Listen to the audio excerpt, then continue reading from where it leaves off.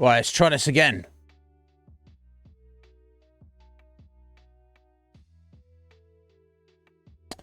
So I've had a fucking Iznib won't shut his mouth. So I had a little look on like I just googled is Twitch having any issues at the minute? Apparently it's not. And I just looked in. I spent like 2 minutes just looking on a couple of different Twitch channels of other streamers who are currently live, and they seem to have no issues whatsoever. So, let the jank commence. How's it, Red Mage? Okay, we've been live 1 minute. 0 drop frame so far. In the green, nice and healthy upload. I want to cross these right up. And cross these ones as well. It's hard to cross those two fingers. There we go. Double cross. Not in the bad kind of way, but... Fucking hell. Red Mage, how's it? I tried to go live like a good 30 minutes ago. But we've been struggling. For the past 30 minutes, I think I've gone live like about 4 times. I don't know if you caught any of that. But, for fuck's sake, here we are. Okay, 2 minutes. Still sat on 0. Still in the green. So, I have no issue. I have no explanation, folks. Let's just get on as we mean to get on. Yeah, no, aside from that, I'm very well, Red Mage. I was a little bit late to start today because it was errand day. So I had to do stuff. Thankfully, I slept well last night compared to the past couple of nights. But it felt restful sleep, relatively. But my God, insanity of the dreamage going on. It just, it won't... Either I don't sleep, or I'm just busy doing stuff in my dreams. It's like... Can I just, like, have, can I get a break? Can I catch a break sometime, maybe? Sorry, hang on a second. Oh, that's better. Sorry, I'm just... Sometimes on my gums, like the roof of my mouth near the back. Like the soft tissue, I get like little... I don't know what to call them. They're like little blisters. Occasionally. Like it feels like a little nubbin, like a little spot or something. I just have to like get rid of them. Yeah, I need to sort everything out, mate. Sort your infinity out, mate. Sort your absolutely everything that exists out, mate. Caw. Sky, how you doing? James, welcome back, sir. James was in here 30 seconds after being live. He was saying hello. And then he was like, why have you kicked me out? Why have you kicked me out of my own house? And I was like, I didn't mean to. The universe said, fuck you, James. And I was like, oh, okay, I'm just trying to create a nice space here for everybody. The universe was like, no. But again, here we are. Over 4 minutes live right now. Sat in the perfect greenery. I mean, I wouldn't mind some perfect greenery, but not that kind of greenery. 0 frames dropped. So thank you for putting up with the jank. I know you expect nothing less. Oh, just drop down to the red there for a second. Speaking too soon. Oh, motherfucker. I swear to God. I don't know if it was imperceptible to you guys there. Literally, as soon as I said that, we dropped frames. You want to know how many frames we dropped? 69! 69 frames we just dropped there. Weird little spike. Let's hope that's the end of it. Yeah, you'd be doing that sometimes, James. You'd be doing that. But know that it will relent at some point. This is what I believe. They I mean, it's just a matter of faith. It's not going back to that karma thing. I'm not saying you deserve it, but I feel like the universe has a plan, and sometimes and it has an overall plan, and it has an individual plan for each of us. And not all plans are equal. Some people get a much better, easier, more fun time of it, and some of us get completely fucked over. Most of us are somewhere in the middle of those two extremes. But it ebbs and flows. It's gonna sort something out for you at some point, James. I feel. So don't, clip this and be like, 30 years from now, you go, look at this, Iznib. You said things would get better, and they didn't. In fact, they got worse, so fuck you. I can't make any... I can't offer any guarantees, but that's just what I feel will be the case. You just gotta... constantly just always do the best you can. In whatever way you can, that you feel, you can do. And I'm sure it will work itself out. I don't know, maybe. But anyway, guys, thank you so much for being here. Flatley was there a minute ago. He came in a second after you, James. We were having a chat for a bit while it was stopping and starting. But aside from dropping those 69 frames right there, it now seems perfectly okay. So I guess we proceed. But guys, are you well otherwise? Is everything as it should be? I don't have too much to say. I guess I should just jump right on the game, or at least get talking about it. It's ridiculous. I feel too warm now with the hoodie on, but too cold with the t-shirt. I suppose I could wear two t-shirts. I don't think I have any... Oh, you know what? I've got a jumper over there. That might be less thickness. And I know you like the thickness, James. But it might be less thickness than the hoodie. Give me a sec.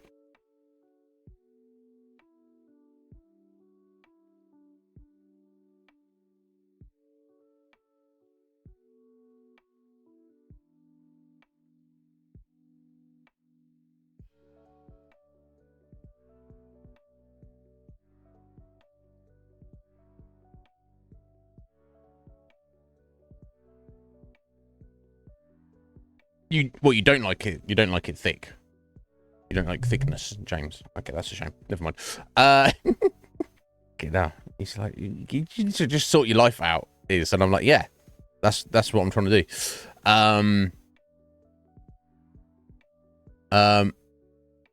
In jumpers, what do you think I was talking about?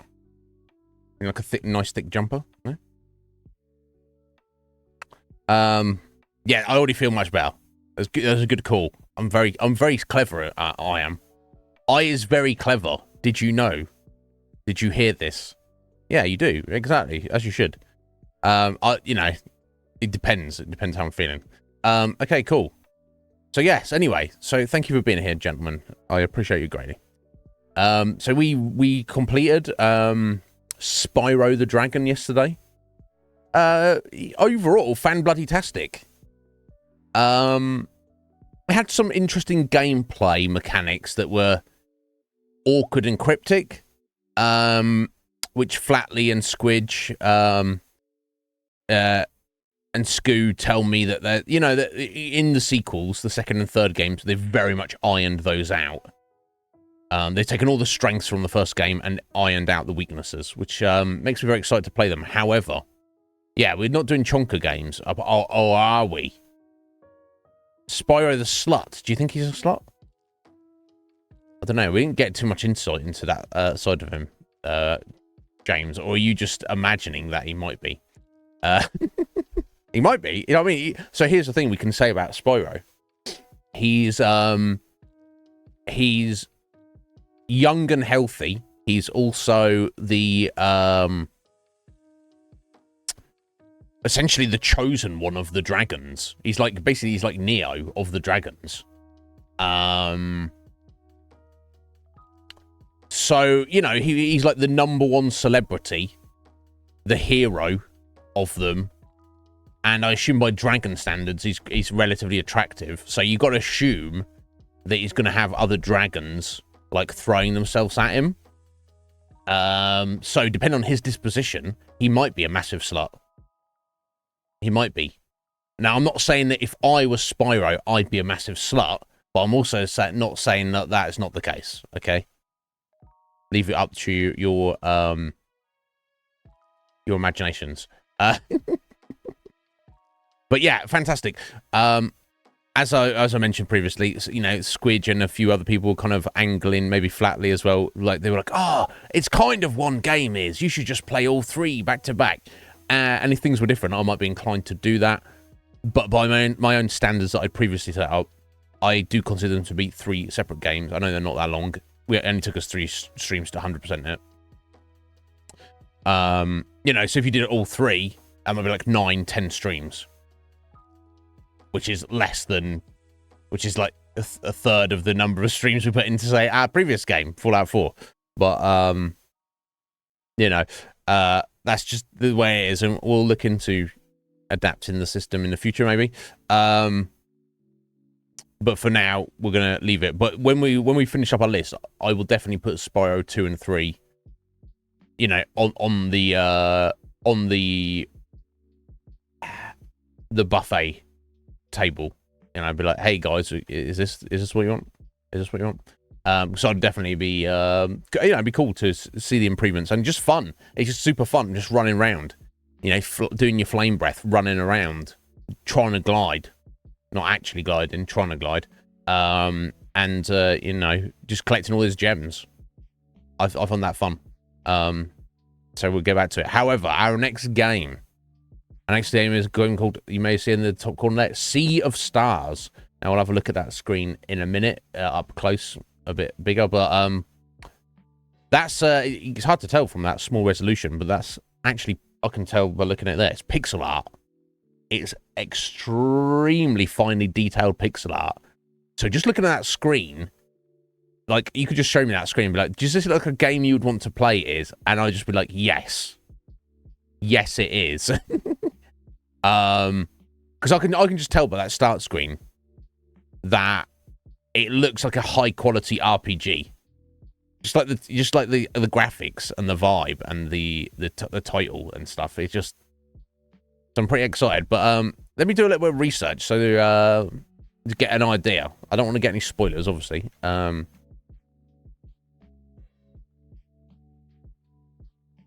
Let's have a look. So here we go. Sea of Stars. Developed and published by Sabotage Studio. Never heard of them before. I have no idea what else they've made. In fact, they don't have their own wiki page, so oh, hello. So first off, so yes, it was released this year. Literally the 29th of August, and it's on every platform, and it was included in Xbox Game Pass. But this is kind of interesting.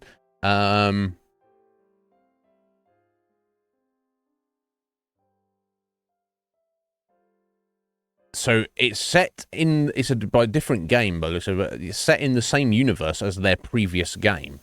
It's not a sequel. It's just set in the same universe as a game from 2018 called The Messenger. And if anyone's ever heard of that.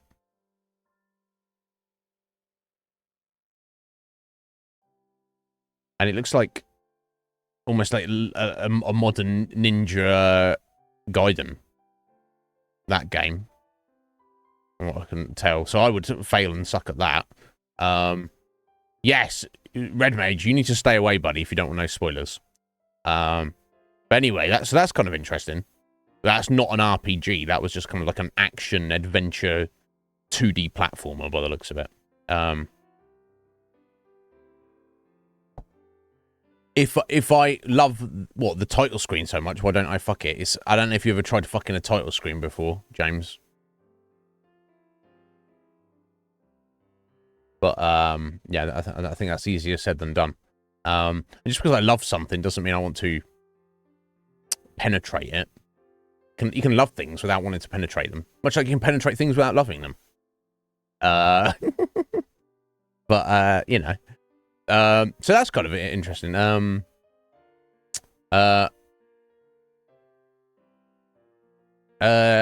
Right, yeah, I don't want to give too much away. In the game, the players take control of two heroes named Valere or Valerie, Valere, and Zale. Give me your opinion on this. You're living embodiment of it. Yeah, I mean, we've all been there. Valere, like here, Here. Valere. It could be a Valerie. I don't know. How would you pronounce that name, guys? And let me see if let's see if the internet can tell me.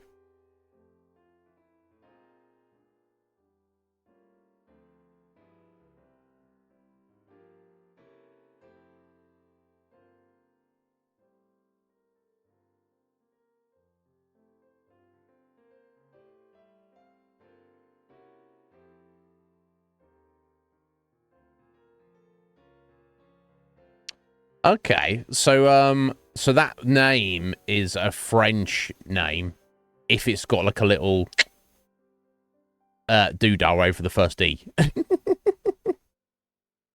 Or no, sorry, French? Yeah, in French. And also, yeah, and possibly also Italian, but no, definitely French. Apheline. Yeah, Valerian. Valere. You would say Valere, James. What's all this about then, Apheline? I don't know. We're trying to work out how to pronounce this name. You might have missed it as you come in there. Valere. Yeah. Both Squeak and James are saying Valere. Or Valere or Valere. It's basically the same thing. But I guess we'll go with that. Maybe it's Valerie, if you're French. A little doodah. I mean, size is relative, Scotty. I don't think anyone's described my doodah as little. But, I mean, that doesn't... Oh, sorry. We're talking about something else. Anyway, but how are you doing today, Apheline? Are you well? I hope you are.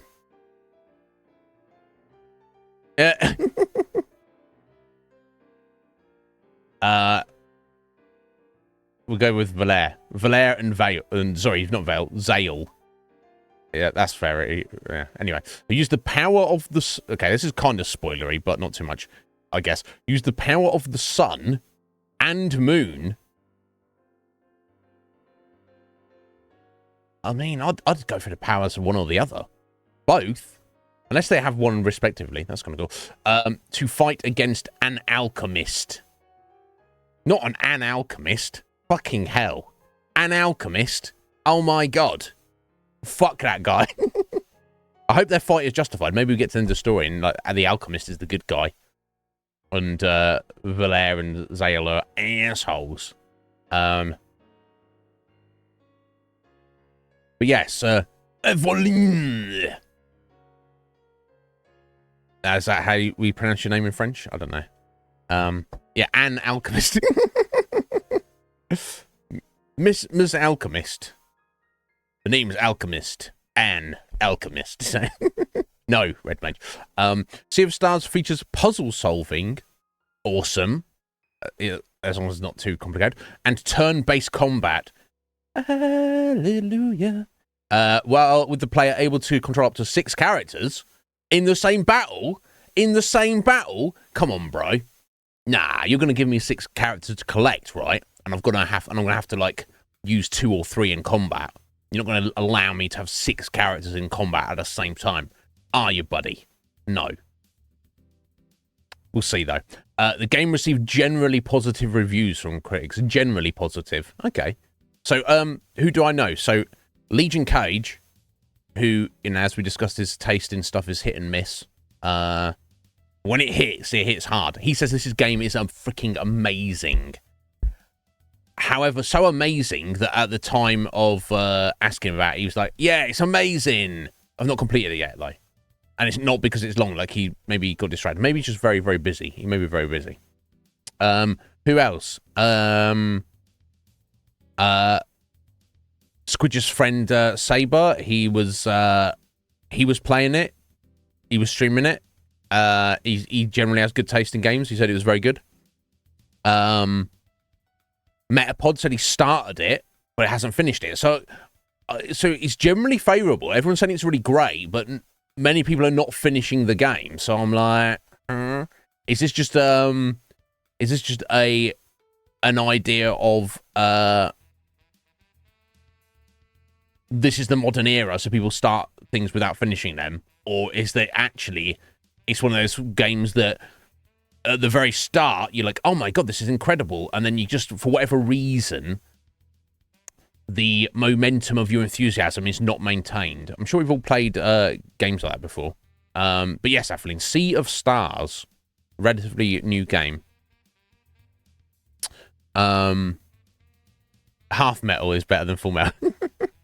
Welcome back, Flatley. We seem to be back. We seem to be back now and up and running.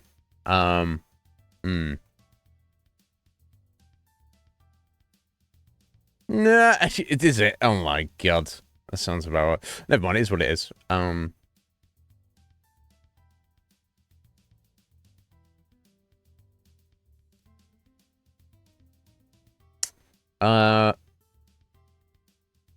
Yeah, yeah. Gameplay. I guess I definitely won't read any of the plot, which is there's quite a lot of it. Sea of Stars is a retro-styled role-playing video game centered around two heroes. They're not just characters; they're heroes apparently. But we don't know who's written this Wikipedia entry. Named Valere and Zale, who use the power of the moon and sun respectively. So Valere has the moon, Zale has the sun, to fight against the creations of an evil alchemist. So an alchemist is evil. We the players will be the judge of this. We have to, we've all heard that story. Oh, look at the heroes fighting against the bad guy. And you go, oh, okay, cool. And then you take a little look and you're like, actually, what's going on here? We shall see. I don't know. We'll have to wait and see how evil Anne is. But get this. This is, yeah, sorry. Gameplay includes elements of puzzle solving and turn-based combat. Players able to control up to 6 playable characters. That's great. I'm very looking forward to that. But how many can we control in combat at any one time? More often than not, these JRPGs, they'll give you X number of characters, and you can only have like 2, 3, 4 in your party at any one time. Arguably the best example of this is Final Fantasy VI. Now, in Final Fantasy VI, you can have 4 party members. Great, I like that. I like 4 more than 3. And some people say that 4 is the sweet spot. I'm just greedy. I just want all the characters all the time. But yeah, I understand that 4 being the sweet spot is there. 3's fine. 4's definitely better. 5's better for me, but some people prefer 3 over 5. Each their own. Everyone seems to like 4 very much. In Final Fantasy VI, you get 4 characters in your party, but if you collect all the characters in the game, you have like 15 fucking characters by the end of it. And you're like, oh, hey, great to meet you, buddy. Join my party for the adventure, and I will never ever use you or play you because I have too many. Far, far too many. Even if I systematically switch you in and out to play you all for a little bit, there's just not enough content in this game for 16 characters, friend. So, nice to meet you, Moogle. And Umaro, the abominable snowman. So fucking random. But you're not going to be used. Get in my ranks. Stand at the back there. And look, I'm not picking on Final Fantasy VI. That's just the kind of the most egregious that I've come across. Pretty much every Final Fantasy does it to one degree or another. I'm not generally a fan of it. I would rather almost there was just like less characters. Because if something's there, I want to use it. Whereas if it's not there, then I'm just using what I've been given, and I feel, you know. Yeah, Baldur's Gate 3 also, thank you, Athaline. Yeah. It's like, we got to spend, like, no time with Gale. Why not? You know, I'm having to choose between these cool characters, and yeah, 100% Af. 100%. It's a real shame. I just found myself using the characters which I felt were best for what I was trying to do at any one time. It's a shame. I'll see what you did there, Red Mage.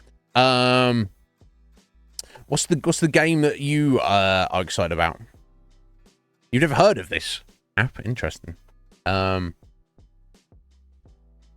Yeah, An Evil Alchemist. Yeah. Yes, Red Mage. Final Fantasy X hits it perfectly. You can only have 3 members on the battlefield at any one time, but they're all actually there. You can switch them in at will. That's the way to do it. That is literally the best way to do it. They're not, you know, I think it takes a turn to switch, so you can't just, like... Yeah, it's not like they're all there, but tactically you can switch them in and out. It makes sense. Yeah, that's the worst, isn't it? You're like 60, 70% of the way through the story, and they're like, here's a new character, and you're like, oh, yeah, awkward. I think in Breath of Fire 3, that's a very interesting one. There's a secret character who you only find when you're about 70% of the way through the game, if you even find him at all. And if you do find him, he's level 1. He's level 1. At the point where all your other characters are like, I want to say at least level 40, maybe more. So you're like, who's this guy? This level 1 guy I've stumbled across? Get the fuck out of here. That's your instinct, isn't it? However, if you take the time to put him in your party, level him up, and of course, he's level 1, he levels up, you know, he's level 10 in like 10 minutes, you know, and then grind to get him up there. He's actually the best character in the game. He's like, his power potential is ridiculous. Okay, maybe not as good as the main character, but he's pretty freaking amazing. But why are you doing this to me? You know what I mean? It's like, why do that? Why do that? But anyway, Atom Eve. We'll have a look at that in a minute. So, just get an idea. Final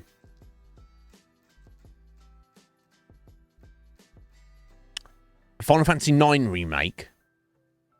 I think Red Mage is living in Fantasyland right now. But anyway, yes. This is what sounds very appealing to me. The game is inspired by role-playing games such as Illusion of Gaia. Ow! That's how good that game is. If you don't know, you'll be seeing it on this channel eventually. Breath of Fire. Yes, I was literally just mentioned Breath of Fire 3 there. I'm not familiar with the 1 and 2. They might be a bit more rudimentary, but Breath of Fire 3 and 4 are both fan-frigging-tastic. And Chrono Trigger. So Sea of Stars is literally inspired by these 3 games. We may have the best game in the world at our fingertips about to start. We shall see. And as I mentioned earlier, Sea of Stars is set in the same universe as The Messenger, their other game, but it takes place thousands of years before. So they are set in the same world, the same universe, but essentially completely unrelated. Interesting. Development,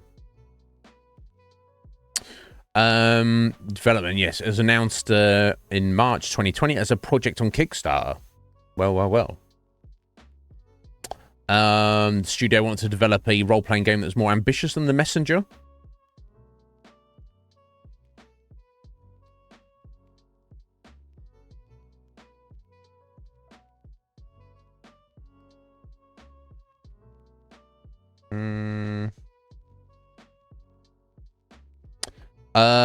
The director said in an interview, the gameplay mechanics were inspired by Chrono Trigger and Super Mario RPG.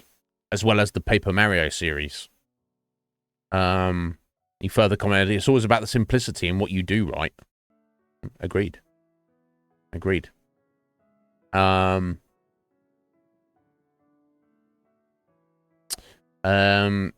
Also, consequently, not consequently, also, as an aside, it was apparently the first game ever to release simultaneously on day one on both Xbox Game Pass and PlayStation Plus.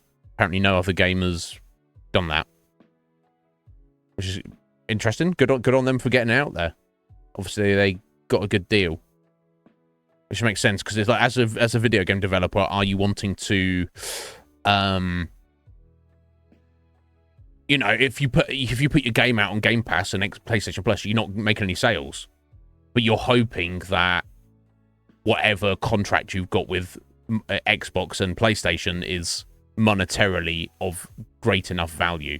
But of course, it's maybe it's more of a risk not doing that because you're like, hey, we released our game, guys, and then nobody buys it. You're like, oh dear.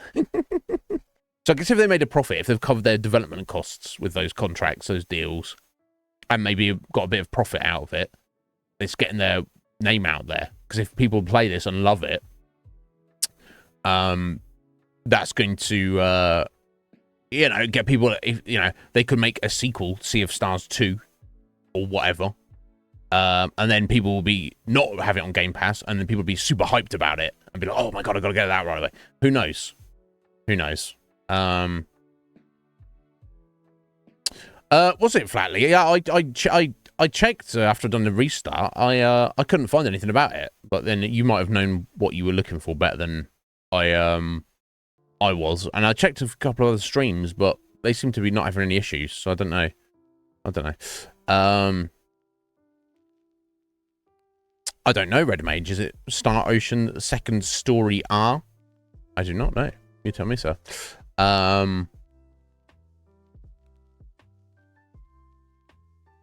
Amazon Janks. Yes, but yeah, I thought you'd like the sound of that, Red Mage, but you have to step out in a minute when we start playing. But yeah, what is Atom Eve? Game. Releasing today. Invincible presents Atom Eve. Is this the one? Definitely. Oh, it's like a comic book.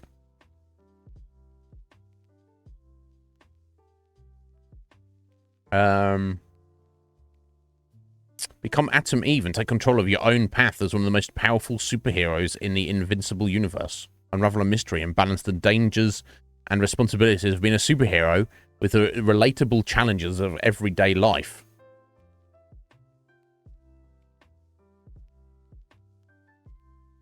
Oh. Okay. I'm not, I recognize the character she's talking with. I'm not massively familiar with the Invincible universe of comic books, but I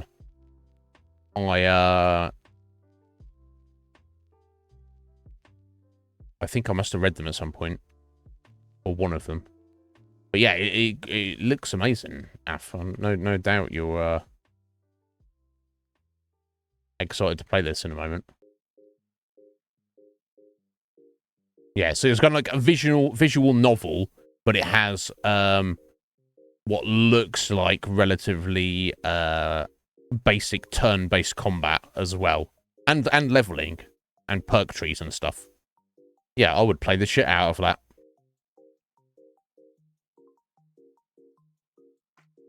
Well. Okay, well, if you need to run away and play with Atom Eve, you know, in a bit, you go do that.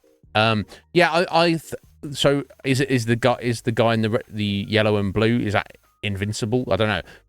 He looks familiar as a character. I'm sure and the name of the comics. Yeah, so I will have picked one or two of them up randomly at the library and read them. Don't remember anything about them though, him. So, but yeah, that's fascinating. Af, enjoy. But anyway, I think I've said everything I need to say. So everybody who doesn't want spoilers for Sea of Stars, getting that hard lurk, Red Mage. Because I'm ready. I'm ready to tear it up.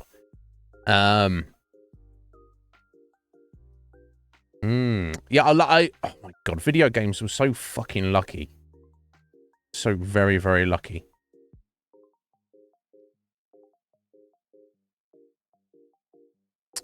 If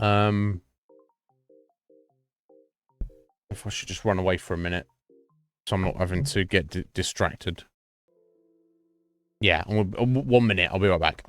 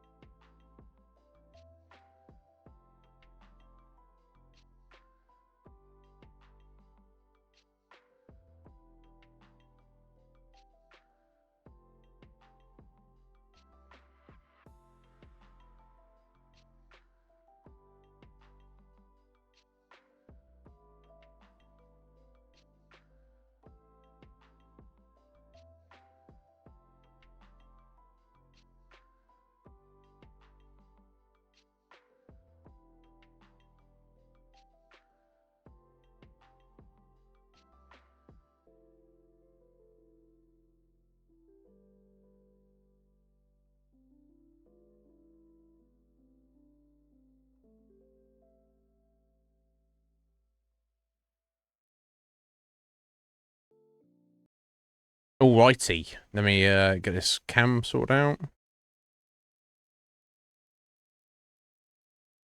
There we go, that should do it. Exciting. I wonder how much I'm going to like this. I'm not going to like this, but how much am I going to like it? Let's find out. Oh, yeah, that's just the death knell there. Red Mage just like, here's an awesome thing that you can't have, Iznib. Okay, thank you. Thank you. Enjoy. Think of me.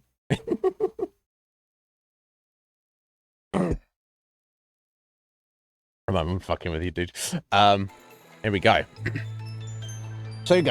I'm going to leave my face up in the top right for now. If I feel it should be in a different corner that would be a better place for it, then I will try and be cognizant of that. But yeah, look at that start screen. We'll listen to the lovely music. You hear that crackle of the fire as well. Look at that pixel art. That pixel art is so freaking fine. Let's go.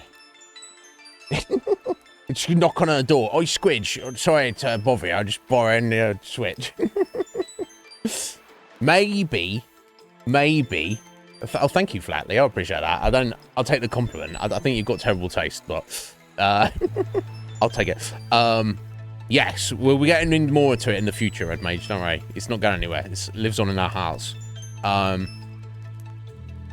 Who knows? Maybe they'll release a Switch 2 that's backwards compatible, and Squidge will buy a Switch 2 and then, like, cut me a deal on our Switch or something. We'll see. We don't need a Switch. We've got Sea of Stars. Let's get into it. Look at that. The sound effect. They're like, yeah, this is... We understand what you want. Vibration. I don't need no vibration on. I haven't applied the changes. Didn't want to play. Obviously, English language. I can barely speak it. Right. You know what? I'll leave all the...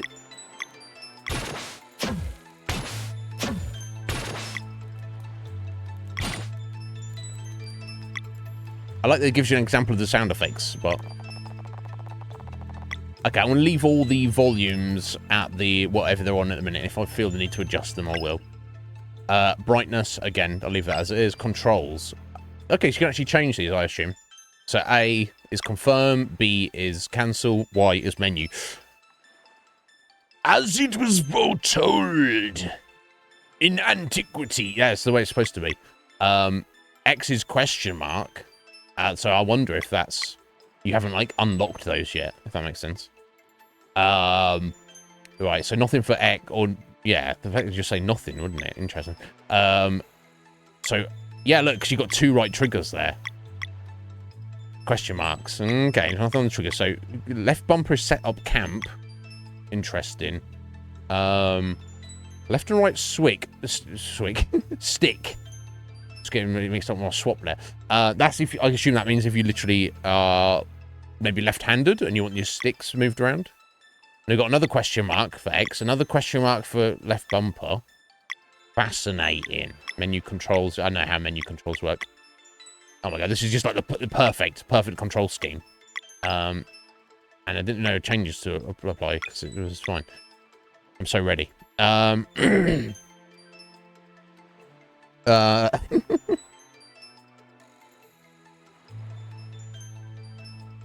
Yeah, dialogue bloops. Most important sound effect. Flatly.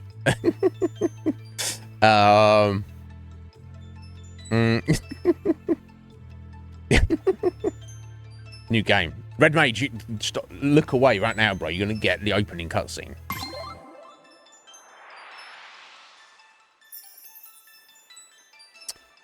Oh, okay. I thought I'll start reading the story then. No. Oh, okay. Sea of Stars are two main characters. Select the one who will lead the party. This can be changed later and does not affect the story. I guess we literally who we want to be start as. So we've got Zale, a blade dancer, born on the summer solstice, walks the path of the guardian god Solon. Guardian god, sorry, get my fucking teeth in straight. I don't know. I don't know. You tell me, Appeline. You tell me. Or Valere, a monk born on the winter solstice, walks the path of the guardian goddess Luana. So, sun or moon. Blade dancer of the sun, or monk of the moon. Guardian goddess Luana, guardian god Solon. Let's go for Zale. Just because he's a bro. I guess I imagine it's just going to literally be your opening cutscenes.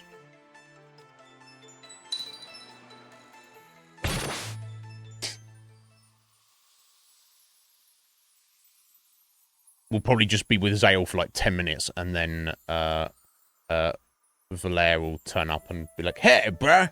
Hey, buddy. We're in the Great Archives. Look at these graphics."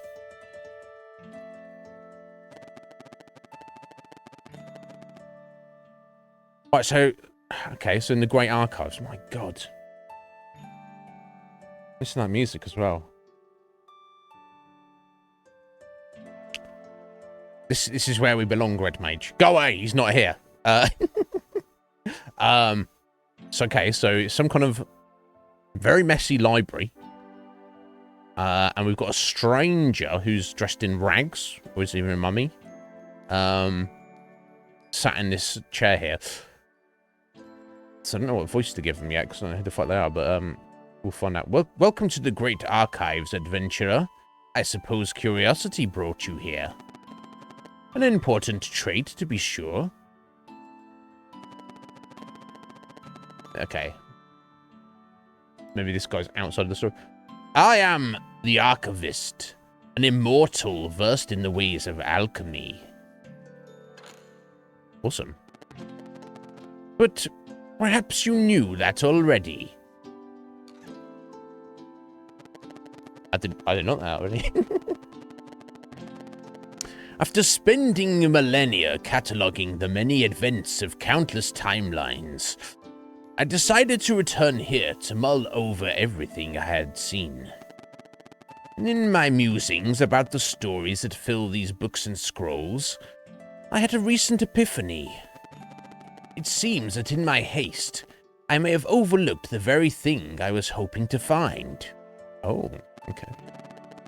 As such, there is one special story I wish to revisit, one deserving of a witness. And should the mists of time allow a slight alteration, I believe the ray of hope that was once offered may yet bloom. Ooh, okay. This is a story outside of the story. This is already awesome. So walk with me tonight, and we will explore a tale of high adventure. I'm ready. Of magic and deceit, of friendship and wonder, but mostly a tale of heroism. The best kind of tale. One that, I believe, will offer valuable insight in the search for a resolution to the throes of the Fleshmancer. Pardon? So, by listening to this story, the game we're about to play, we're going to get insight into in the search for finding the resolution to the throes. Obviously, throes as in, you know, if you're in the throes of whatever, you're having someone have an issue. Who the fuck is the Fleshmancer? That sounds a bit like it's just like someone of necromancer, but they deal with you know, flesh golems or something. I don't know. We'll find out. Now, I remain a bit lost amidst all these timelines and all their subtle variations, but I know just the one to make for a perfect starting point. What?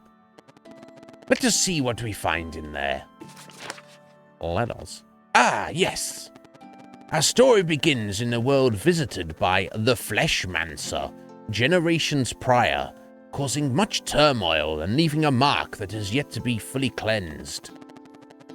Somewhere on Evermist Island, two brave children of the solstice are on their way to meet with an immortal spirit. Obviously, this is Valere and Zale. In order to become fully fledged solstice warriors, they will need to learn how to use magic without using magic. Sounds like an impressive feat. So yeah, solstice warriors. So it sounds like they are either some official or unofficial collective, or order, institution, establishment, with their own practices, and they're going somewhere to meet an immortal spirit to learn some stuff. Now we had already seen from the character selection there that both Zale and Valere are solstice warriors and born on the solstice. So is that a prerequisite of becoming one, or are you automatically one if that's when you are born? We shall see. Ooh. Ooh. I don't know, flatly. I don't know. We'll have to wait and see. It doesn't sound good, does it? Yeah, maybe, because a necro is one who... Mancer is one who is dealing with dead bodies that are dead, right? Whereas a flesh mancer is just dealing with flesh. Mountain trail. It's wherever it wants to be. Alright, Zale. Handsome devil.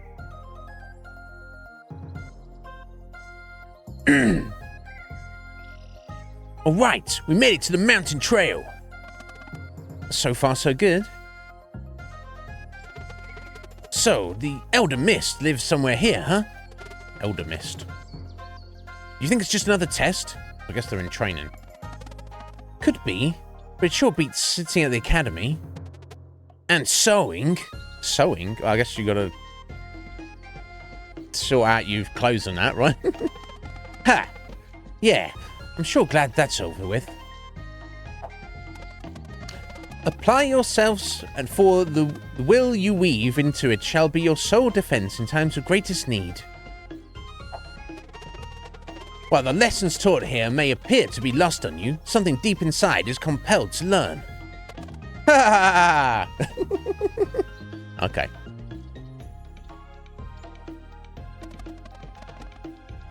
Hey, the sun will be setting soon. We should prepare to set up camp. Let's split up and search for a good spot.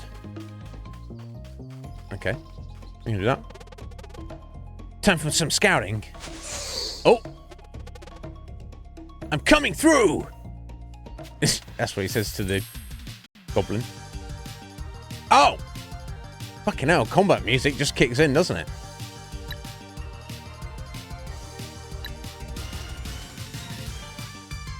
Oh!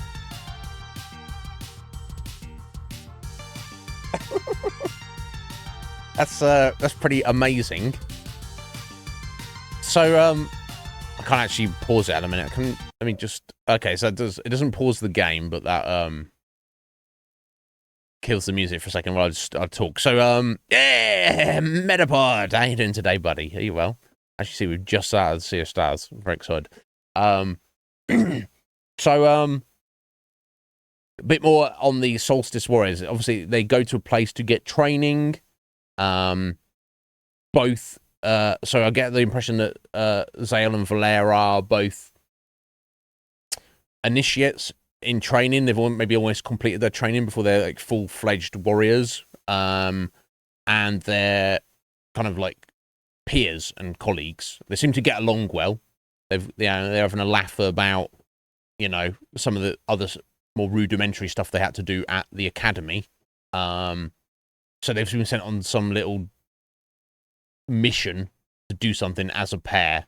And I guess it's kind of like they've got that free reign in the fact that, well, we send them to do this, and if they fail, well, they weren't good enough anyway.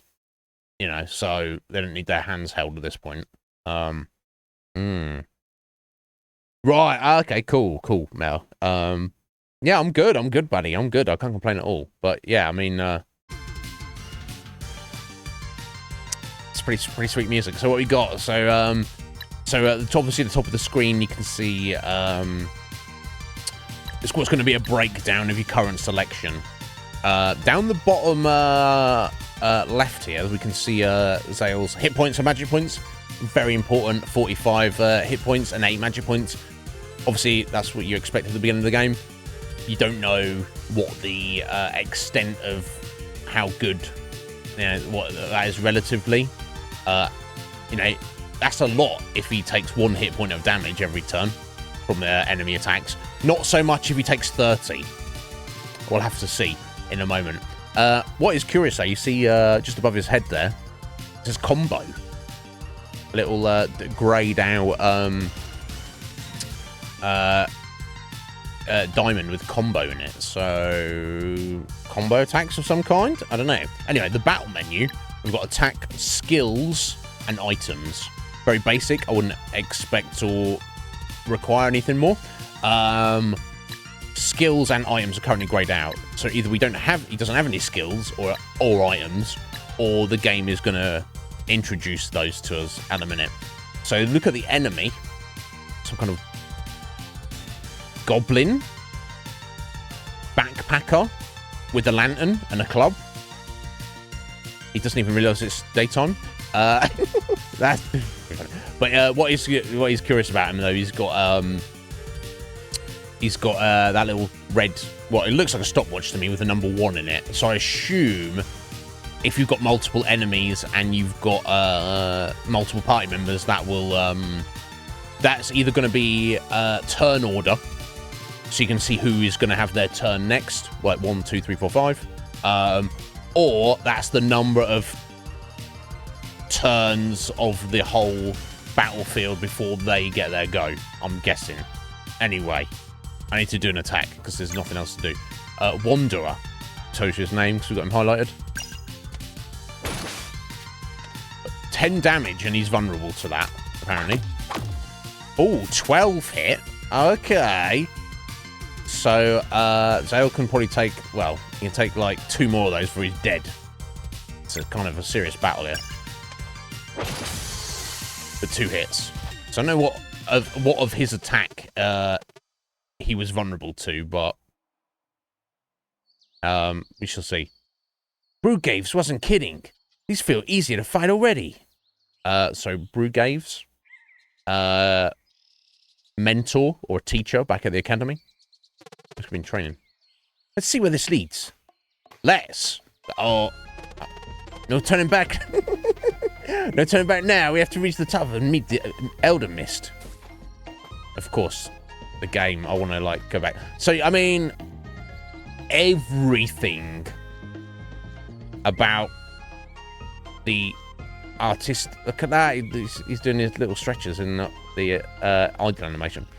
Everything about the presentation of the artwork here, particularly, and the music is absolutely perfect.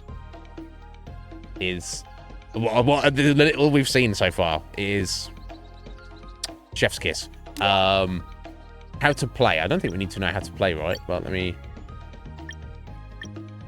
Survival. Okay, I guess I'll look through those in a minute. Okay, can't open the menu yet. Nothing else we can do. Let me read through these, just see what's what. Movement. Left stick to run around. No shit. Climbing. While facing climbable surface, press A to snap on.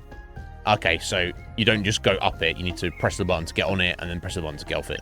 That's fine. Hoist.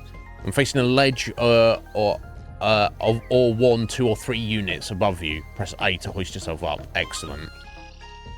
Cool. Good to know. I guess like some ledges might be blocked off by stuff, but you can kind of, if it's got that clean cut edge there, you can see in that graphic there, there shouldn't be a problem. Jumping off ledges. Just press A to jump down. Okay, perfect. I guess it depends how high it is, or maybe there's no fall damage and you can just jump for any height. Swimming, very important. Left stick to enter and exit bodies of water and swim around. Okay, so no button press needed to get into water. Perfect. Combat. Okay, let's have a look through it. Most of this is going to be super intuitive, but you know me, I like to look at the stuff around, on these games. Combat initiates when your party leader collides with an enemy or one of their projectiles. It is turn-based with no time bars. Okay, so no ATB, pure turn-based. Letting you strategize and execute at your own pace. Perfect. I'm not against ATB systems. I like them. I like them very much in like Final Fantasy 13, stuff like that. And I kind of like the automated kind of like priority stratagem system, like maybe in Final Fantasy 12. But at its purest form, pure turn-based combat, it might be my favorite. So I'm not upset about that. But yes, it's much like Chrono Trigger. There's no random encounters and we're like, oh, we're in combat. The enemies are wandering around out in the open. So we can pick and choose our fights. Probably not, but we're not just like getting attacked randomly, if that makes sense, So timing hits? Timing hits? What? Okay, so this is like Mario RPG. Your attacks and skills may be enhanced by pressing A at the right time to increase damage, healing, or score additional hits. Timing your hits is not mandatory. Just think of the bonus to shoot for. And I mean, you say it's not mandatory, but of course you want to... you don't want to... If you're doing like Mario's like high jump, you want to you want to get the combo going, don't you? Okay, so I think there's two pictures of the examples. Like when we fought him, that guy on the left there, I didn't realise that was a thing. But obviously you're going to get... So who knows if that is a specific, representation of what you're doing. But like 10 to 15, that's a 50% increase in damage if that's across the board for all attacks or heals or anything else. So while, yes, I think they're trying to say, like, if you don't want to do that, if you want to play the game without doing that, and I don't say be lazy, some people don't like it. But, you know, why would you not want to do more damage, right? And it's... I think the idea is to go for it, and if you miss, don't stress it. But each their own. But yeah, not only do you get up to 50% more damage by the looks of it, you get a different animation as well. So, I'll give it a go. We'll try for it. Yeah. The best. Yeah. Of course, Sapphire. If you're gonna have a tomato, you might as well be in awe of it, obviously. Time and blocks as well. Enemy attacks and skills can be mitigated by pressing A at the right time to reduce their damage by roughly 20%, by the looks of it. Timing your blocks is not mandatory, just think there's a bonus to shoot for, of course. Skills are special actions that cost MP. From multi-target attacks to healing spells, they offer different ways of approaching combat and dealing magic damage of specific types. Can be enhanced as timed hits, so that you can also time in on your spells and skills as well. I guess skills is magic and skills is one category, because obviously you might have some skills that are not magic but still require MP. I'm not against that. I like that as well. MP regeneration. Regular attacks recover 3 MP. Oh, I like that. So you do a standard melee attack, you'll get an MP back. So that's how you keep going in combat. I'm not against it, and I guess you would need to camp to take like a full rest. You should not hesitate to use special skills even when you're not fighting a boss. For attacking with a full MP bar is a waste of regeneration. Yeah. So in most games, most Final Fantasy games where that's not the case, you go, oh, I'm not going to cast any spells. I'll save all my MP for heals, and I'll use it as little as I can. That's kind of like the standard and the classic JRPG way of doing things. Kind of maybe a bit more modernized is this idea of you get some amount of your skill or magic points back just by engaging in combat. So yeah, and this is one of them. So you're saying use your skills liberally. Certainly, definitely use them if you sat on max MP, because otherwise you're just kind of wasting them. It's like trying to charge a full battery. Not necessary.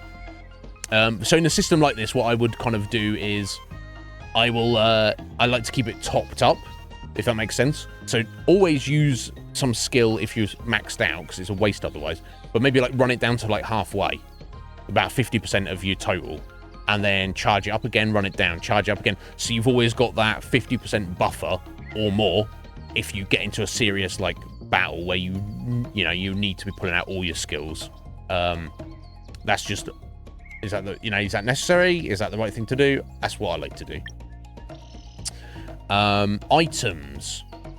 Items carry limit 10. Now this is interesting. So is that 10 total? I know it's been many years since I played it, but I know like Legend of Dragoon was one of the earlier JRPGs where you literally had an inventory limit and each item was an individual item. Of course, in the Final Fantasy games, you can carry typically 99 of every item. So I wonder if what they mean here is you can carry 10 of every item, or you can literally carry 10 items. Now, hoarders like me don't like the idea of that, because you want to carry infinite stuff. I don't even like that you have a 99 limit in Final Fantasy games. I want a 999 limit, because I'm a psychopath.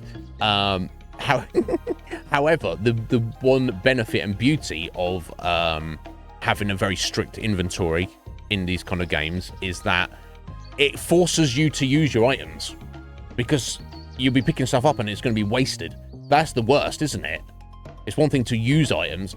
It's a fucking crime to waste them. And it stops weirdos like me getting to the end of a Final Fantasy with like 50 elixirs in my inventory and completing the game, and I just never used them. Right?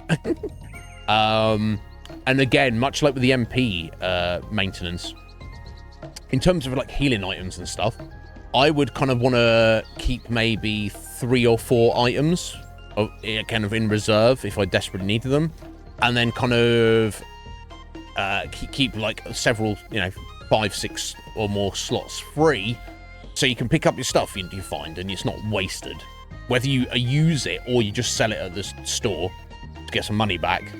So, but the other of wasting items is anathema. Anyway, items carry limit 10 are snacks cooked while camping or bought at shops. Okay, so they're all foods. Okay, it's not no weird cryptic items. Whether you need to recover some hit points but can't afford a spell, or need MP but don't have time to attack for regen, it might be time for a snack. Of course. Let's hope there's some yummy ones in there. I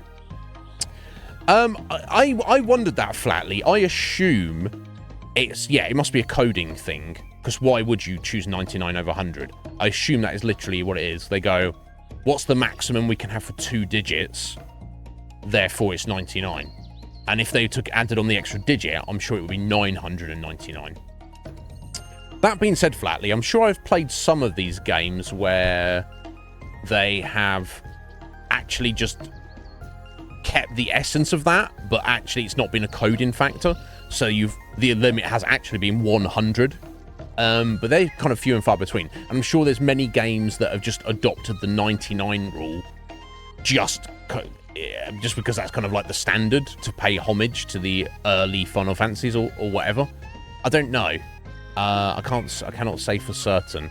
I've also seen like the other extreme, where it's like a 1 digit, where you can carry 9 of an item. You can't carry 10, but you can carry 9. In various other games. So I assume it originated from a coding point of view, and since has kind of, the culture of that has still hung around a little bit. But like here, they've gone 10 as the limit. They could have gone 9, but they went, let's go a nice round 10. And obviously, again, 10's a nice round arbitrary number, so from a tactical point of view, I'm not sure it's going to make that much difference. But of course, the point being, you can't carry many items, and you want to either use them or sell them. Do not waste them. Don't want to. And there's no hoarding, which I typically do. When you can carry 99 of every item, I don't use them. I'll start selling stuff if I feel I like run them down to like 70 or 80 just to make up some space.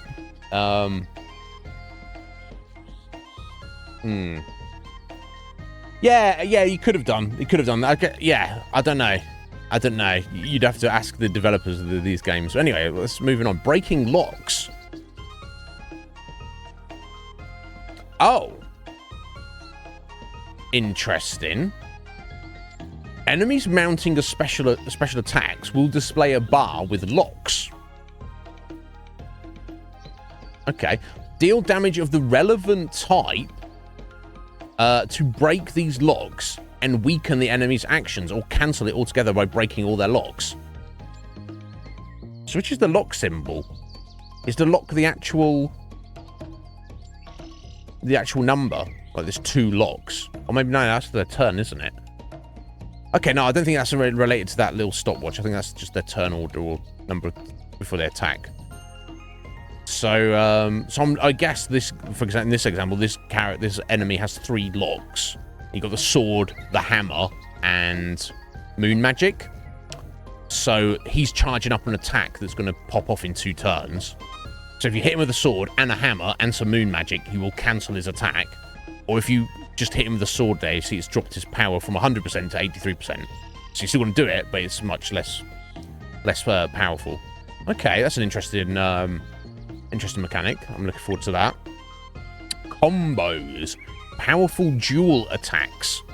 Oh! That's what I'm talking about. They can only be executed by spending combo points. While most battle actions build combo points, breaking locks is by far the most efficient. Okay. So much like doing a regular attack gets you MP, breaking an enemy's lock will get you combo points. Now, the question, of course, is how many combo points can you have? Can you bank them between fights and save them for bosses? Or do you just have to use them, or is the idea you just use them as soon as they come up? Either way, excited. Vulnerabilities and resists. Some enemies are vulnerable to certain damage types, as they should be, while others have resistances to others. There are a total of 6 damage types, though only 4 appear in the early game. Blunt, sword, moon, and sun. So obviously Zale has sword and sun damage. And Valere has blunt with a polearm, I assume, and quarterstaff kind of thing, and moon. So this example of an enemy here. So okay, so it does show you in this little screenshot. Even if you do a regular attack on an enemy and it has full resistance to a damage type, you still get your MP recovery. So that's good to know. So yeah, we're watching for that. Swapping characters. After taking action, your characters are on cooldown until your whole party has acted. Makes sense. While available, they can act in the order of your choice. Excellent. That's cool. Use left and right on the D-pad to cycle through available characters. Okay, so you want to attack in a certain order. Perfecto. Or you want to get a heal on somebody as priority. Okay. That's combat. It all sounds perfecto. Very excited. Yeah, of course. Of course, Matterpod. You know me. You got your chores done quickly, or have I just been speaking for an hour? It could be that. Survival. Let's look at this. Oh my god, survival. Relics. The relic menu offers ways to customize the experience. The experience. Of playing the game, presumably, not your XP. If you prefer lighter combat, it might be a good idea to activate the Amulet of Storytelling relic. Oh! Okay, so these are literally... Now, firstly, if they're relics, do you find them in the world? Or if you just have them all unlocked from the start? But these are also literally gameplay options. So, yeah. So if you have the Amulet of Storytelling on, you want to play the game on story mode, easy mode, you can, it gives you, what it does is it doubles your hit points and you are automatically healed after every combat. Not for my personal tastes, but I love the fact that it gives you that. I wonder what other relics there might be that I may or may not want to turn on. That's cool. Save points. Of course, you've got to have a save point. They're represented by a big tome on a pedestal. Perfect. And look at it. Beautiful. Beautiful. And can be found throughout the game. Campsites always have a save point. Wonderful. Shops, of course. Mostly located in villages, merchants sell equipment, cooking ingredients, and snacks.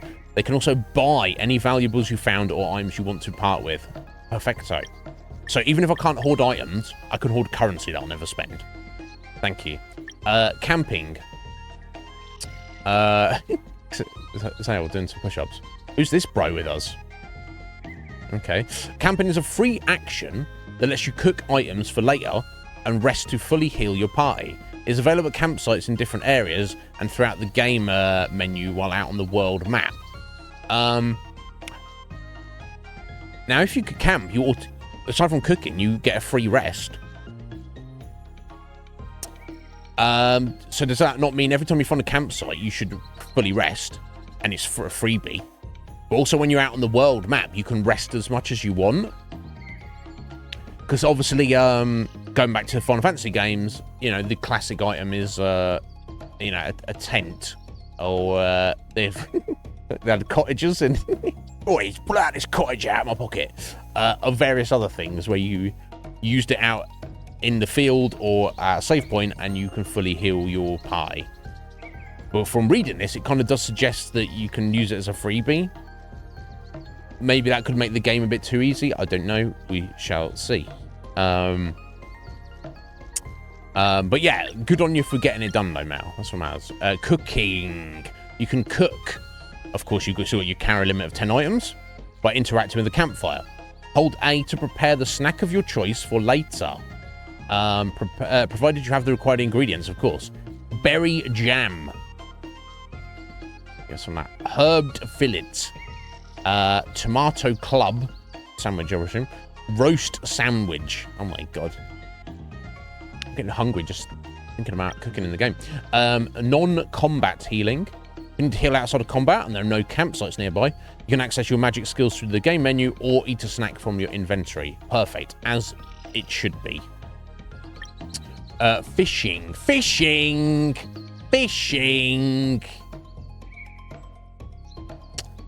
Yeah, I'm excited. To start fishing, press A at the edge of the dock near a fishing lake.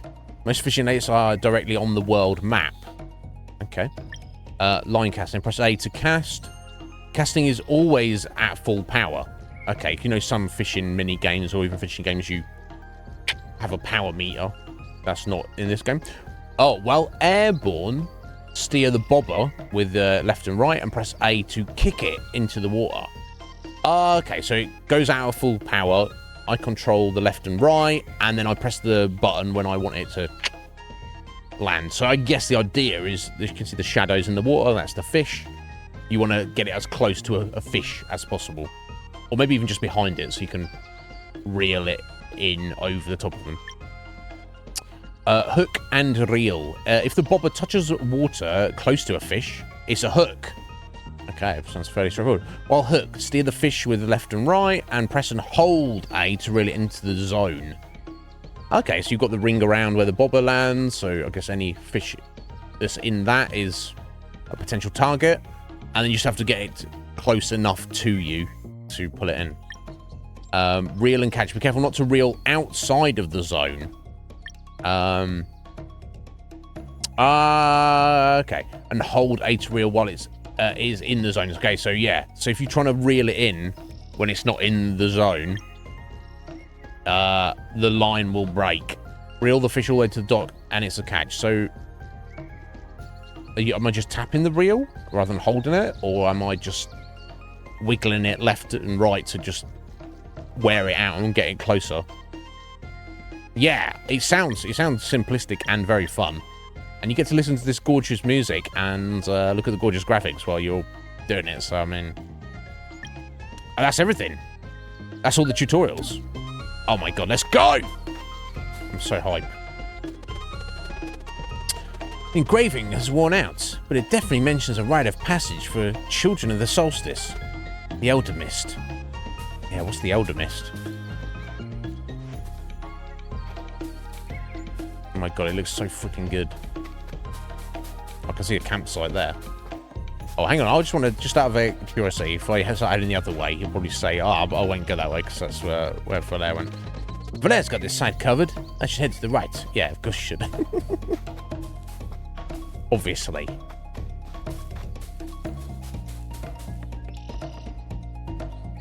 Could it look any better? Oh.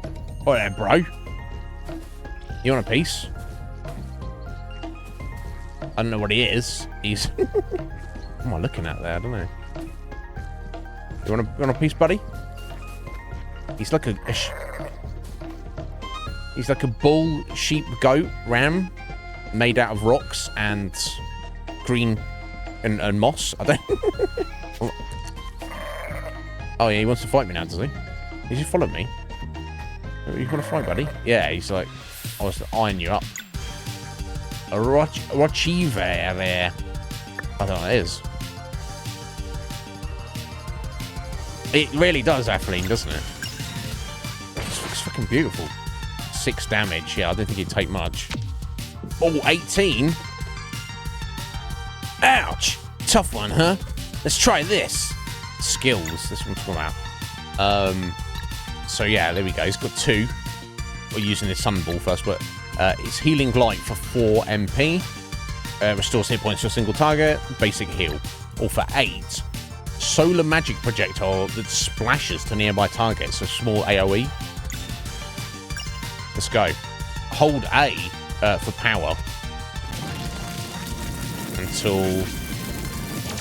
Oh, okay, it's got like a sweet spot there that I overshot. And I also forgot to press the button to tag him and also defend, but never mind. Zale, found anything? You did. Just a dead end. How about you? Nothing of note, but the way to the top is definitely through here. The sun is setting. Come over. I'll get a fire going. I'll be right there. Can't wait for more tomato clubs. Indeed. Press A to unroll rope ladders. Indeed. Oh my god, the sound effects. My god, these guys know what they're doing. Okay, can't go this way. And yeah, can't climb there yet. Okay, still can't go into the menu apparently, but never mind. Oh yeah, I've got to pick to press on. Okay, so I'm going back this way. Okay, so whichever character you'd chosen, you would have gone that way anyway, clearly.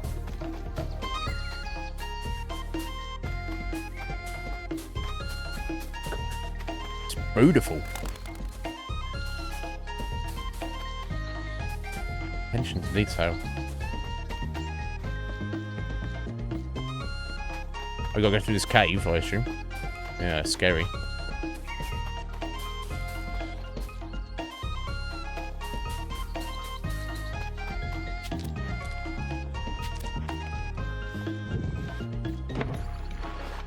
Almost. Oh my god.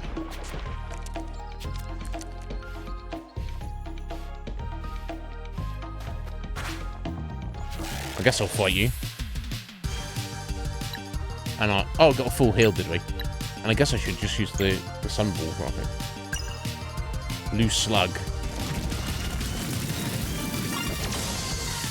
Okay, wasn't vulnerable, but a lot of damage. I think I got the timing on it as well there.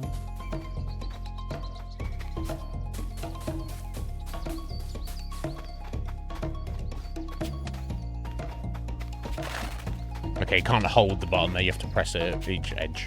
It's fine. You want some as well, buddy? Come on.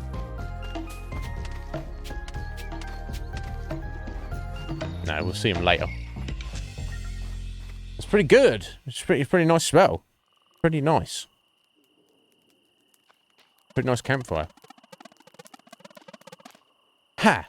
But it doesn't beat the face you made the first time you tried smashing a sunball. Smashing one? You should mean like attacking it. Oh, I can still hear the headmaster gloating. As I said, whether by paying attention in class or by recklessly attempting to hit a projectile with your open palm, you will learn the first rule of solar magic. To be fair, you did learn. Oh yeah. That one only took once. Yeah, no doubt. You ever miss those years? Before training, just being kids. Always daydreaming, getting in trouble. Yes. But also, here we are. I'm going to take that as a yes for that. Oh, or maybe not. And making mistakes. Well, what would they do? Oh. What did she do? Sorry, Valère, I didn't mean... It's okay. I understand why you wouldn't want to join us after what happened. It's just... I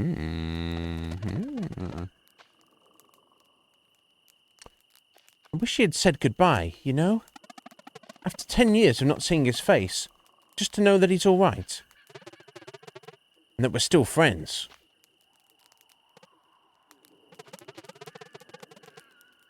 Why did we have to get ahead of ourselves anyway? Oh, Garl. Who's Garl? And what happened with him? Can I get a flashback? Okay, here we go.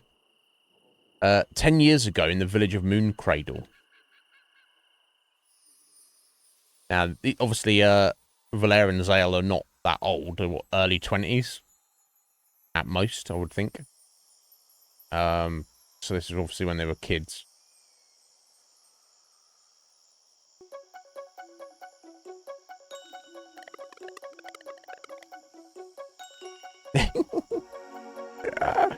It's so fucking perfect. My weapon will be something that hits really hard. And I'll pick a fast one. This is the buddy Garl. We'll be unstoppable. Except you won't, Garl. Nothing happens. Imagine all the wonders we'll find after we leave Evermist Island. I want to see the Sleeper. What's that? That'd be me too. Oh my god. What's that? You never heard of the Sleeper? Stories say it's a giant serpent, and it's been sleeping curled up around a mountain since even before there were traveling historians to record it. Wow, really? A giant sleeping serpent? Probably not want to wake that up, you'd think, but... Or maybe you do. Maybe that's... No way. Sure is, and it's super dangerous too. But don't worry, it can't wake up. Why not? Apparently there's holes in the mountain, and the wind blows through them, and that plays a melody that keeps it asleep. Really? Whoa. I want to see it too.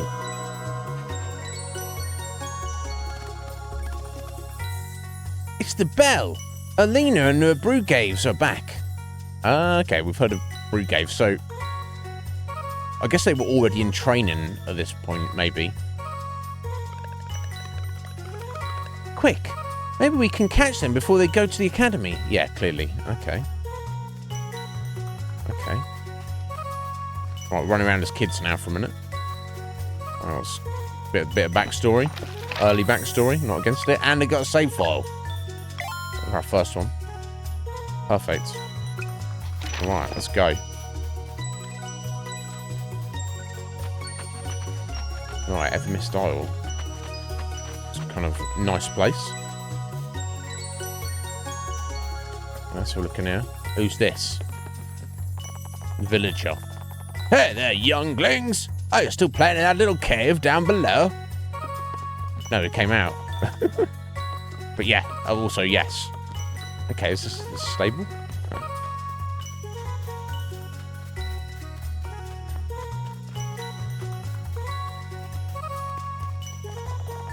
These crops are our main source of food.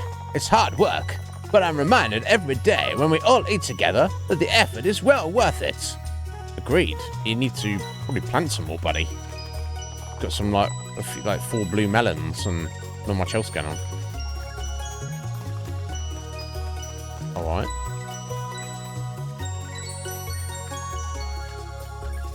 Where are we going? Going this way? Got some growing here that's not even in your field, bro.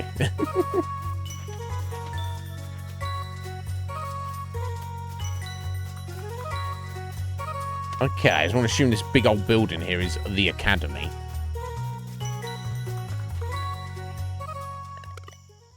Hey, wait. Oh, shit. We're getting some actual cutscenes.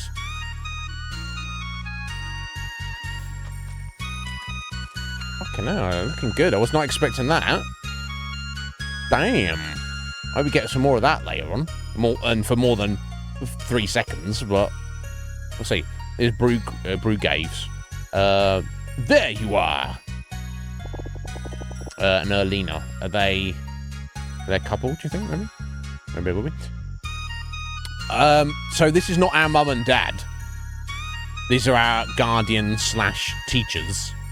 But I guess they're kind of like parent figures. We'll see, we'll see. Playing in your secret hideout again? We were training. I think I can use magic now. Is that so? Let's see it then. Whoa!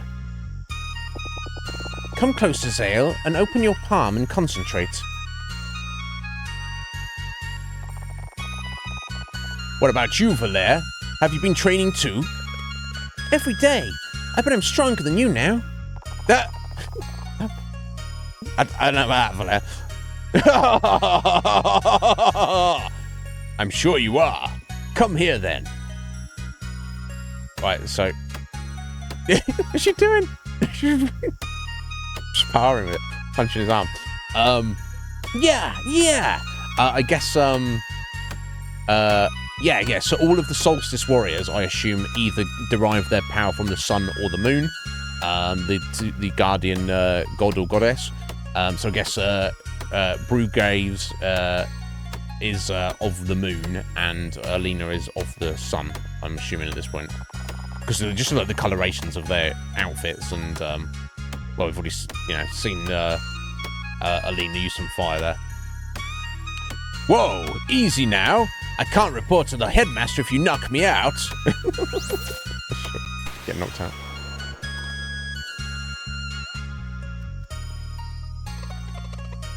That was awesome, Zale. You did it. Oh, here we go. The headmaster. Headmaster Moraine. Solstice warriors. If you are done with your babysitting duties, I would hear your report. They don't like him. Maybe. Alina doesn't. Maybe. Right away, headmaster. Can we go too? Believe me, once you enter Zenith Academy, you wish you hadn't. Right. Okay. All right, Matt. Yes, we've got a bunch of backstory and then a bunch of dialogue and stuff. You want to get to that point where off you go, and you're like, yes, now I can run around fighting and doing stuff. Yeah. Hot master. We'll have a closer look at him a minute. I didn't fully pay attention to him. He obviously got a stash of a nice shit. I didn't even notice. We'll see him in a second, no doubt. Let's go, Brugaves. Right, so they've been sent out on some kind of mission. So it's a training academy for the warriors, but the warriors also have some kind of duties as well. Oh, he had a beard. It's acceptable. And is that the ideal? I didn't realise that now. I thought it was all about the stash. I assumed you didn't mind what else came with it. Hey, the full moon is out. He's right. Want to go to the Forbidden Cavern again? Yes, but I feel like we're not supposed to. We tried already. I can't open it. Yeah, but last time we decided maybe the full moon could make the room more sensitive. I'm sure it'll work. And Moraine will be so impressed, he'll take you to him for training right away. And then we'll finally be allowed to leave this island. Okay. Right, so for whatever reason they grew up on this island, or they were brought here and they're not allowed to leave because they're kids. So what I'm getting is that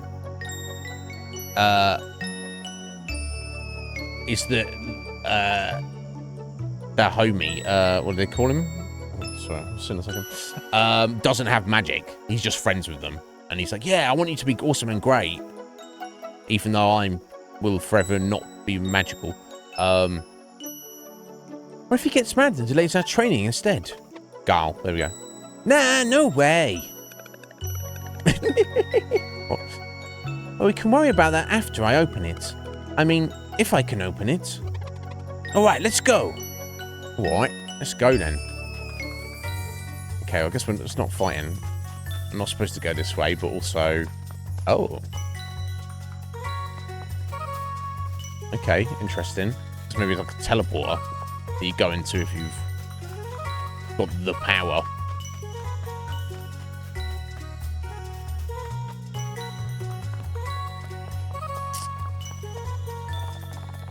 I hope you're not getting into trouble again. I'm sure we will.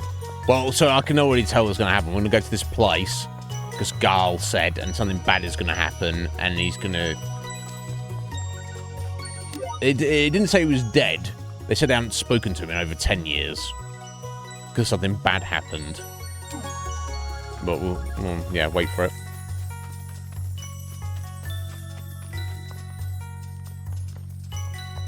God, they've got a nice place here. Just a bunch of old books. I think it's just a bunch of old books. Okay, I guess this is the communal dormitory.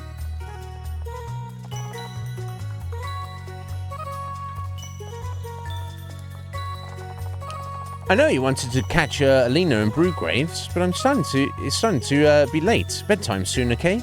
Nah, we're going to the cave to cause mischief first. God, the graphics are absolutely on point. Let me have a look. Oh, sorry. One thing I would want to do. I will I'll turn the music down just a couple, just to balance it out with the sound effects. And the ambiance, I think. There you go. I think that's a little better, actually. Poos! How you doing, Poos? You loved it? Yeah, I'm in love with it, Poos. Yeah. So what you're saying is, if I grew a stash now, well, you see me with a stash, but like a proper one. Like a real one.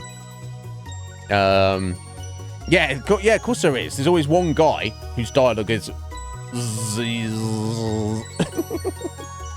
But how you doing, Priest? Yeah, you've played this and you've smashed through it already. Yeah, we've just started and it's perfection itself. So I mean, we haven't got into any of the gameplay yet, obviously, but really, we're just still doing the introduction to the whole story.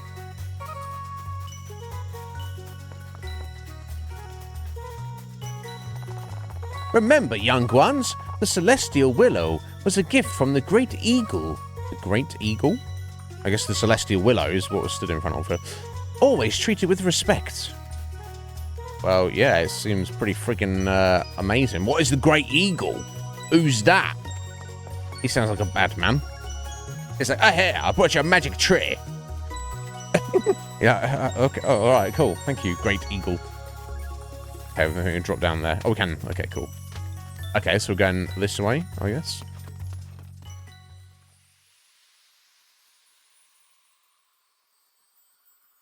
Yeah, if someone bought me a Celestial Willow, and he's like, here, I'm giving you the Celestial Willow, but you must refer to me as the Great Eagle. And I was like, you're not an eagle. You listen to me, friend? I'd be like, okay, cool, great Eagle, thank you. I'm sure he is an eagle. Okay, cool world map we got here. Equivalent. Wow, my God, look how finely detailed it is. The clouds and everything. Like me.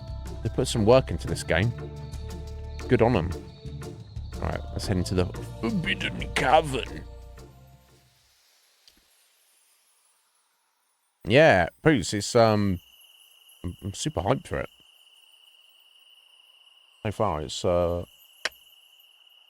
couldn't really ask for more. Okay, cool. Save point.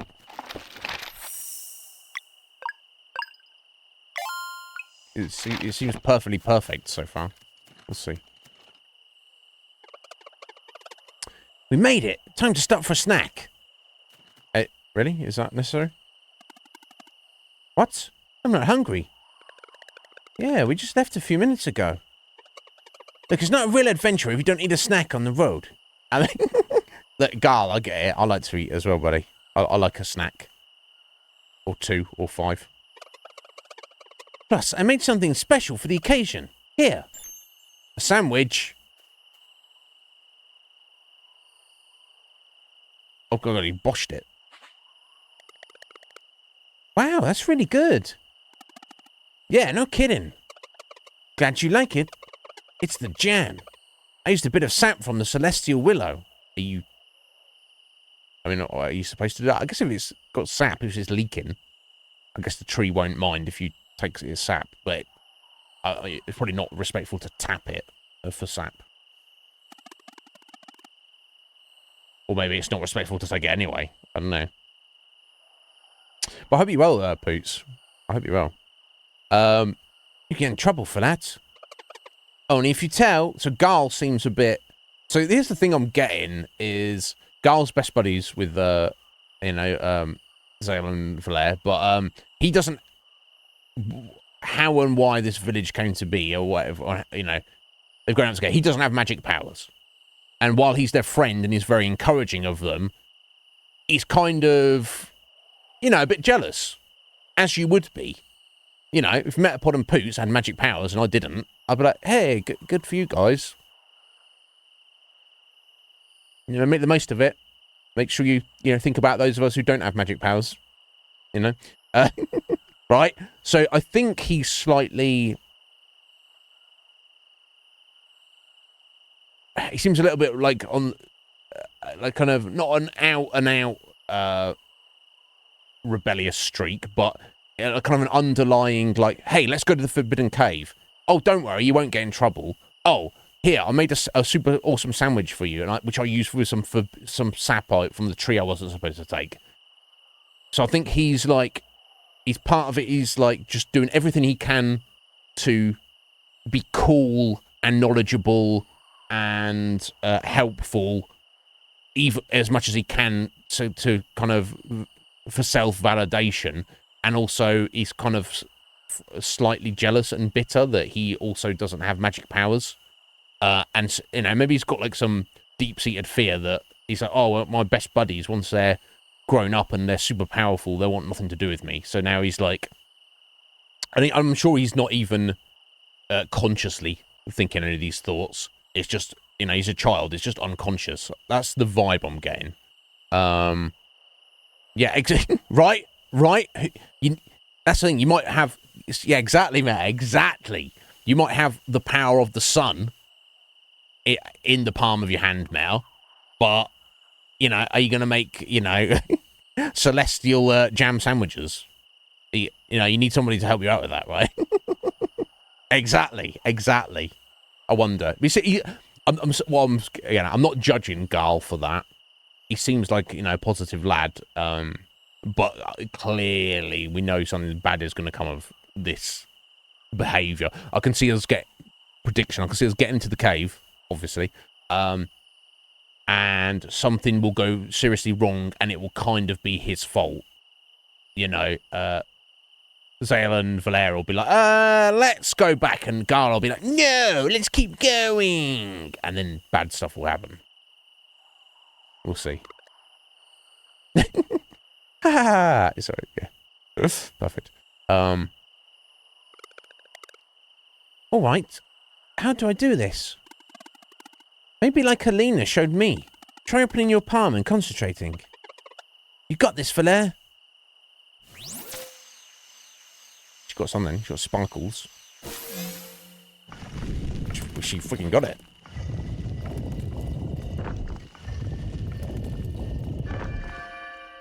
Oh. I knew it! Okay, so we just rang a freaking bell. So, like, everybody knows that we've gone to the Forbidden Cavern now.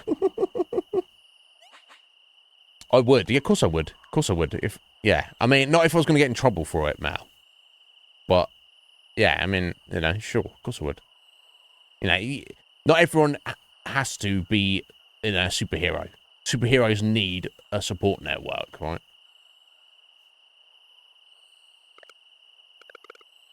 I did it. You did. I finally did it. Super excited. So, what now?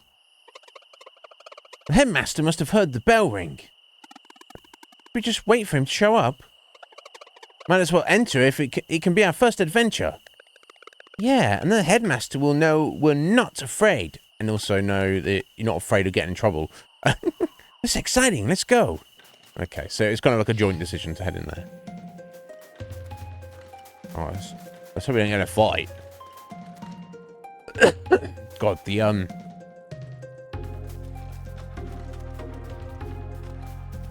I could not ask for anything to look better than it does. Uh-oh. There's monsters over there. Let's hide. Yeah, we're not old enough to be fighting them. I thought Evermist Island was safe. This is only true for Mooncradle. We should go back. They look dangerous. Yeah, good call. Okay. Uh-oh. They tried to leave. Oh, dear. Watch out, there's another one. This is bad. We're surrounded. Maybe try to use your powers? We're not ready for this. If I can do or die, seems like. I don't know. Just try. Okay, let me focus. Watch out, it's preparing something. Come on, come on. Sail, watch out. Oh. Oh. Ah!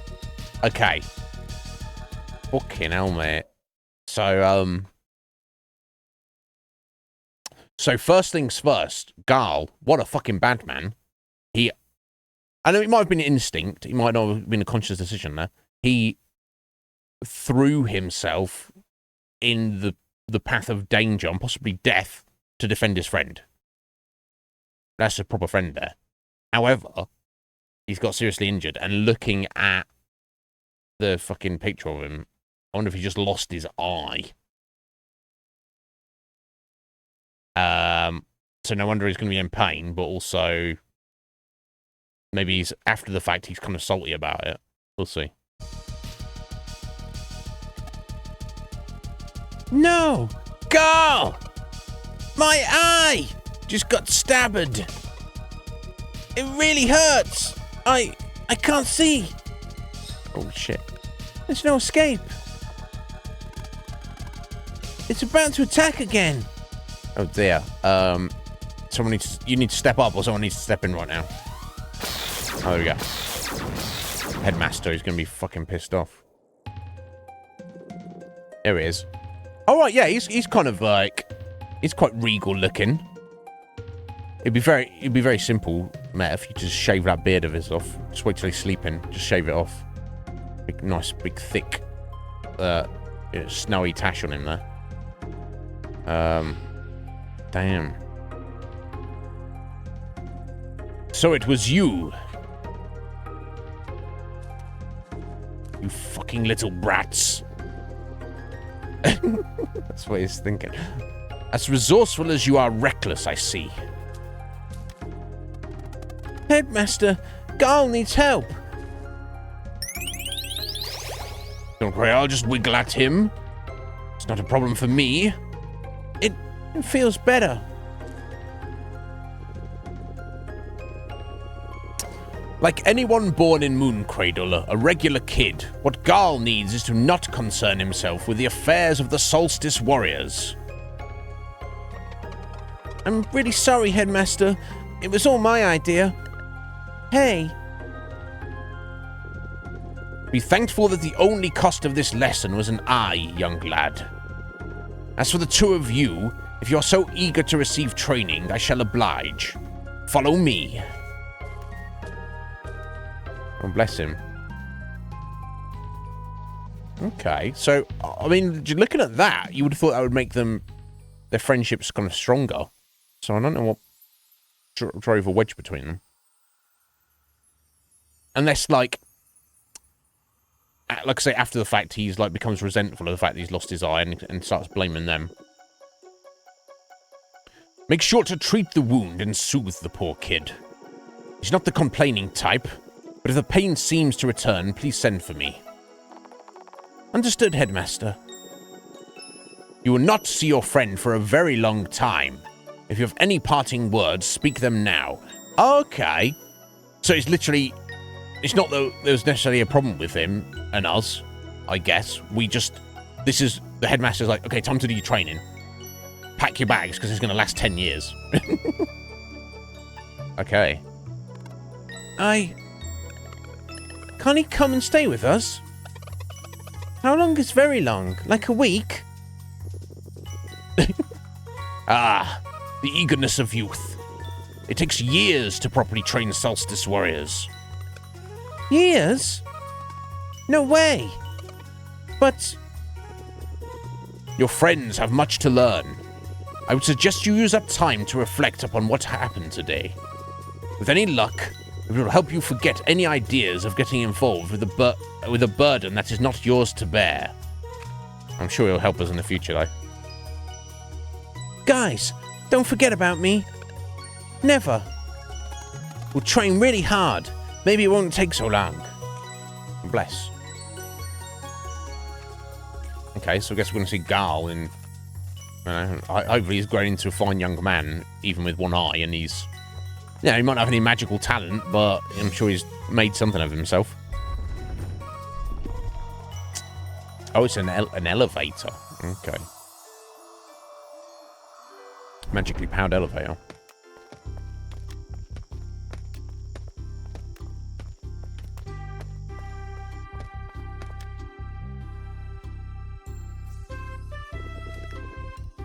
Welcome to Zenith Academy.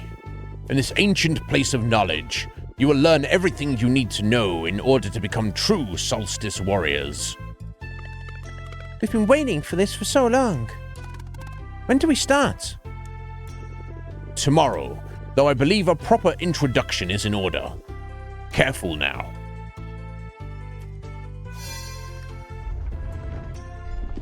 Oh, okay, then further up.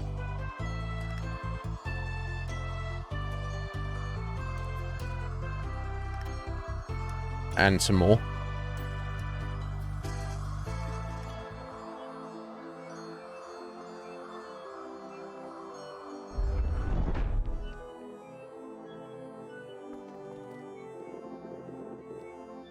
Welcome to the classroom in the sky. Whoa, it's beautiful. I'm feeling a weird resonance, like when I opened the Forbidden Cavern. Good on you for noticing that.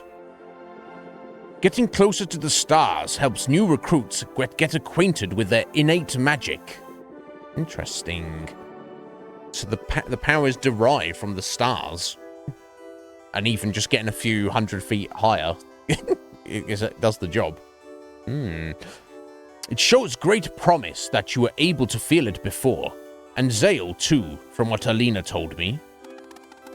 Oh, it was just a small burst. They have no idea how much potential they have. These silly children. It is probably for the best. Yeah, no, of course, because if they knew... Okay, so... they have super great potential. Presumably, he means even for a Solstice warrior. So the question is, why?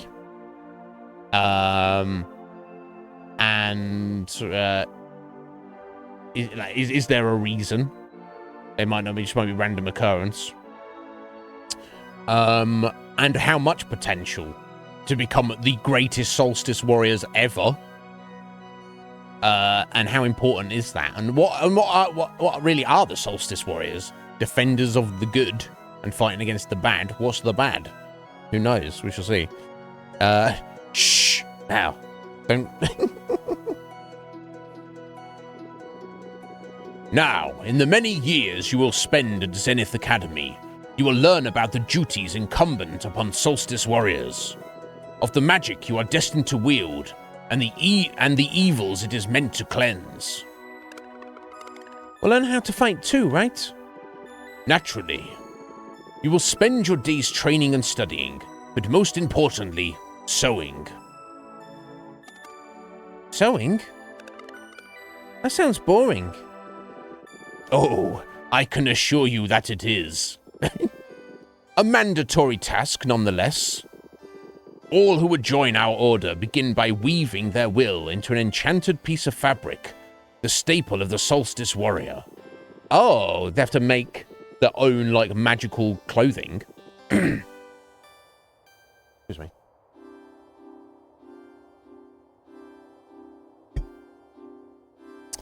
It is their most prized possession, guaranteeing light in the darkest places, and a measure of protection against the minions of the Fleshmancer. So I guess the Fleshmancer is the big bad, essentially. An evil alchemist. Maybe, but who knows? Or maybe not. We'll see. But first, you must learn of your duties, train until you cannot feel your limbs, and then train some more. Once both your body and mind are ripe with potential, you will create a magic piece of fabric worthy of the very stars. You will then be sent out beyond the Forbidden Cavern to meet with the Elder Mist, for it alone may officially grant the title of Solstice Warrior. Okay, and that's in the future, that's where we're at on our very final thing to officially become Solstice Warriors. Sewing?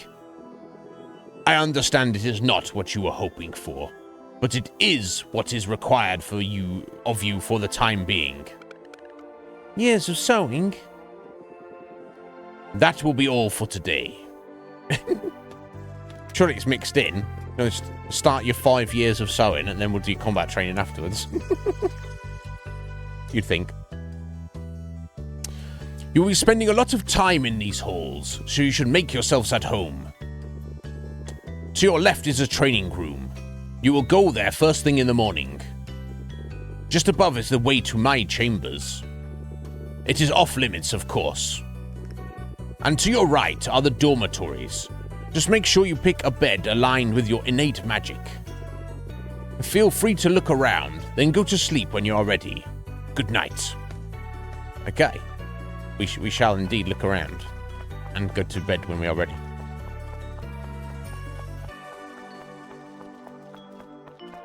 Okay, let's look at the training room. I'm doing any training yet. Right, so this whole island is floating above the ground below, I guess.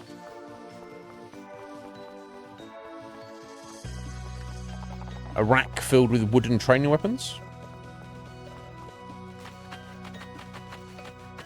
Okay, that's blocked off, assuming.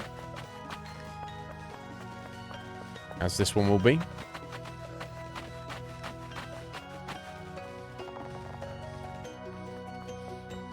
I keep wanting to, like, hold a button to run, but there is not one. Oh, there you are. Rain finally decided that you were ready. Yes, he did. Expect anything else? Okay. So I guess just your room for combat training and magic practice. Okay, so I mean, is big massive lock on the door, of course. I wonder if there's a big massive key that we can use to get in. It seems pretty chill. I remember when Alina and Brewgraves were your age. Brewgaves, not Brewgraves. Brewgaves. They wouldn't stop running. Oh, I feel old now. Yeah, it's because you're old. Yeah, I'm not going to stop running either. Yeah, what do you think about that, old lady? I guess there's not too much to the place. I guess we just go to bed, right?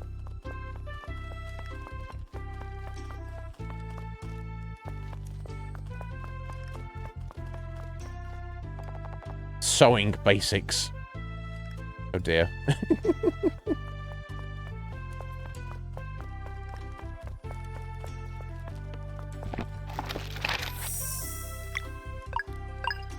I think there's probably no desperate need to have multiple save files in this game, I would think. There's more than just a bunch of old books there. I can see there's more than that, buddy. Yeah, the backgrounds are the environments are so finely detailed. I'm like thinking, shit, surely I can click on this. Surely I can click on this. And it's like, no, this is just the graphics. You're like, damn, okay. All right, so all sorts of beds. Are these the moon beds on this side? If it matters. Yeah, surely. And the ones in red are the sun beds, right? Go to sleep? Yes. I guess it doesn't really matter.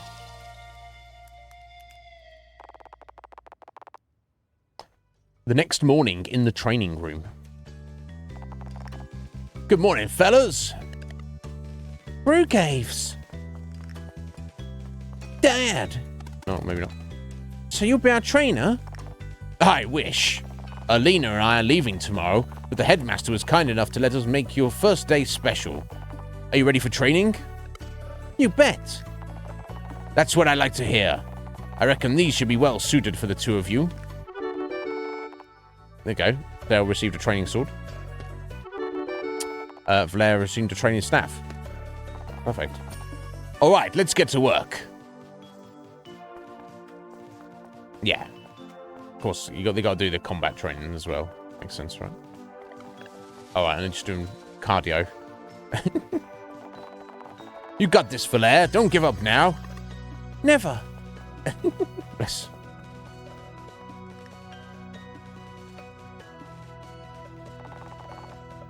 Come on, Zale, keep up. I can do this. Oh, bless him. Gonna have a montage.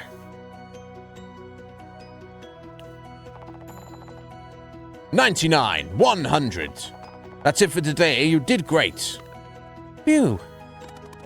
That was a lot. Feel free to take a break. Alina will see you on the terrace whenever you're ready.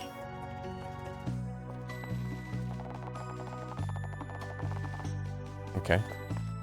Well, thanks for the training, bro.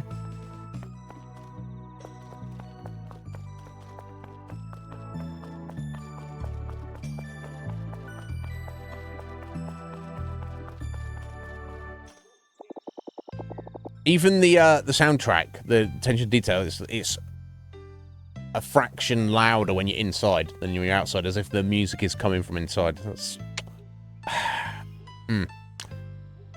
Oh, there you are. Ready to learn magic? Yes.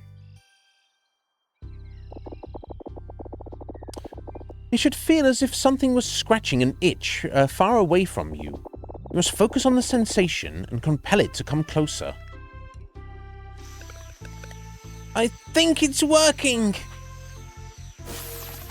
Hey, you startled me. Almost had it. Now mine's gone too. Excuse me.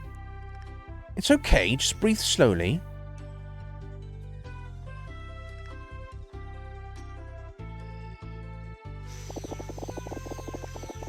Try to release only when you feel its current passing in front of you. If your timing is true, it will manifest. On 3. 1, 2, 3. Nope. I think I felt it. It tickles. Right there. You just did the hardest part. I'm sure your training will go well, but one more thing. No matter what the headmaster teaches you, remember this is your life and... Alina! Don't be telling these children that they have free will. They are my soldiers and they will do whatever the hell I tell them to do. Since you are done onboarding our new recruits in the ways of magic, I would provide the briefing for your next assignment.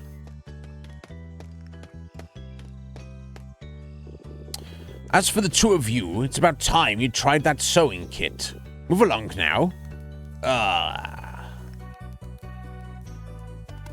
That's proper fucking loom, isn't it? So sewing, I think of like having a thread and needle. They got a freaking full-on loom going on. And making a magic piece of fabric, well, the very stars sure is a tall order. Yeah, I've no idea what shape to even make.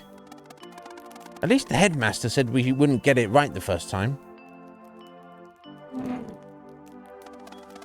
Well, I'm bored. He's just like, no, I'll get back to it, buddy. He's fucking slacking. What a slacker. I guess we have to run outside and see what Rude Gaves and Alina are going to be doing.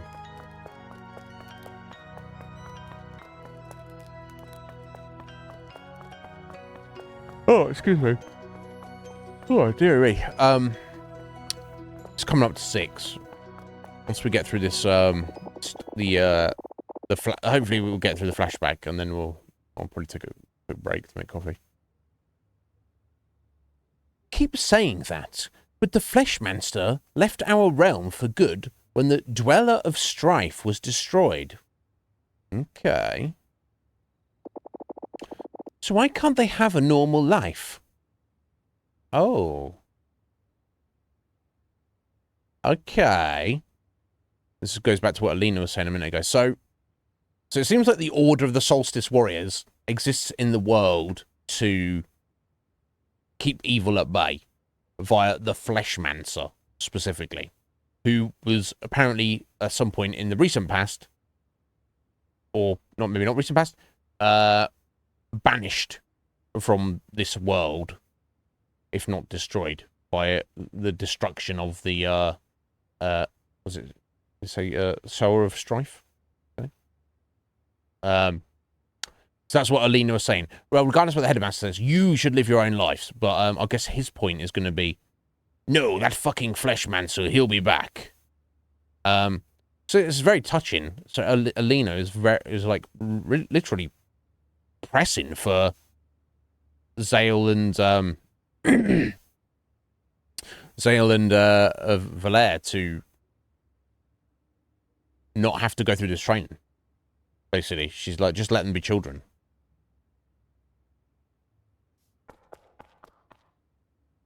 And the headmaster's like, no, do as you're told. Okay. And you know the three of us can take the one on Wraith Island. We don't need them. Right, so there's some bad guy on Wraith Island that needs to be dealt with at some point. And Alina's point is the three of us are enough. We don't need to be training up kids as well. Prudence, Alina. There's no telling what threats we may face in the future. Zale and Valere were brought to Mooncradle by the Great Eagle. Oh! Well. Again, the Great Eagle mentioned. So the Great Eagle, of course, gifted the magical tree. Also is the parent of Zale and Valere. Maybe not parent, but... So maybe the Great Eagle is kind of the... Not the deity of... But some kind of mystical being that supports the Solstice Warriors. Maybe even founded the Order at some point. But so, yeah. So, I mean, Moraine's point is... You know, the Great Eagle dropped these kids off for a reason. They're not just random kids. It is not the place of the headmaster to question such things, and neither is it yours. So how much is enough? What about Mayara? Mayara? What about Mayara? What about the twins? Twins? Right, man. Ah, hey, guys, it's me, the Great Eagle. Have a tree. And some kids. Bye. And they're like, oh, I guess we better take this tree and these kids. Yeah, so Mayara and the twins. Brugaves! Do not judge a sacrifice you cannot begin to comprehend. Wow. This conversation is over. They will study here while you carry on with your investigation.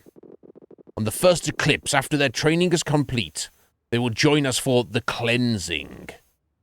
Oh, okay. So this is something that's like, it's very drawn out. So there's some bad juju, some evil in the world that needs to be dealt with eventually. It's not immediately pressing, and there's some ritual or event that needs to take place called the cleansing. Possibly relate to Wraith Island. Brugaves and Alina are like, leave the kids out of it. We can deal with it. Moraine is like, no, those kids are important. I'm going to train them up. I mean, the time is right. All 5 of us are going to go deal with it. And obviously, and he's like, yeah, I'm in charge. You fucking do what I'll say you. But yeah, so what happened to the twins? And Mayora. Interesting. Learn as much as you can until then. But let's just go on Brugaves. Brugaves. And Gaves. Graves. Gaves. Yeah, so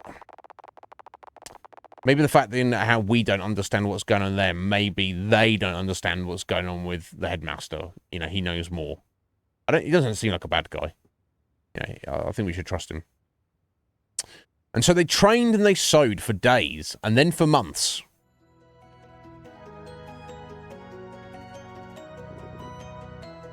Faster now!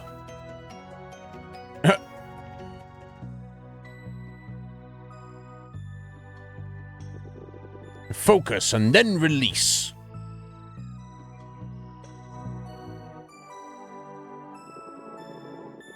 And the longer a dweller is left to its devices, the stronger it gets. This makes patrol duty essential. It's a dweller? Is that monsters? What was that? Let one grow for too long, and you have a world eater on your hands. I don't want one of those. Against such a foe, even a legion of Solstice warriors would be helpless. Since delaying only increases the chances of a world eater, cleansings always target the strongest dweller known to us. Okay.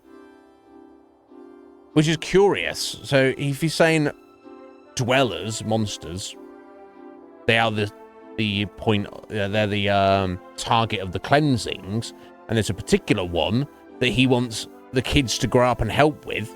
Surely that goes against what he's saying in the fact that he's, you know, the longer you leave it, the stronger it gets. Unless the only thing I could see about that is it's the one he's thinking of.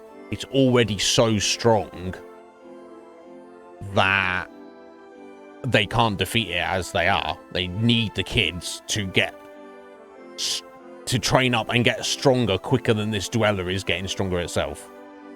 Interesting. Headmaster, if dwellers are immune to our magic, how can we fight them? Ah, that is why cleansings are always performed during a total eclipse. Okay, you have to wait for the eclipse as well. Okay. In these moments only, the dweller's weaknesses are exposed. How many dwellers are left? Just the one known as the Dweller of Woe. But we can't know for sure. The Fleshmancer just may have planted other seeds of evil before leaving our world. Thus, we must always remain vigilant. Headmaster? Yes, Sale? What happened with the Dweller of Strife? And who's Mayara?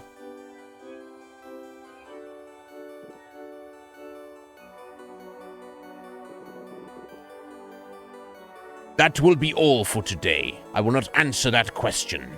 That is not for you to know, child. A few weeks later, a sound in the night. Sayo, wake up! Blair, what is it? I think I heard a voice coming from the entrance. What time is it? Who cares? Let's go check it out. All right. All right. I'm not going to worry about saving it, because I assume a game like this would be stable as all bloody hell. As it should be.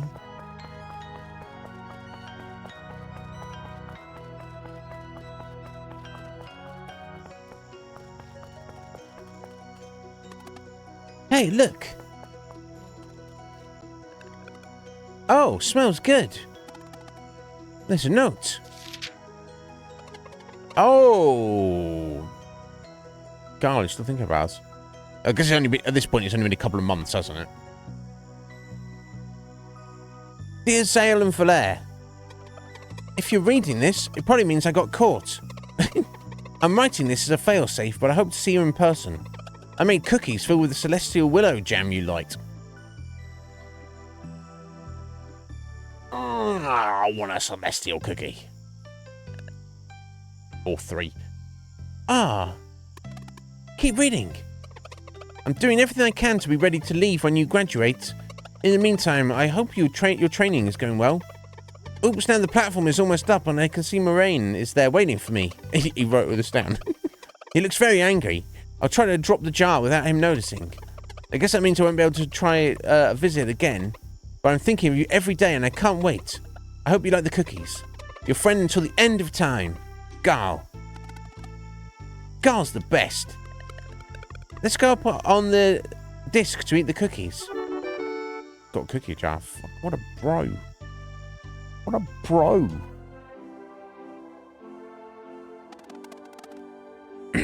These cookies are amazing. I bet they are. I can almost taste them. I can't believe Garl was just there. I miss him so much.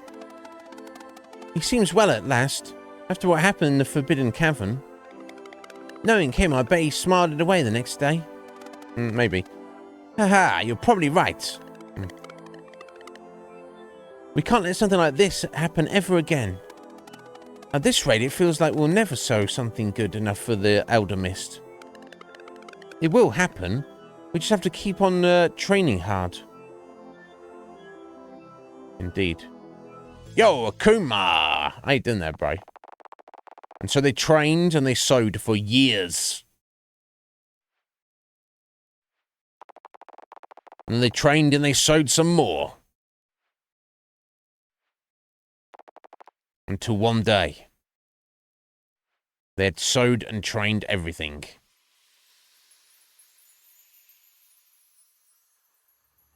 Excellent. No, Aiko's not in this game. I'm talking about Red Mage. Sail, that's the one. She's got it. The scarf. I can feel it too. Hold on. All right, I think I got it too. Let's go see the headmaster. Boom. Oh, it's just a little cloth, basically. Magical cloth. That's cool. There we go. Oh, we can actually look in a menu now. We've got a menu to look in. Right, exciting stuff. So Valea is tougher and has more magic than Zale. Come on, bro. So let's have a look. Equip. We can have a look at their actual stats there. Okay, so you get a weapon. You get a shield slot. 2 rings. And 1 neck piece accessory. I'm guessing. Right, okay. So Valea has 1 extra hit point and 2 extra magic points over Zale. And she has more attack. So she is actually the better physical fighter. What you could argue. At the moment, at least. Maybe it's tied into their weapons, I'm not sure. However, Zale has more magic attack. So his offensive magic will actually be stronger than hers. Good to know. A lot of JRPGs have a trope of the male lead is the physical guy and the female lead is the magic, based fighter. But here they're very close, but they've kind of almost switched it slightly. Red Mage, yeah, don't listen to a word I'm saying. Yeah, as it should, and it's only very subtle, poo. So maybe it won't work. It'll depending on gear and leveling up, it'll probably be very similar. It won't make any difference, but let's see. So yeah, and also made Zale essentially the healer as well. Healing Glide, 4 MP, small cure spell, a single target, and of course his Sunball for 8 MP, all of his magic points. We saw that is pretty effective. Combo. Solstice Strike, dual attack. So that is when they attack together. So you have to build a combo, and the cost of that is 1. By the looks of it. Okay. Good to know. But yeah, let's look at Valea's ability. So Crescent Arc smashes enemies. So that's a physical and moon-based attack for 6 MP. Probably be pretty strong. And Moonerang, lunar magic projectile that can bounce to multiple targets. So that's a multi-target attack for 7. Okay, excellent. So that's for fighting groups. That's for fighting a single boss, I would imagine. Well. This is all very exciting. Items, which presumably you don't have any right now. Of course, we can only carry 10. Food items. Healing and food items. Okay, so our other items we can. So then you've got key items. Like it's an actual key there. Cookie jar. From that time Garl snuck into Zenith Academy. the apple symbol icon, I guess, is going to be cooking ingredients. Weapons. Shields. Rings and or accessories. And then valuables, just for sale, maybe. So, when it says you're going to only carry 10 items, that is 10 food/healing items. Not just 10 of every item in the game. Like, sorry, not just, like, 10 across all items, you know, because if your 10 items was also, like, your new weapons and armor you're finding, that would be a pain. Change the order of party members. Do we need to do that? Does it matter? Probably not at the moment. It probably will when we get more characters, I expect. Relics. So you do have to find them. Obviously, we don't want to put the story mode one on them, but we'll see what the others are when we get them. And camp from the menu. Cannot camp right now. Perfect. Perfecto. But yes, like this game so far.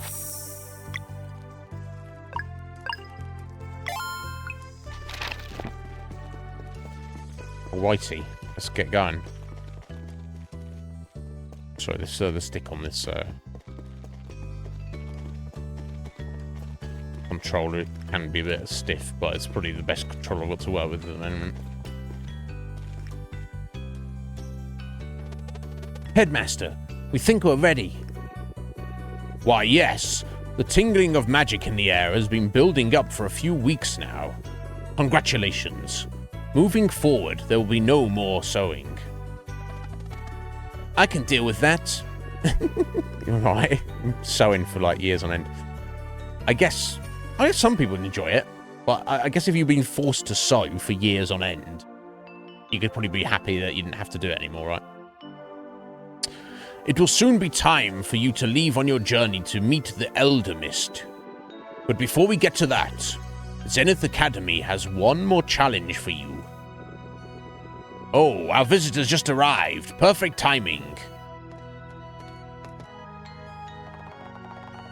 My, you've both grown pretty strong. Hey, it's good to see you. Alina and Brugaves are here to help you review the basics of combat. Check in with them. Then it will be time for your final test. I don't know that I need to.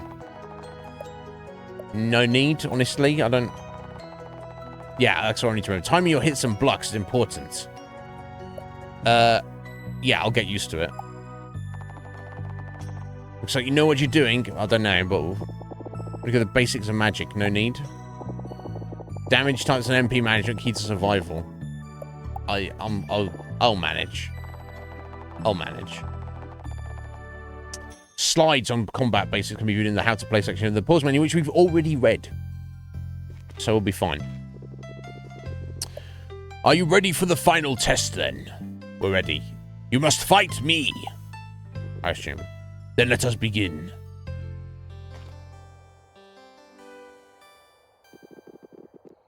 The big day has finally come. Over the years, Zenith Academy has tested you in many ways. It will now test you one last time. Have you prepared your vows? Yes, Headmaster. Then speak them now. You go first, Ayo. Okay.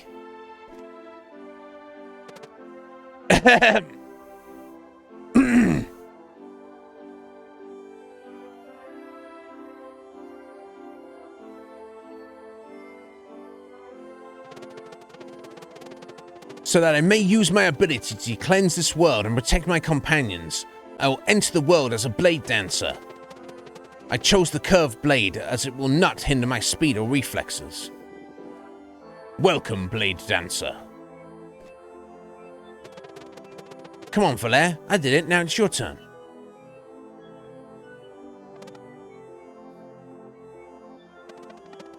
So that I may use my strength to inspire hope and eradicate evil, I will become a battle monk. I chose the staff, for it won't break no matter how hard I strike. Welcome, Battle Monk. Today you must demonstrate mastery of everything Zenith Academy has taught you. Your final challenge awaits below. Please step aside.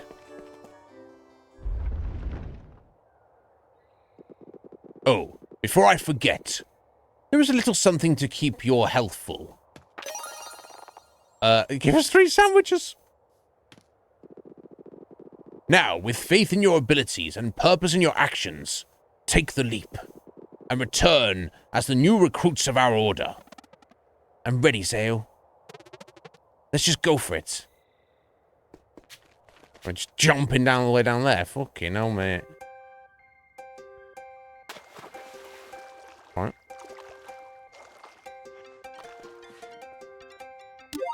So I'm not even back to where we started the story yet, but I'm gonna nip out before we do this and make coffee. I'll be about 3 minutes, guys. Still got plenty of time to get properly into the game.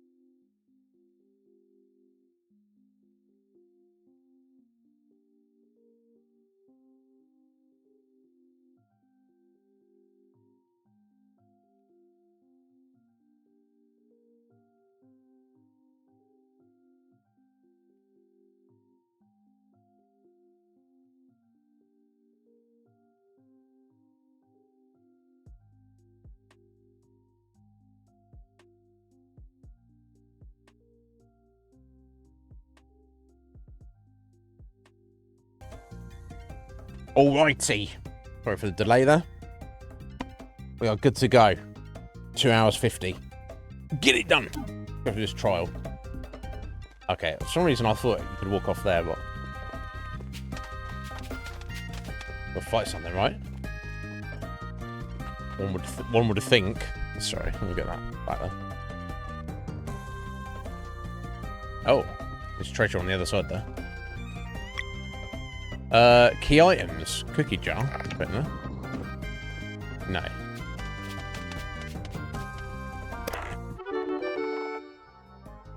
Perfect sound effect to open a chest and find an item.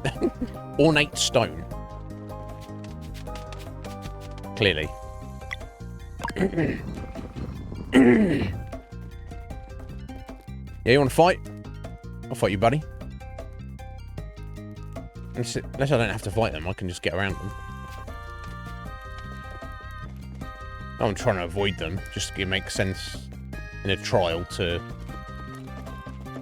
I've got to fight them. Okay, we'll fight them.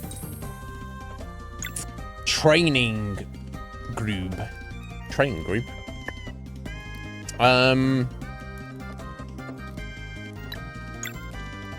So part of me wants to save his healing light, but the other part of me is like, it's ridiculous and makes no sense to use their, to just be sat on max MP. Let's try the Moonerang. Press A to deflect. Okay. I don't think I got that exactly right. Never mind.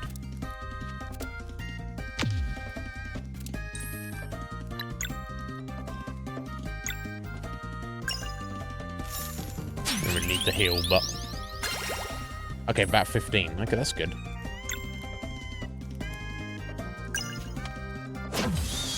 Okay. Mistimed that slightly. That's fine. Mistimed that. I have to get used to the timings, very much so.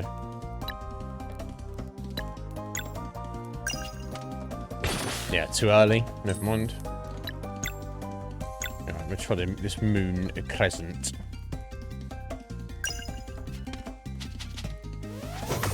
Okay, again, far too early, but... Never mind. XP. That's what I'm after. That's what I need. Okay, so you didn't have to kill them. It's good to know.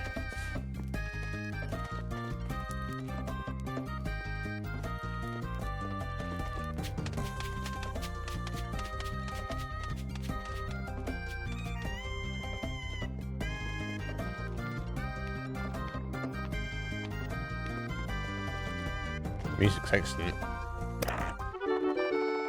Another ornate stone. Oh, hello.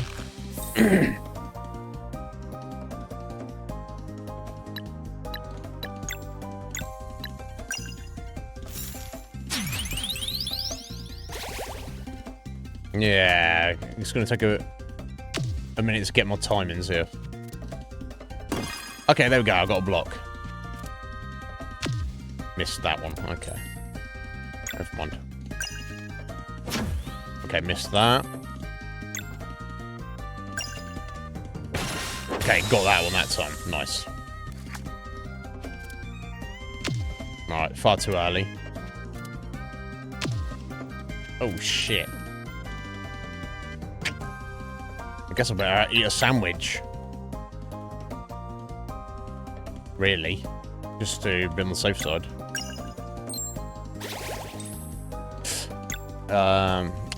Yeah, that's a shame.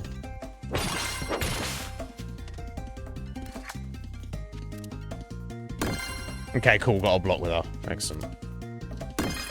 And again, nice. There we go. I've got the hit there. Cool, cool. I've got the combo lined up. Okay, I just need to get a heal in here. So rather than using the combo, I'll use this as an experiment to see if the combo carries over to the next fight.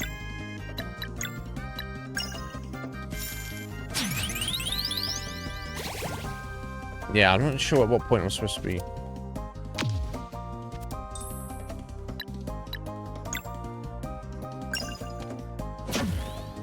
Okay.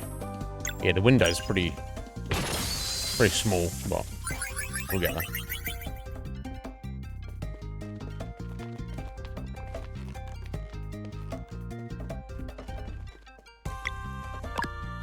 Try and put the cookie jar in there.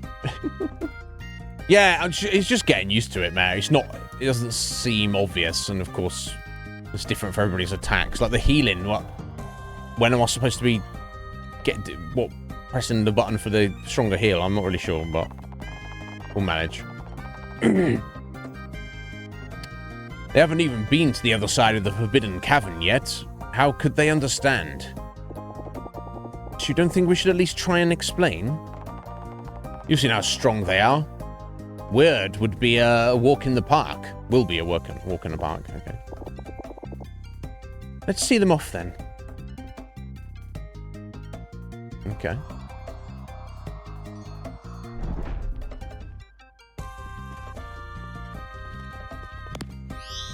What this? Oh. A stone golem. Word. Exam mode engaged. Brace yourselves.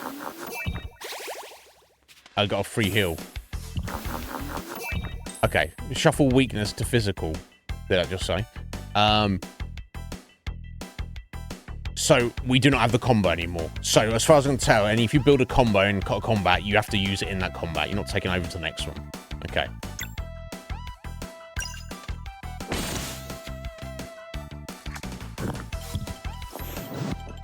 Yeah, completely fluffed that. Weakness to the sun now. Okay. Okay. Oh. Because the moon's not going to do much in the minute. So I'll probably save it. Ah, but you're still weak to the sun right in a second. Okay, cool. Done well. In that case, let's fucking go for it.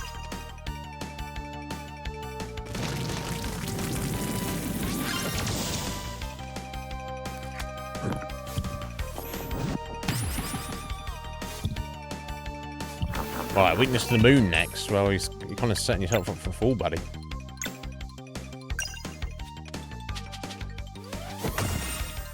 Yeah, okay. She starts swinging her stuff around. I'm like, oh, she's going to hit. No. No, she's not. But yeah, she does not have any attacks currently, so... And then for a normal attack, she just strikes right away. Okay. I don't think I've got that there, but... Alright, weak to physical now. I can't really do too much else, so...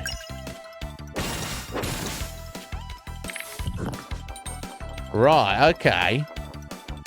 So, it's got 3 turns. I've got to hit it with the sword twice and the hammer, I guess, staff once, I guess is the idea.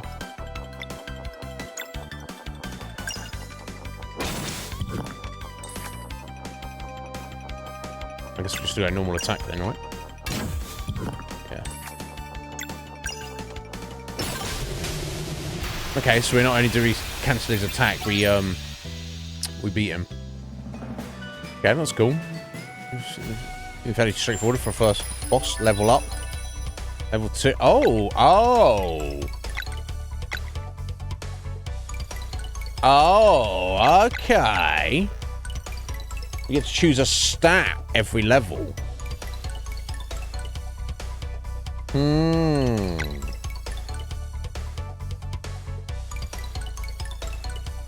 Now, do I want to...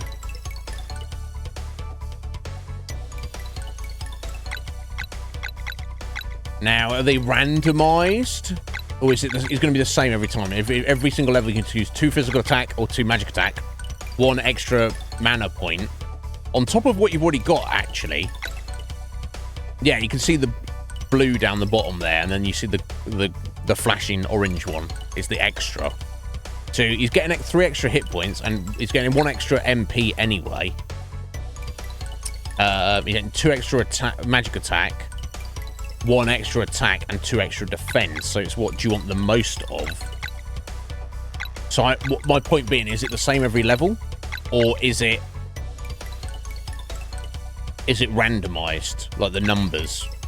Because I have seen that in some games before, where you're better off just, to get a balanced character, you just pick the highest number each time.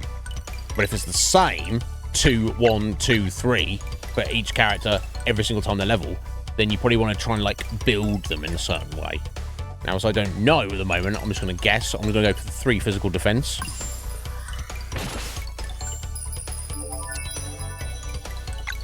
Oh. Now, here we go. Is, Valere, is it again, it's either is completely random, or she has a different randomized set for her character, or it's completely random. Completely random.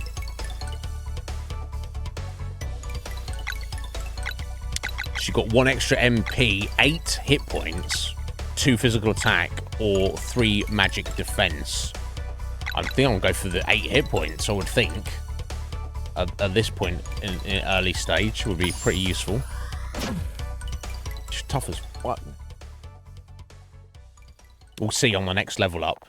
See if they're the same sets and if they're the same numbers. But no, it must randomize to a degree, because surely she's not going to be offered 8 hit points every single level, and Zale's never going to be offered extra hit points, surely. I wonder if it's randomized. Which I'm not against, honestly. I like that. Then I'm just like, we'll just choose whatever I think's the best out of the set. Yeah, it's a problem now, because, like, they're all useful. You need them all. But, like, do you want the higher numbers? Or, like, if I always choose the higher numbers, then their MP's never going to go up. Which, I mean, that's pretty fucking handy. It's a problem. In my old age meta, I tend to err on the side of not giving a fuck. I just choose whatever. And then if it's wrong, I'm like, well, you know, fuck me. I do remember in my younger days, so you're like, oh! You want it to be perfect. You want it to be perfect. Of course you want it to be perfect. You want it to be just fucking so, but I don't know too much on this. Congratulations, you have been trained well. Return now to your headmaster. Well, excellent, I guess.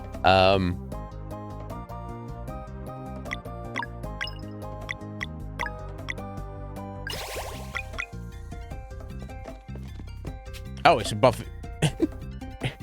It's above his bedroom. Congratulations, Zale and Valere. You have learned everything Zenith Academy had to teach you. Ha! We did it. In record time, too.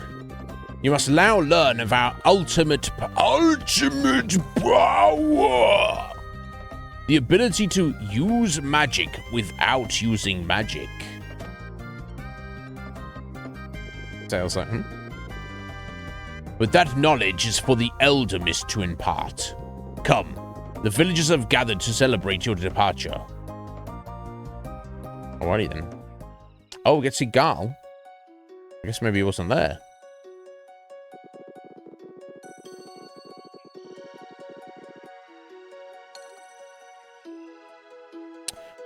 It is on special days such as this one that the citizens of Mooncradle are reminded of the importance of their duties. Where's Garl?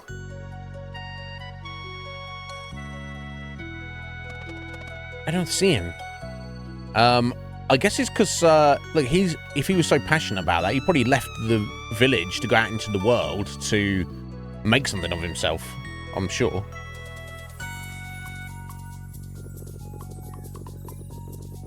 Many years ago, Zale and Valere were delivered to us by the Great Eagle. Deliveries on 2 solstices in a row, to boot. A very rare occurrence. Oh, I remember. Gran was so happy to get to meet 2 more before she passed. I miss Gran. All of you have come together to nurture and protect them, just like your ancestors have done for so many children of the solstice before.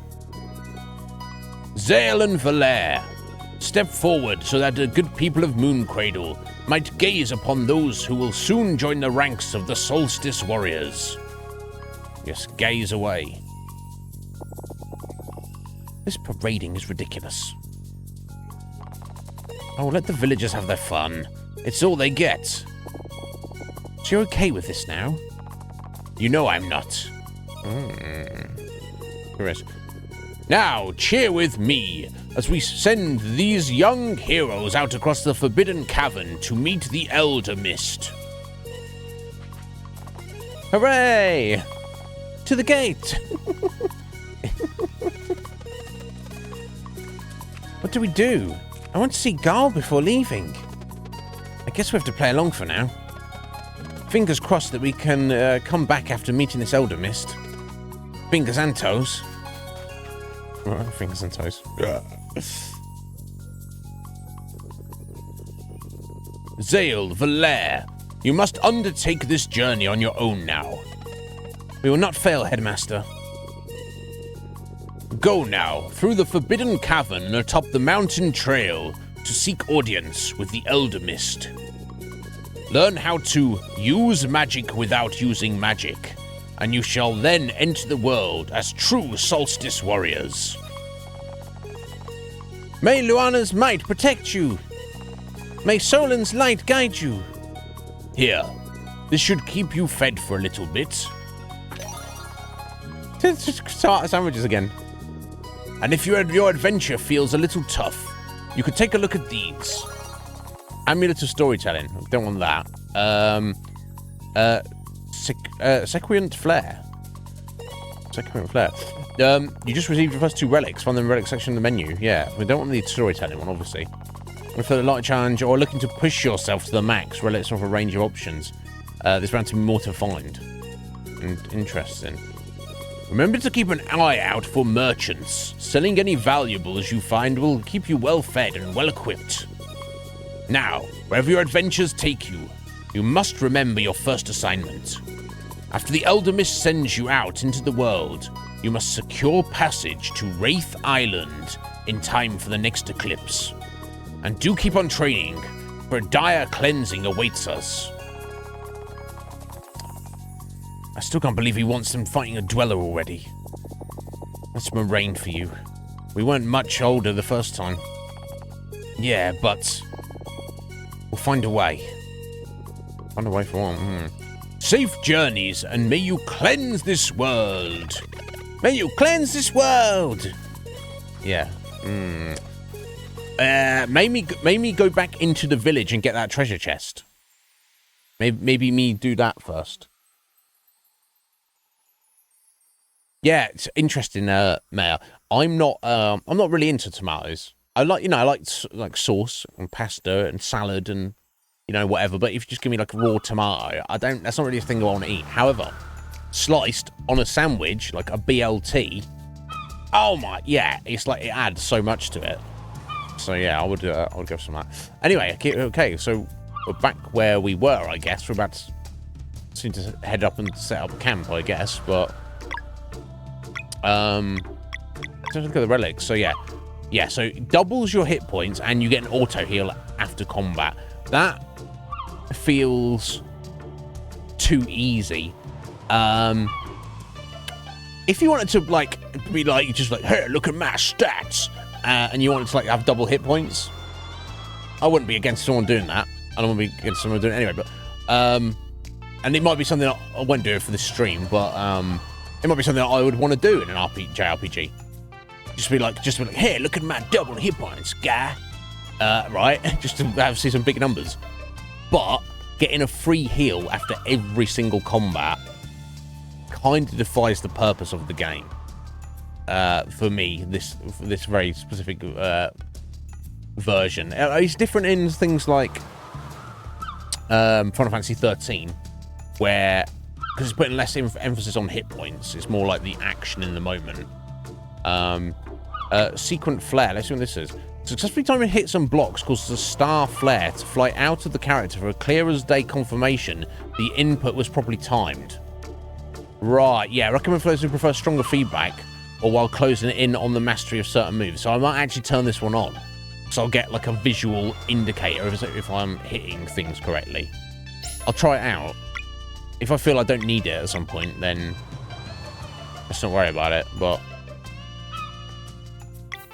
Okay, I'm not trying to camp right now, am I? I think, yeah, but you can save from camp. So, I'm not worried about it. We'll find out. Yeah, I mean, ketchup is great and is superior. And you know this because you're over 9,000 for sure.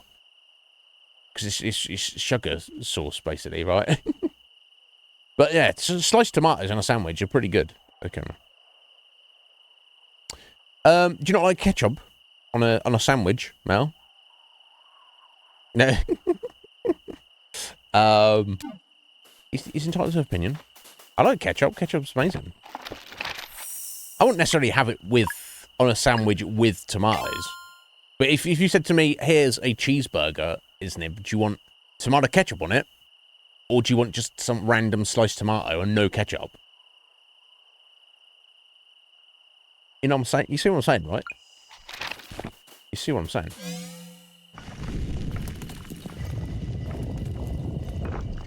Fair enough, Meta. Fair enough. Sure feels easier now, no doubt. This time we make it through. Indeed, this time. Okay, so this, I guess, is... Oh, yeah, so we're still in the... We're still in the flashback at the minute, technically. Oh, yeah, we're nicely fully healed and such, so... Come on, you slugs. Where's that one that took Garl's eye out? Train tracks? Can't go that way.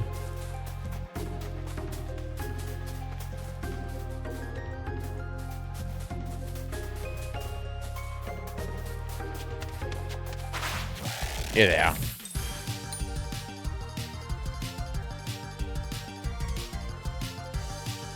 Okay, I want to try out her Moonerang.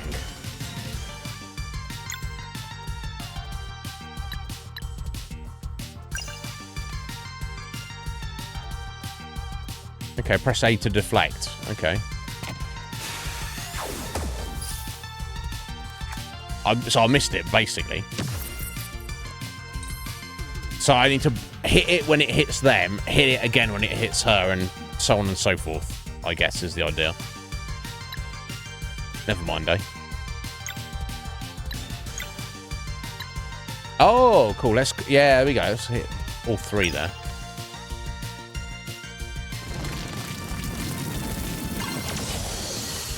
Okay, they got wrecked. Perfect. 3 gold and 36 XP. And a tomato, I guess. Yeah, unbeatable when the tomatoes are just right. It looks good, right? It does look good. And obviously tomato. The fruit you eat when the situation calls for vegetables. Ah, that's pretty funny. Oh.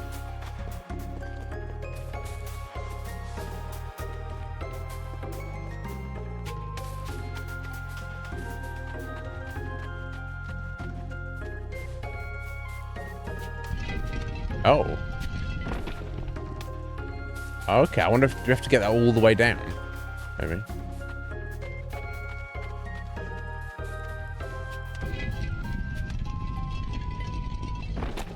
Oh, yeah, and then it's locked in place. Okay, cool.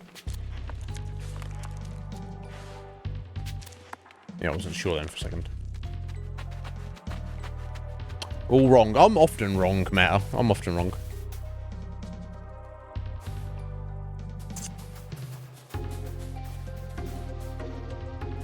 Okay, and here we go. Back up in the main room here.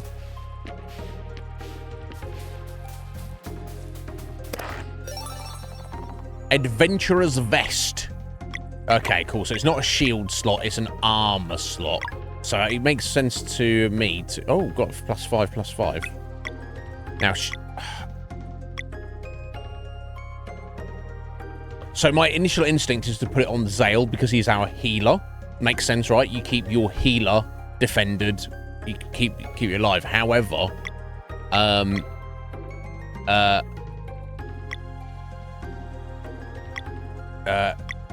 Valaire's defense is so shit at the minute. I might just put it on her just to balance it out slightly.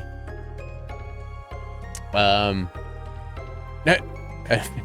30 adventurers agree this vest is the best. Okay. Good to know. Come on!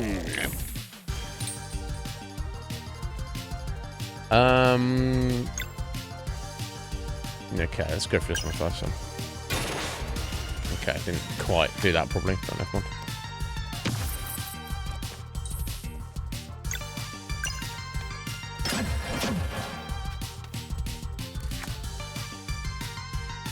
Spike shower.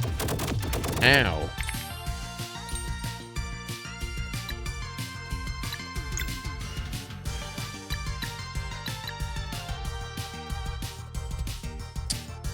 Okay, so we can finish that one off. Cool. Yeah, so one thing is you, oops, missed that. You don't get to see, their, hit points. Unfortunately.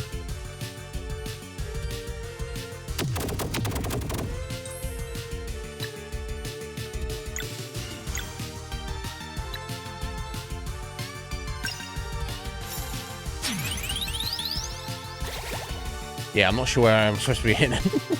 I've got a combo up. So probably try the combo, right? Solstice Strike. Although, that regenerates MP though, so I mean... Let me try this Moonerang again.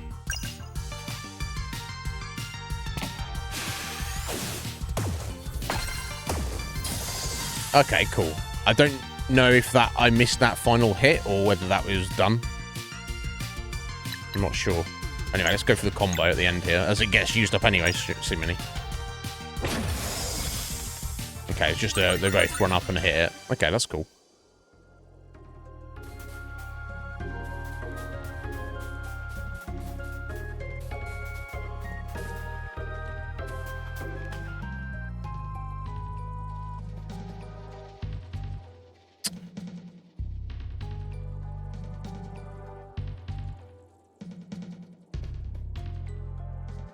What he's thinking of as mustard, though, James, is probably different to what you're thinking of as mustard.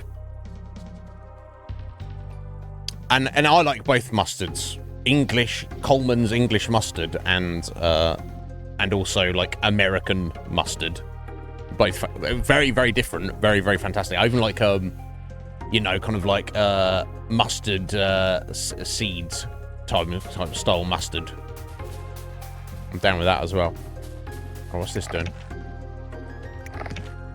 Nothing at the moment. Okay.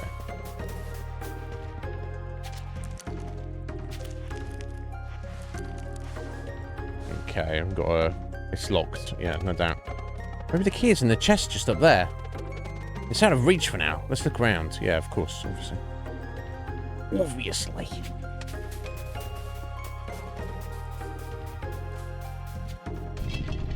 Oh.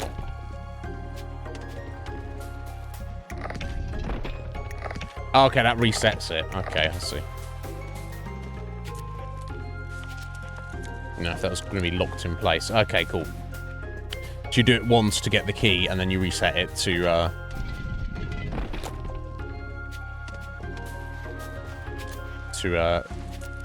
get it back to the door. Okay.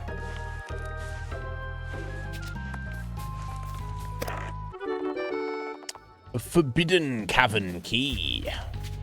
Indeed.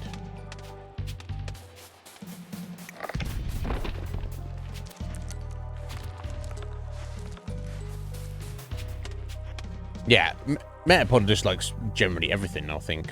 Apart from ketchup, seemingly. But...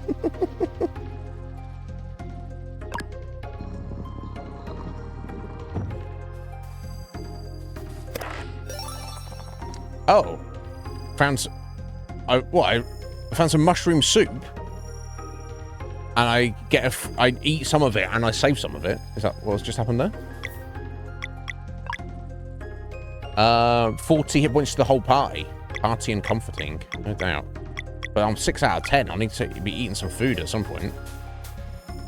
What's this? Zeon Flair learned combo skill, Mending Light. Oh, and now I've got a combo that heals. Restore hit points to all allies. So that's a double.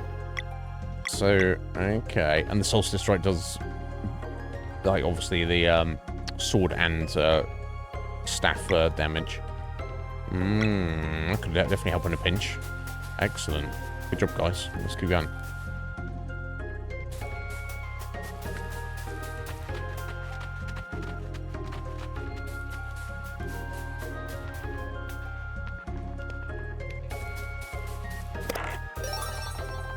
Leeching Thorn. Ring. Normal attacks heal for 15% of damage done. Well, she's going to be doing more damage and does more physicals. Because Zale might be doing more heals and more magic attacks. I guess we'll also put that on Vale. Valere. Got a name thrown off. Valera. Wish they spelled differently. Yeah, floating paper, you know, is always good in these games, Akuma. If there's any floating anything, really, but paper definitely. Yeah, we'll stick it on Valera there. I think that makes sense. So it's only 15%. Obviously, you want to... Because it's a percentage, you want to put it on the character that's... doing the most damage with melee attacks, and also who's probably going to be using them more often, which is obviously at the moment that's her. Come on.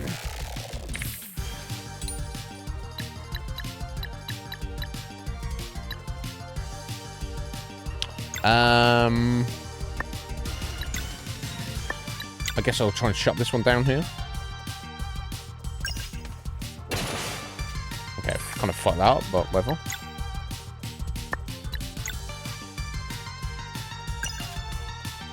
There we go, got it that time.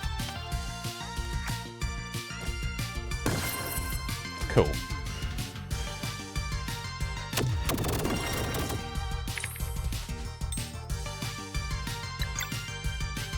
Probably go for a heal. Yeah, that's not a good idea, right?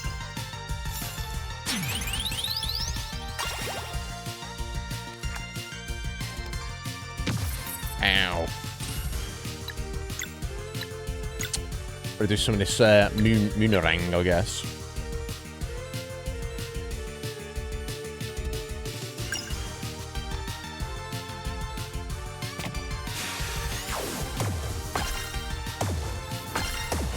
Okay, so I know, because it can hit all targets, but only all targets. Now, oh my god, thank god that's only 7.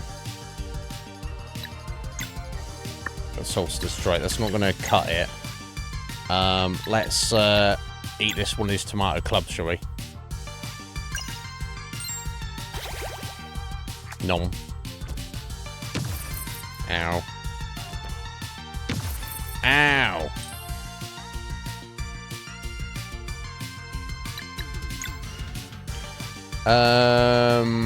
We do have the Solstice Strike saved up. I was hoping to save that, but I don't know that we're going to be able to for the heal, because the fight won't go on long enough, I don't think.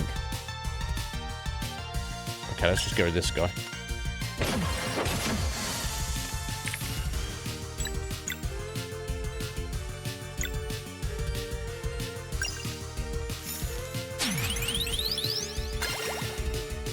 I actually just spammed the button there and I somehow got it, so... Maybe that's the idea, you just went to spam the button, maybe?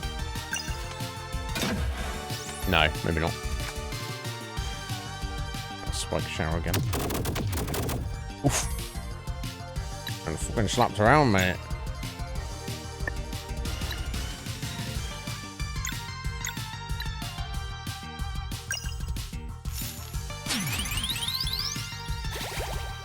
I don't know.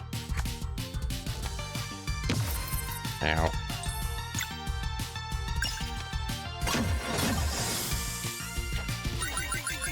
Cool, she gets 2 hit points back when she attacks, though. That's very handy. Ooh. We need to eat some food, though. Okay, I'm glad it's making us use it, at least.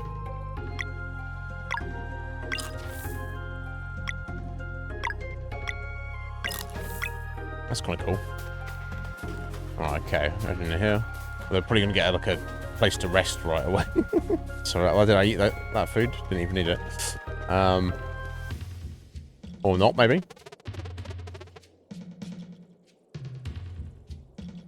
Device is broken. We can't activate the bridge. There seems to be a detour through there to the left. Worth a shot. Indeed. Of course.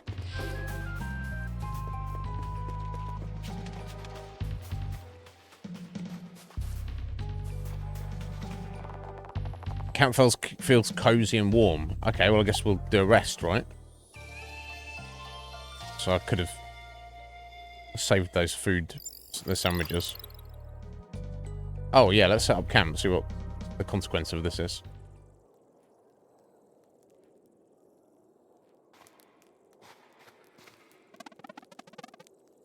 I wish we could go back for Gal. Yeah, no doubt. Because go and rest. Right, well, we just rested, right, so...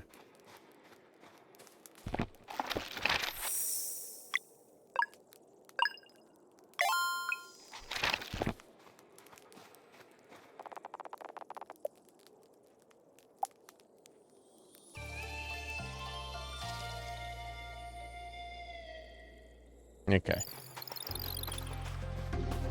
Because if you click it, that's just gives you the rest without going to the camping scene.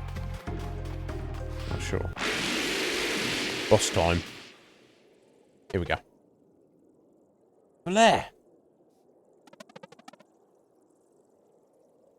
Sounds big. Get ready. Ow!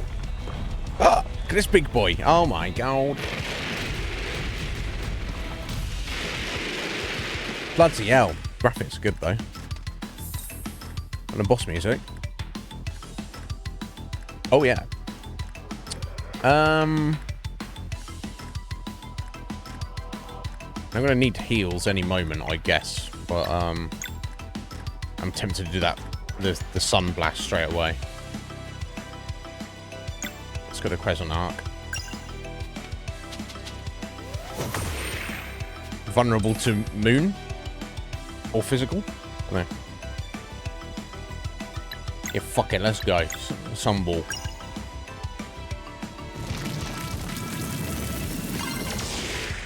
And vulnerable to the sun as well. Probably both magic types, I imagine.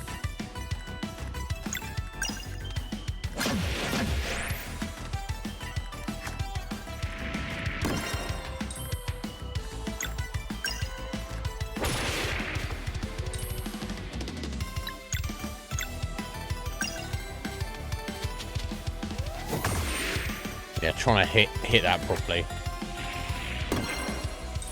Okay, I got the defense on that. Pretty good. Well, it's not... the feedback isn't actually helping me time it. That's, you're just getting a visual effect when you hit it. You see what I'm saying? So I might actually go ahead and turn that off in a moment.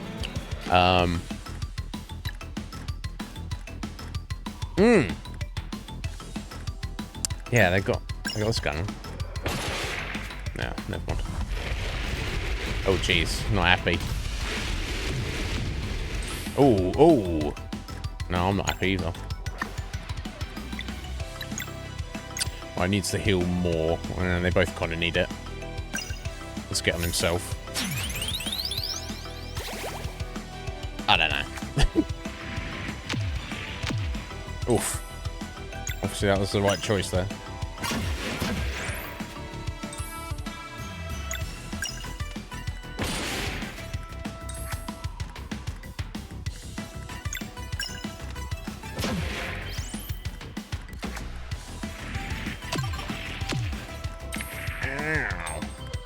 Right, I need double moon on it. And as a boss fight, I'm inclined to save the combo, I think. And he can't do anything with double moon anyway, so...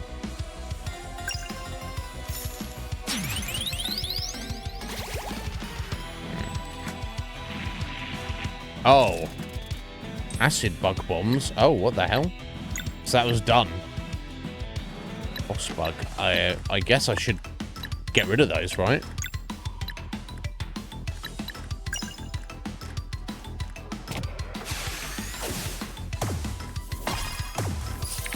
Okay, I fucked up at the end there.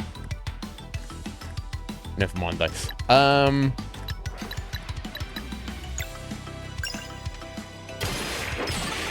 Oh, cool. Excellent. Double hit. Perfect. Perfect.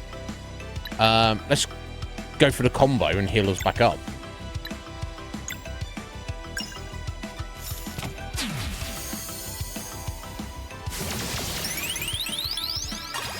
Oh, wow. That's pretty fucking cool.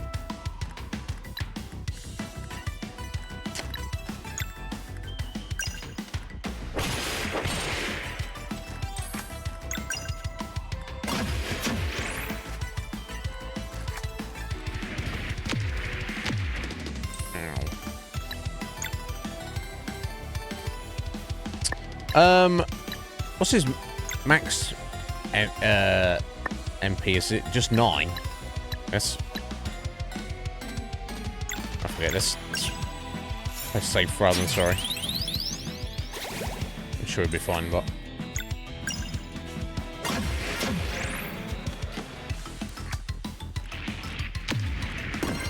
there we go. Deflected 1.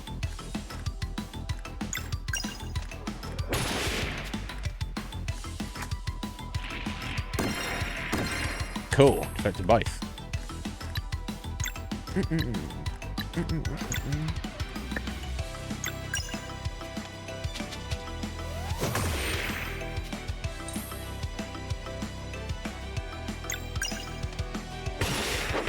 Yeah, I think he's 9, isn't he? Yeah. I could even do my combo attack, because... oh, or maybe not. After that. Woo! Well, they might be close to getting finished, I'm not sure. Hard to say, isn't it?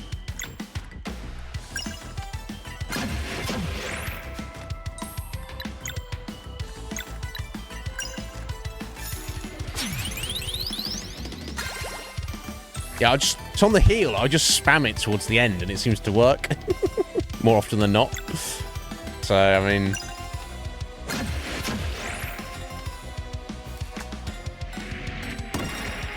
ow!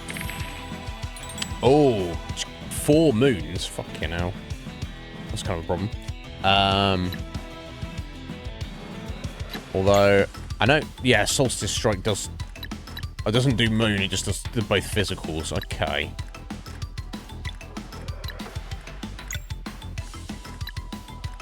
Yeah, and you can only do the Moonerang when there's multiple targets. So...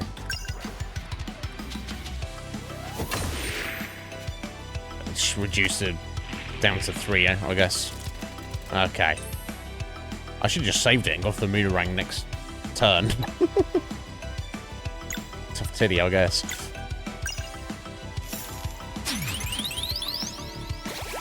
Nah, that didn't work that time. Never mind, though.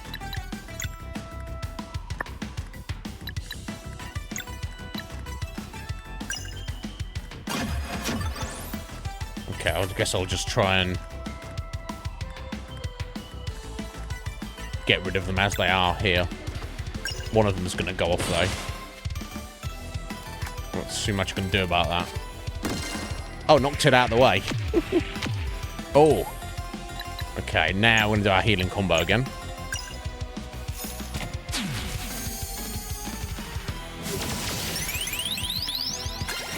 Perfect.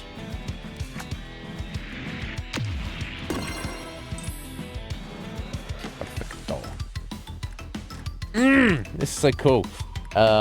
You can Moonerang with a single target. Thank you, Mel. I'll just know that for next time. It's much more timing shit. That's what it is.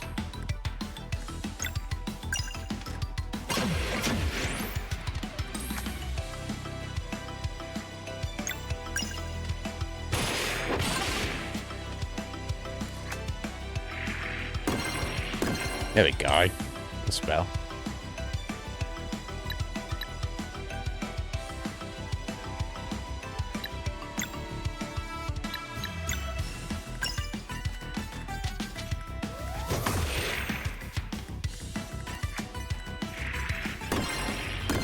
Nice.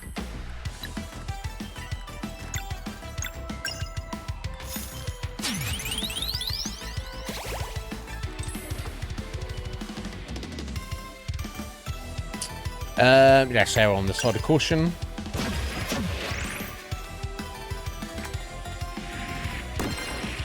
There we go. That's a bit better.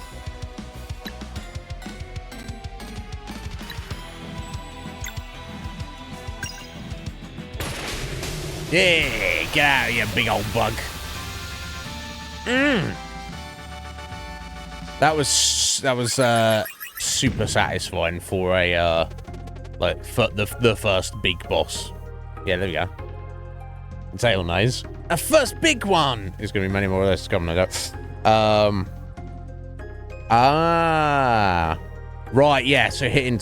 So basically it keeps going until you fuck it up. But I assume it gets faster and faster. Okay, I'll definitely want to practice that. Haha, we did it. Looks like there's a way out over there. The mountain shouldn't be much further now. Good job, guys. Good job. You got into his cave? Yeah, give me his treasure, bro. 60 gold. 60 G's, baby. Another adventurer's vest. Perfect. There you go. It's for you, Sale.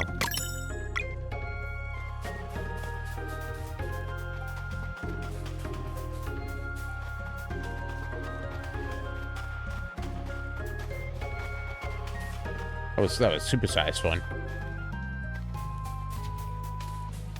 I guess that's the exit, but also let me check this way, right? Okay, that's the bridge. Okay. Oh wow.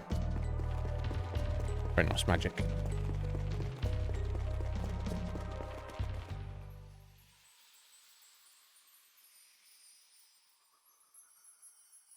Yeah.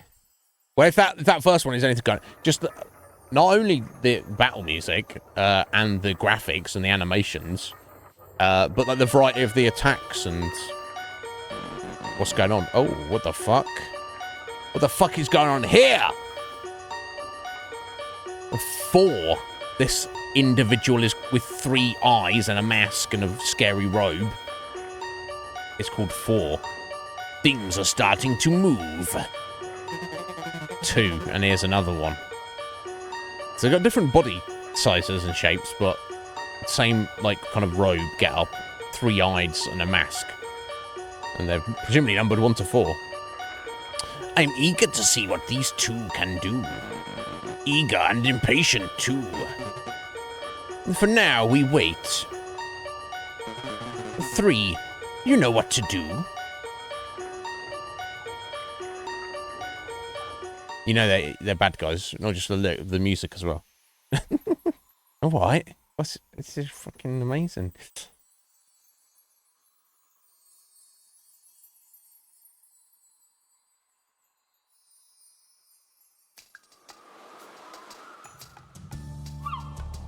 Well, here on the world map. So we just go to camp. I'm not wanting to rest, but I'm just wanting to save the game, I guess.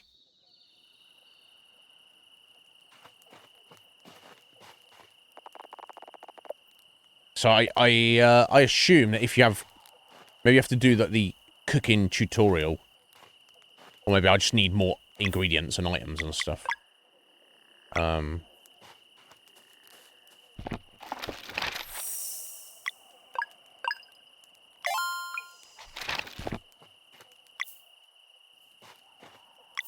Yeah, I'm gonna turn the sequent flare off. I don't think it's, if anything, it's gonna distract me more than anything else. Okay, so then you go to rest, and that presumably heals you up and makes you leave camp. Okay, good to know. Okay, let's see what this is. Fishing pond. Oh, Sunglow Lake. We're doing our first fishing. Anyway, enjoy your food there, Metal. Grilled chicken sandwiches. Enjoy, buddy. Enjoy, we will. And it's perfect fishing music as well. This game knows what it's doing, doesn't it? Before I go fishing, though, I have to look up there. Not there's anything to look at, but... Oh, Sunglow Lake. Oh, we have to catch... There's like a checklist of catching fish. Oh my god, this is amazing. Hey there. Well, you looking for anything in particular? Maybe. Oh, fuck yeah, we were looking for a squire's sword. And a copper staff. Oh, fuck yeah, we were. Adventurer's vest we don't need. Tomatoes. Lettuce. Crisp and refreshing. 2 gold. Grains for 4. Reliable base for carbohydrated meals. Potato for 2. Nourishing and easy to grow. Onion for 4. Adds depth of flavor when used lightly. Indeed. I'm 2 gold shy of getting those weapons, aren't I? Let me see what I can sell. I guess I'll sell a tomato club here. Oh, okay, so it tells you the recipe there. So you need 1 tomato, 1 lettuce, and 1 grain. And to make the mushroom soup, you need 6 mushrooms, 2 milk or cream, and 1 bone. I want to sell 1 sandwich. Oh, in fact, I could sell the training staff and the training sword after I've... Yeah, so let's buy the squire's sword. Okay, perfect. Equip now, add to inventory. So that's 2 extra magic attack and 4 extra physical attack. Perfect. Then you go, even ask you if you want to sell it. I'm not keeping the training sword. We'll get my 5 gold for that. And the copper staff 4 plus 3 as well. Perfect. So I won't worry about buying ingredients right now. Okay, so he's just a random merchant. He's not going to tell me anything about fishing. We're just doing fishing ourselves. Oh! I guess I don't want to land it there. So I wasn't expecting to go that far, honestly.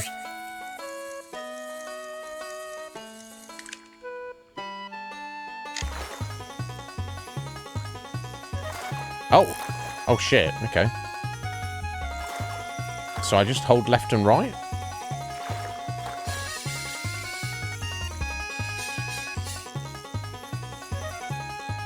So, yeah, how do I get it to come in, then? Oh, okay, you reel, but you just have to watch the line. That it doesn't... You gotta wait for it to stop, I guess.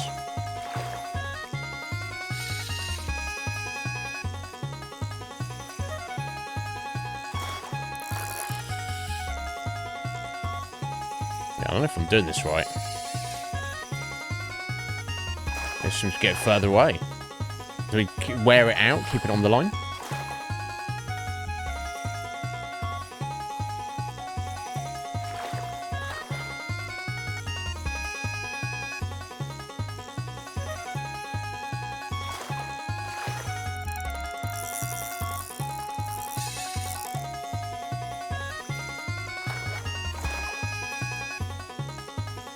Oh, wait, do I wonder if I need to be keeping it in that stream there. You see that bit of the water that seems to be flowing towards us?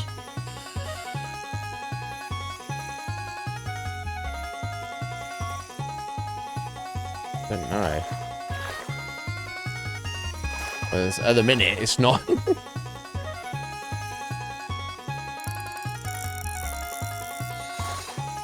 Oh, you know what? I think this is the zone it's supposed to be in.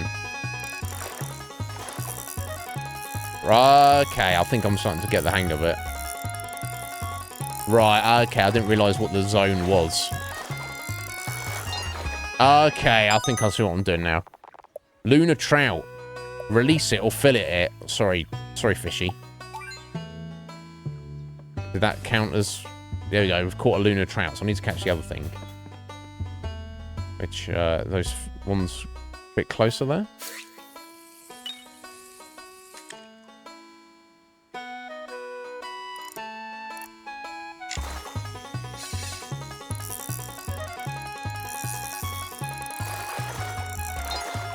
Jellyfish. Man of War. Yeah, I'll fillet that as well, sorry. I feel kind of bad. Okay, cool, so I've caught the 2 fish from here. Man of War and the lunar trout. Right, okay. I see what I have to do now. So you have to drag it left and right, and you get it. It was not in the Yeah, in the how to play. Where is it? Fishing, casting. Yeah, reel and catch. Yeah, outside the zone. I didn't know what it meant by the zone. But you see where on that first picture where you've got the lighter blue water with the dots. They seem to be like flowing down towards you. So when I've got it, pull it left or right into that zone, which you saw move back and forth. Then I hold the A and reel it in. But make sure I don't do that when it's not in there, because then you'll lose your catch. Pretty simple. Now I understand what's going on. So I guess you could... I guess in theory... I'm going to... Yeah. Seafood. The fresher the better. And fish. Related from common fish. I could sell him... I could catch these fish and sell them to him. But it's like one gold. Or like 2 gold per fish. I guess you could fish up the entire body of water. I don't know if there's any benefit to doing that. Probably, I assume not. Sly! Sorry to keep you waiting there, buddy. I hope you're well, buddy. What's going on? Sorry, I was very absorbed with fishing there. I hope you're well. Start playing Sea of Stars. It's pretty freaking amazing so far, by my reckoning. How you doing, sir? I hope you're well. Yeah, sometimes the baby games are the best games. Okay, so the Solstice Shrine. Okay, look at this. Yeah. It's just like, if you're gonna catch the fish, just drain the whole lake. Then you just head down there with a bucket and a shovel. Just look at all these fish I've caught. I mean, you know, if you're hungry, I don't see why not. But yeah, I hope you're well, Sly.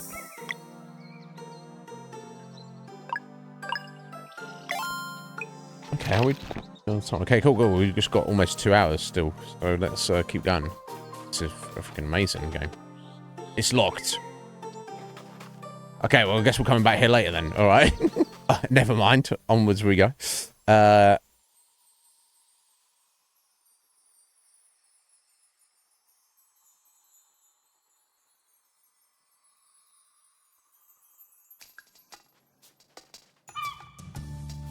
Mountain Trail. Let's get to it.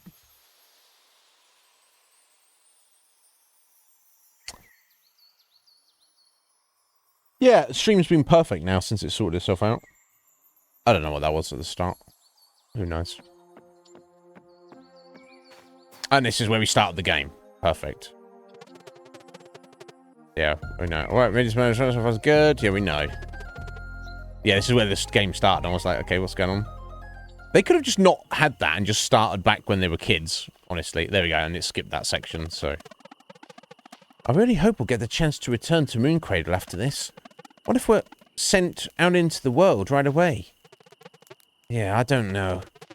I just wish Gar was here. We could certainly use some celestial willow jam to go with this awful bread. Ha! The dream. He's not really in that bush, is he?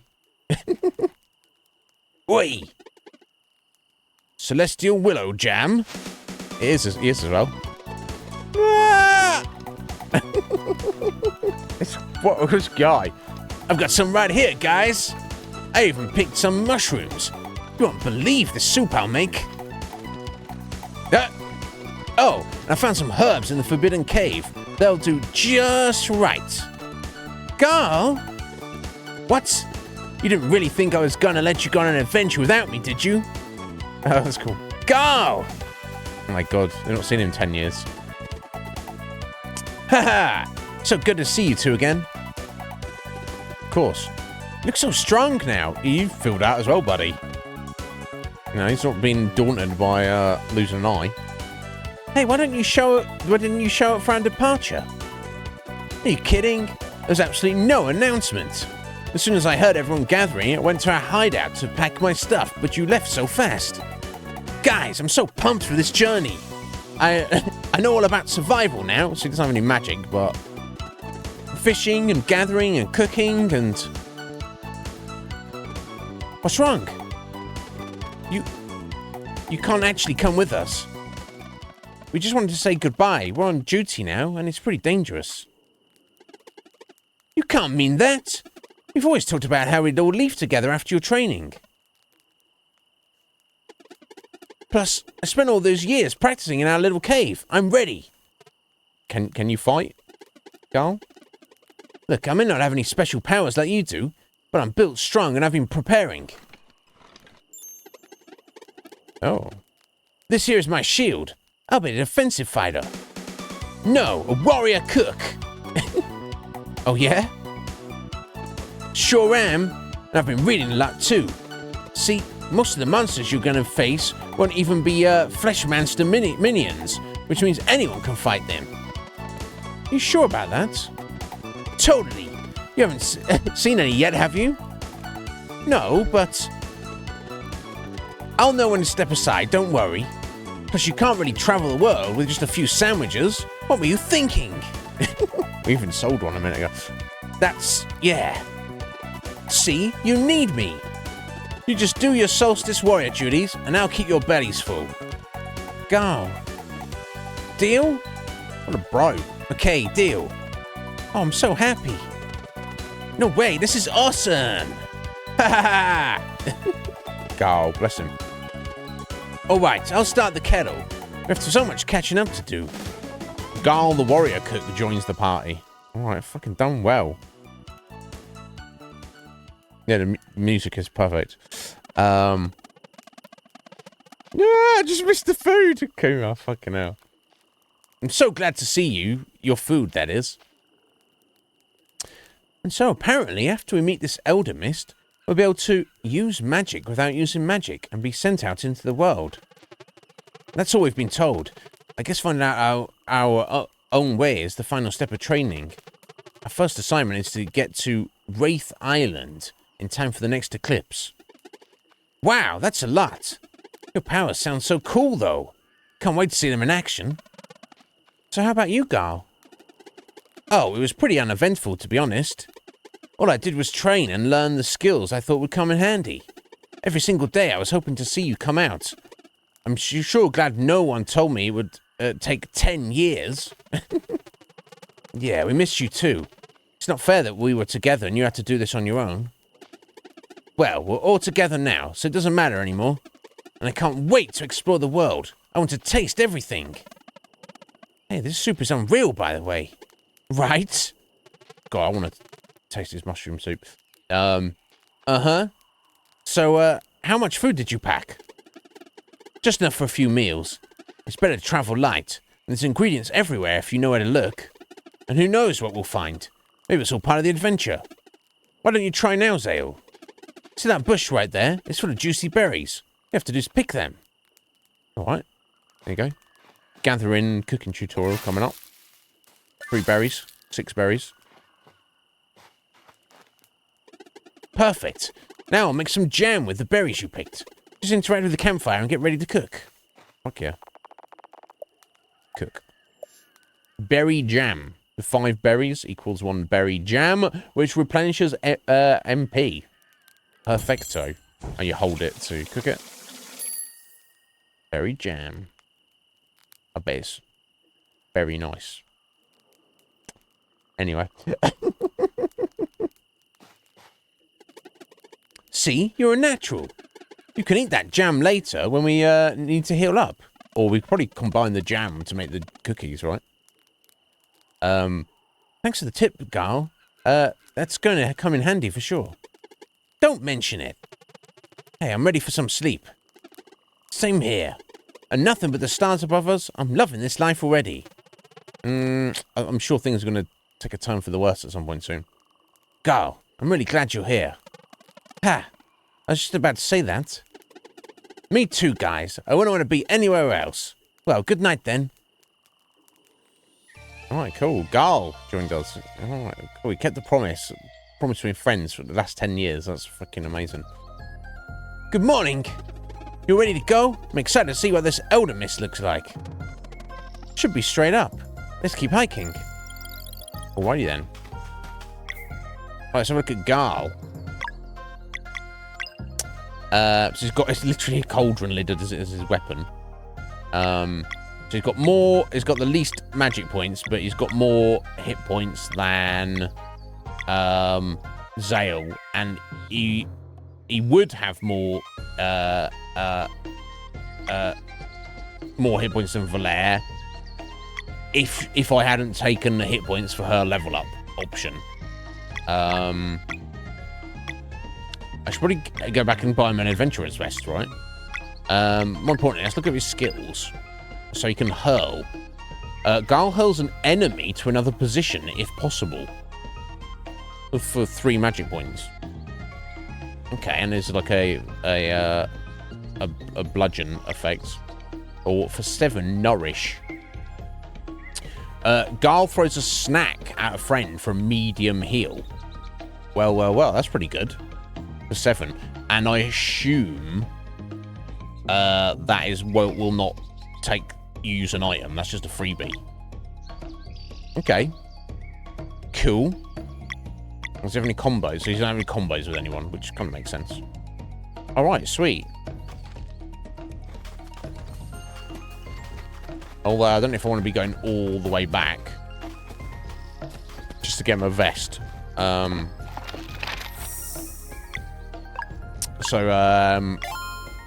Let's just push on for now. Okay, so we can go and deal with them, or... Oh no, this is the way we came up. We head down this way first. Okay, got some potatoes and some grain. Alright, we're finding stuff now. Okay, and that takes you back down to the kind of starting area. Which I guess I don't really want to come this way. No. Like I say, unless I do want to head out and get in that vest, but I don't know if we've got enough money. I'd have to sell a bunch of stuff. It'll be fine. I'm sure I'll manage.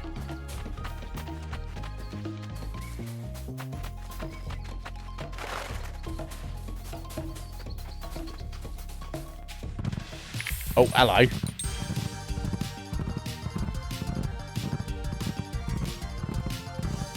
Right, let's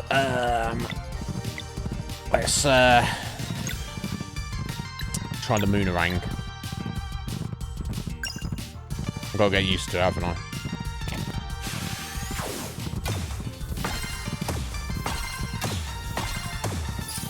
Okay, cool. 4 hits. Not perfect, but good enough.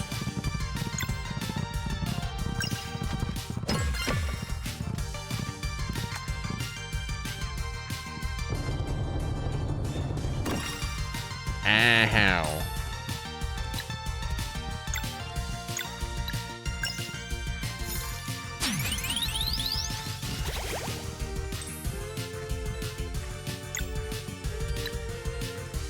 Okay, that one's charging up, so I wonder if I can actually take this one down, or... I'm going to take it all down in one turn, so let me try and finish this one off, I guess.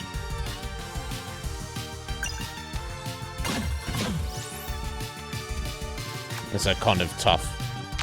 Ow.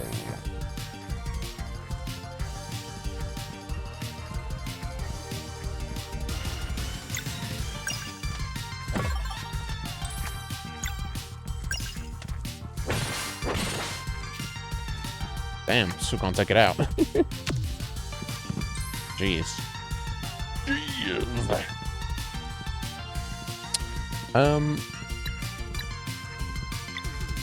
Let's try this, yeah, I don't know. Another position. I don't know what the benefit of that would be, but let's try this nourish. Here you go. There, have an apple. Oh, wow, strong heal. Oof.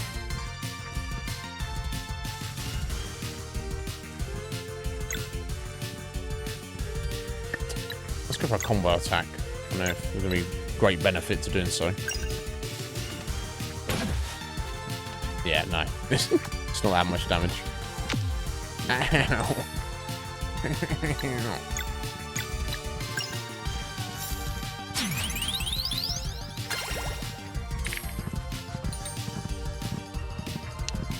Right, double sword.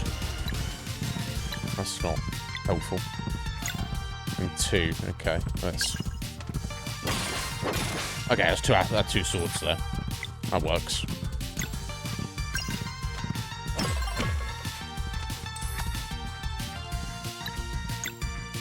Okay, I guess go for another Moonerang, I guess.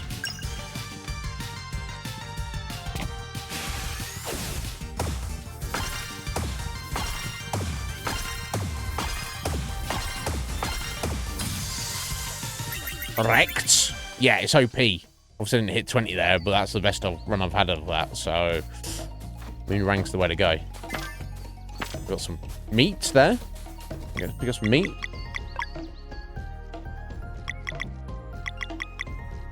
Meat, yeah, literally meat. A common protein that fills you up. Yeah, my favourite.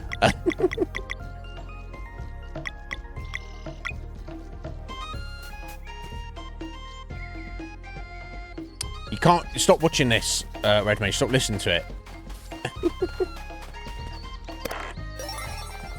Basic armor. Oh, okay. Yeah, I assume that's gonna be better, right? Oh yeah, way better. Way better.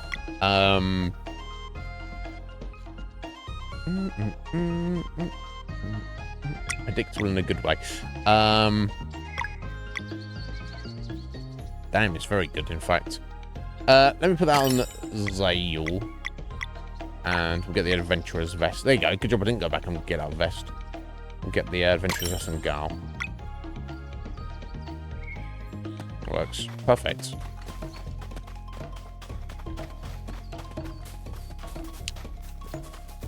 So I'm feeling that this is the way to go.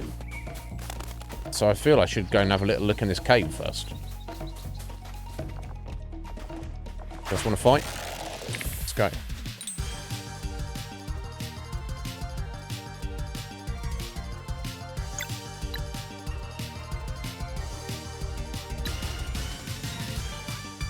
I might just... I'm desperately need to heal, so I might just use the Sunball on this one.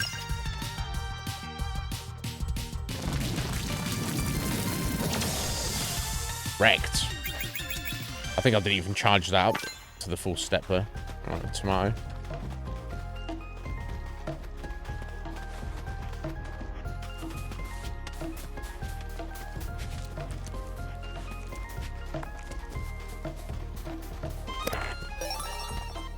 Abacus. Oi. Bloody abacus, mate. Okay, and this is our first non-ring Bleaching Thorn. I assume they are rings, and this is accessory. What is it? Displays non-boss enemies' hit points in combat. Actually, that's very handy. I guess it doesn't... I assume everybody will be able to see it. Let me put it on Gal, as I'm sure maybe the others might be able to get some benefit out of it. I assume it doesn't have to be his turn. That could definitely be helpful on choosing targets. And seeing how tough things are. There you go. There's all sorts of food in this game, Red Mage.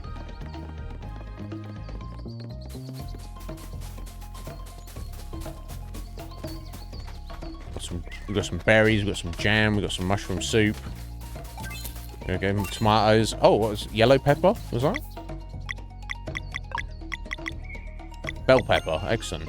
Best added late when cooking to preserve crispiness.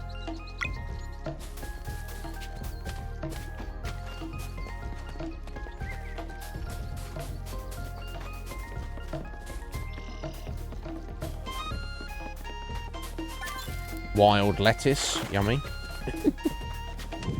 Oh, careful, yo. Oh.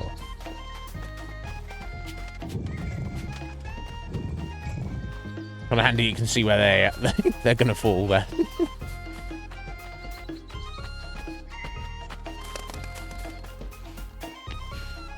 Who are these guys? One piece. Oh, okay, cool. If you sneak up on them, you get a free little hit on them. That's pretty sweet. Let's go for this guy first. Okay, so you don't. So I do need to... Oh, no, I do. Yeah, you see the hit points there in the top right. So as long as one character in your party has the abacus equipped, you can see their hit points, which is super handy.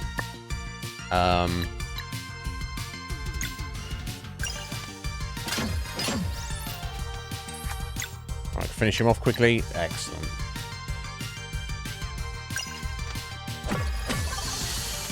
Perfect.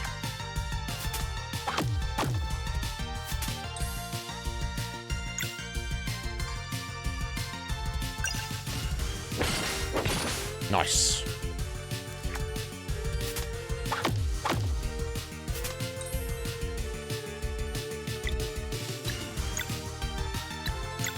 Alright, let's get some food on sale then. Yummy.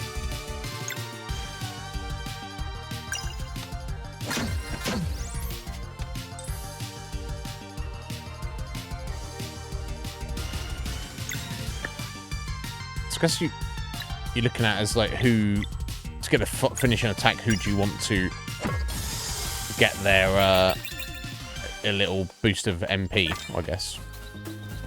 Some grains. Handy. Oh, you can see the lettuce starting to grow back. I guess you can backtrack these areas and get more later on if you really needed to. Imagine that you would, but cool. Small peppers.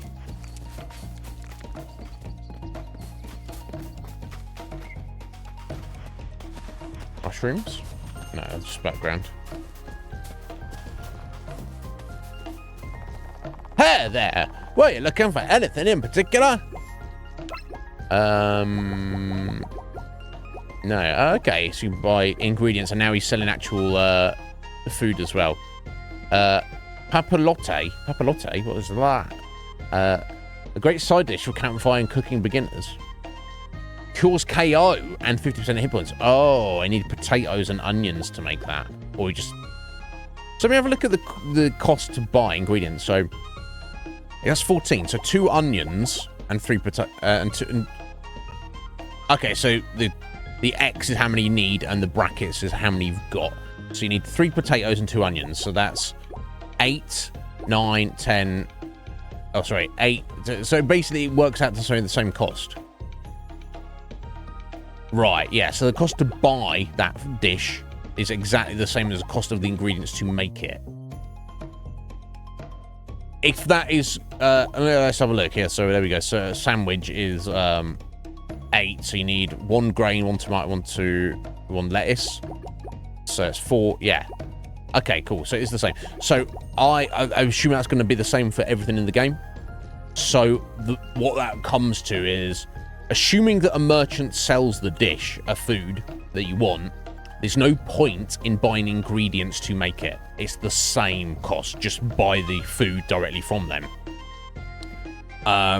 However, of course, to save money, if you've found the ingredients, and I assume to sell is half the price to buy, you're better off to get food items, you're better off actually cooking them by finding items, your ingredients. And if you don't have the ingredients to make the particular food you want, then just go and buy it if it's for sale. I don't have that much money at the minute, so I'm not buying anything. That doesn't really matter at the moment. I don't have anything to sell either. Okay, well, thanks, buddy. I guess I'll... Let's see if I can cook anything. Roast sandwich. Ooh, 60 hit points. Oh my god, that looks so good. Thin slice of meat and a crispy baguette. Have some of that. Herbed fillet. That's 50. That's just fish and one grain and 2 fish. That's 2 grains and 1. Okay, that's arguably better. Basic salad. Boring but healthy. Lol. But this is the thing. I don't want to be making too many, because then you might just find some of these, right? So unless you actually need them, so how many have I got at the minute? I've got 3 out of 10 slots. So you're better off just using food in an emergency and just hoarding your ingredients until you actually need to fill up again.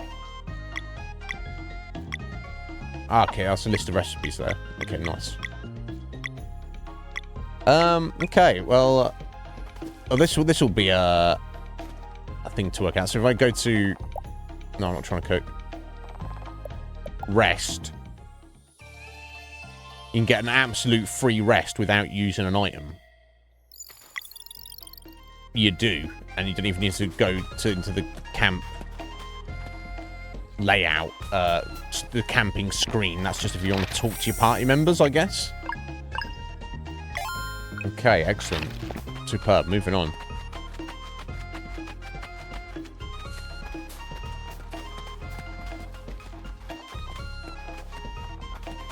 Oi, you!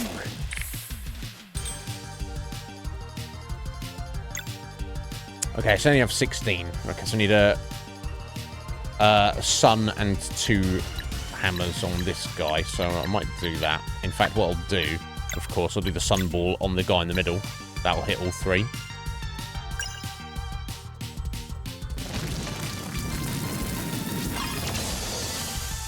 Perfect.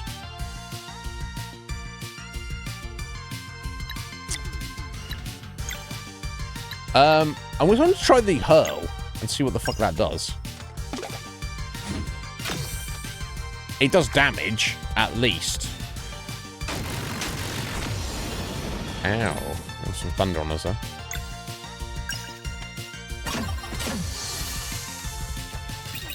Cool. Nice. Well, it's got a level up. Then we'll find out what... Oh, it can jump in the water there. For no reason. Ooh. Think I didn't see you there, secret cave? You think I didn't see you? Is that what you're thinking? I've played you. I know I've known you since day 1 game. Right, well, let's go some Moonerang, even though it's not really necessarily what I'm going for here, but that's fine. Guess we can get all 3 of them. That'd be nice. Oh, I fucked up. Never mind. Got too antsy on it there.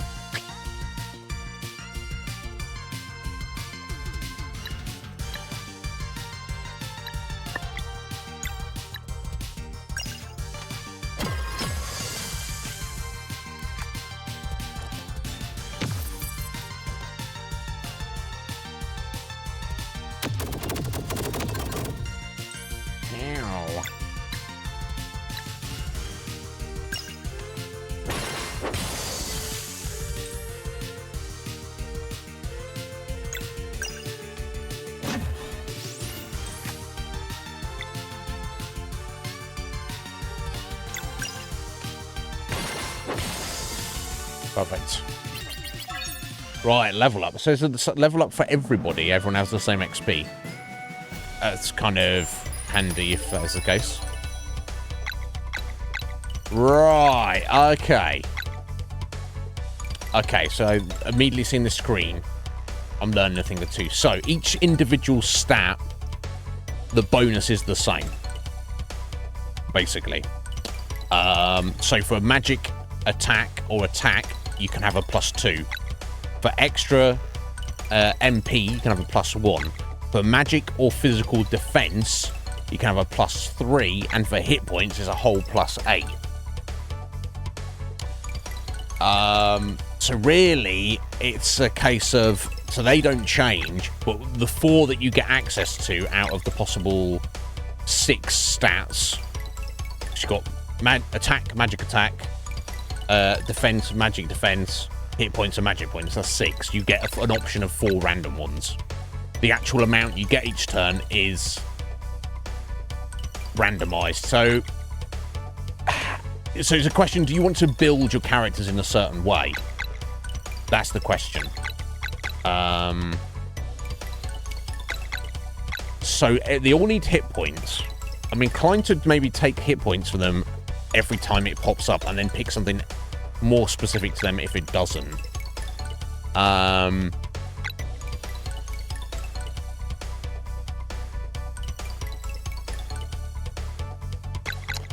I guess I would want to build I would definitely want magic attack on both Valere and Zale for sure. And that's probably not something that we'd need on Gal, for example, or even magic, or even you know, magic defense. I don't know, but certainly not MP, but maybe because he still has his skills. For now, I'm just gonna give Zale hit points again. Well, his first lot of hit points, I think, boost him right up. Right, and I wonder if they get cycled in, so you won't get the same one to choose the next turn round. If that makes sense.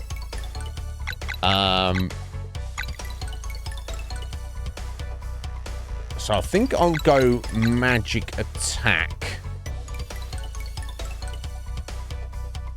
for Valere. I think magic. Yeah, we'll do 2 magic attack for her because her Moonerang is still magic based, isn't it? And here we go. We'll go for more hit points for Gal. It's his first option now. There we go. Definitely for the early levels, just stack some hit points a little bit. That's what I'm thinking anyway. Less, though. Okay. I mean, you don't... Obviously, the worst thing to do would be to hit the maximum. 2 shiny pearls. Now... Valuables meant to be sold. Literally, they are just for selling. Okay, cool. I'm down with that. Can you cook on the go?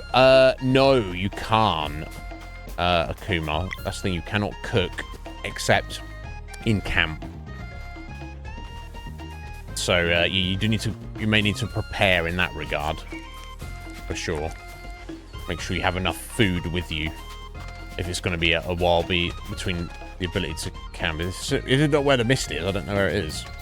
Oh, okay, just jump down here. Oh, see that sneaky chest there. Recipe. Chaudray. What the? Chaudry? Chaudray? What the fuck is that? Oh. Is that, like, soup? Stew? Chowder?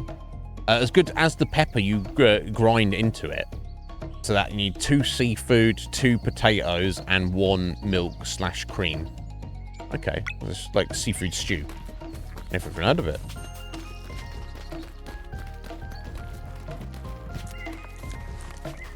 It's the French name for it, maybe. I don't know. Yeah, I like that. If you sneak up on them, you get that free hit on them. Very nice.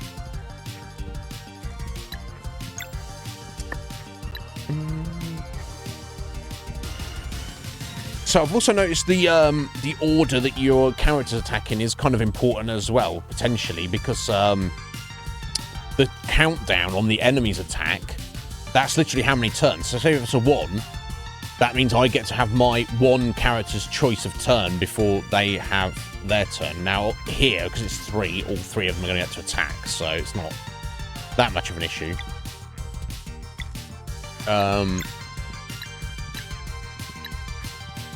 I've got to practice the Moonerang, even though it's crazy short distance. Oh no, it's not.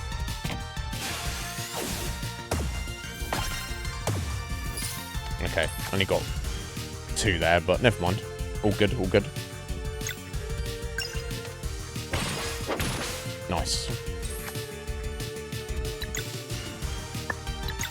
Okay, we're not going to kill him, so let's do a nourish on himself, I think. Yeah.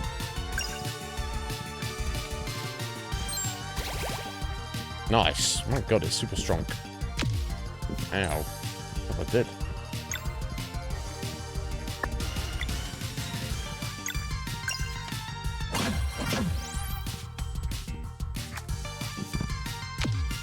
Ow.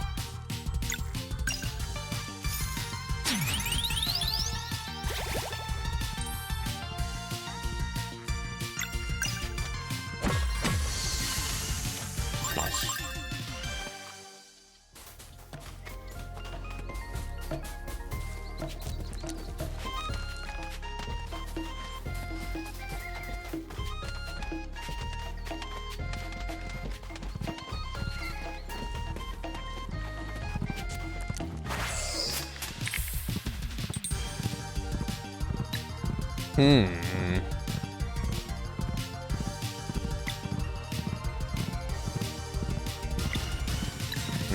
course, she's got no,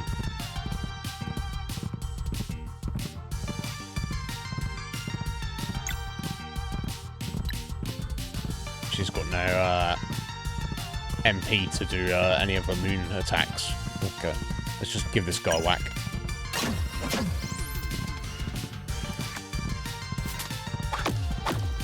Ow.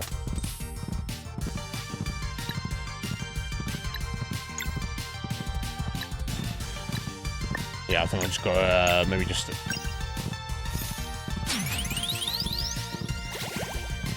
absorb a bit here at the moment. Ow.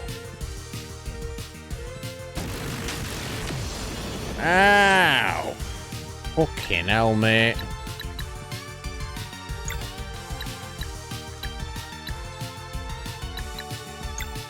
Feed her that sandwich. Fucking hell, man.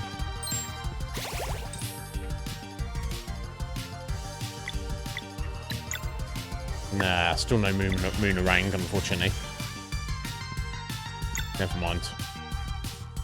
Just need to save up magic points for next turn.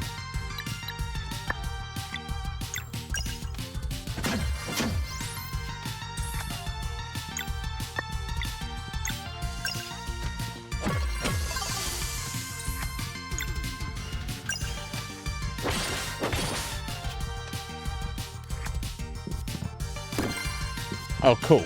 Nice block there, Gal.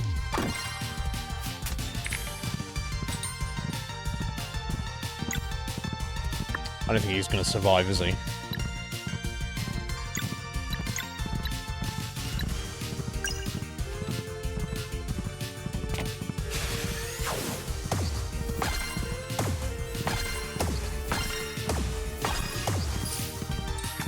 Okay, not bad, not bad.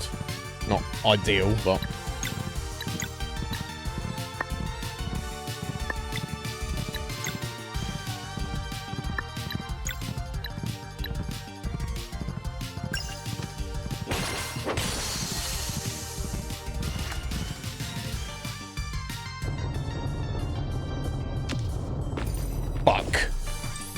Okay, so I guess I can't get her up without any food, unfortunately. I don't have the food with which to the res food, so I've just got to finish this fight and hope for the best. Let's see what the consequence of it is.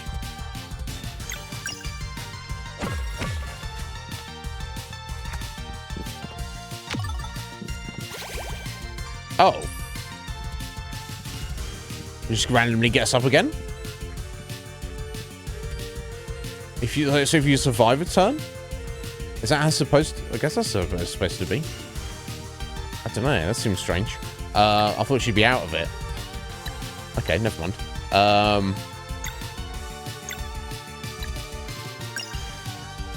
Oh wait, I should have done the combo, shouldn't I? In fact, I might still do the combo. There we go.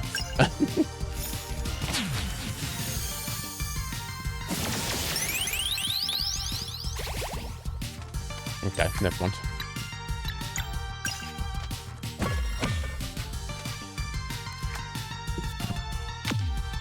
Ow.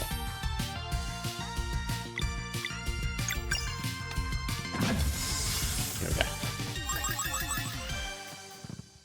Okay. A bone, excellent. So I'm going to assume that essentially it's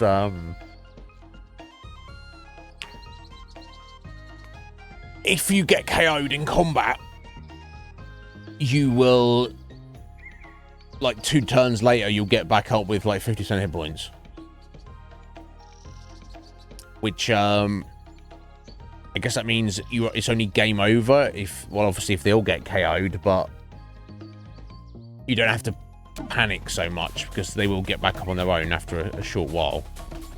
I guess. Okay, let's go back down there.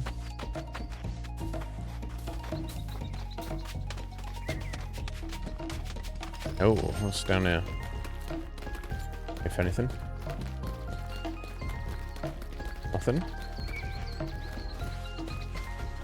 Okay. It seemed to be, at least.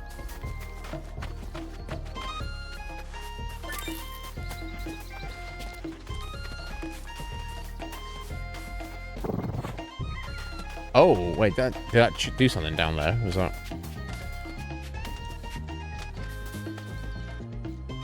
Is that knocked something down there? I can see something. I'm just imagining that, though.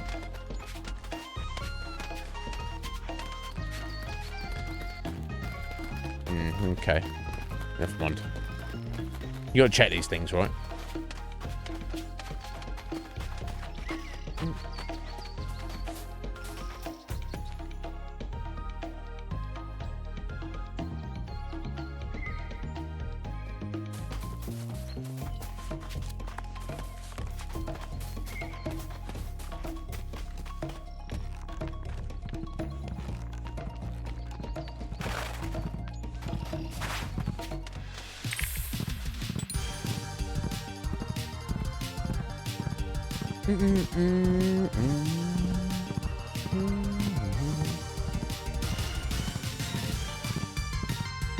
Right, I can't do Moonerang. Just don't worry about them. I'm gonna fuck that up, but never mind. Should have got that, really. Alright. You can get 2 hits if you hit your timing correctly.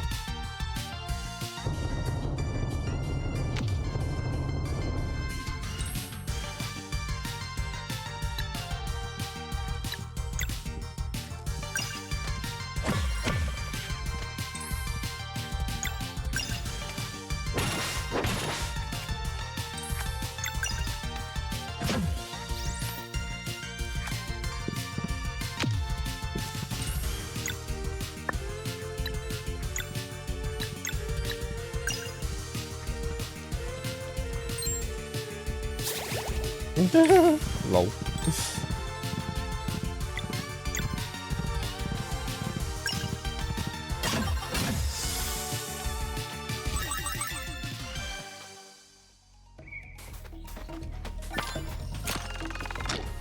And surely I've been down there. Yeah.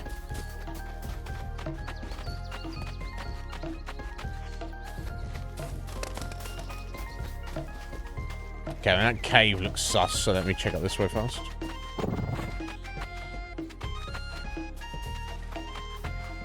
I mean, this cave looks even susser. Oh, it's water. Okay.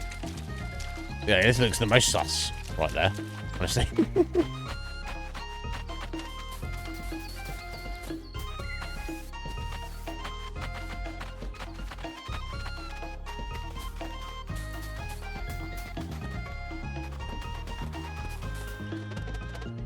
What could this be? Nothing to do for us to do right now, is what it is. Or it's not, as the case may be. Yeah, what about this way? No, I came across this way, didn't I? Fucking idiot. Genius.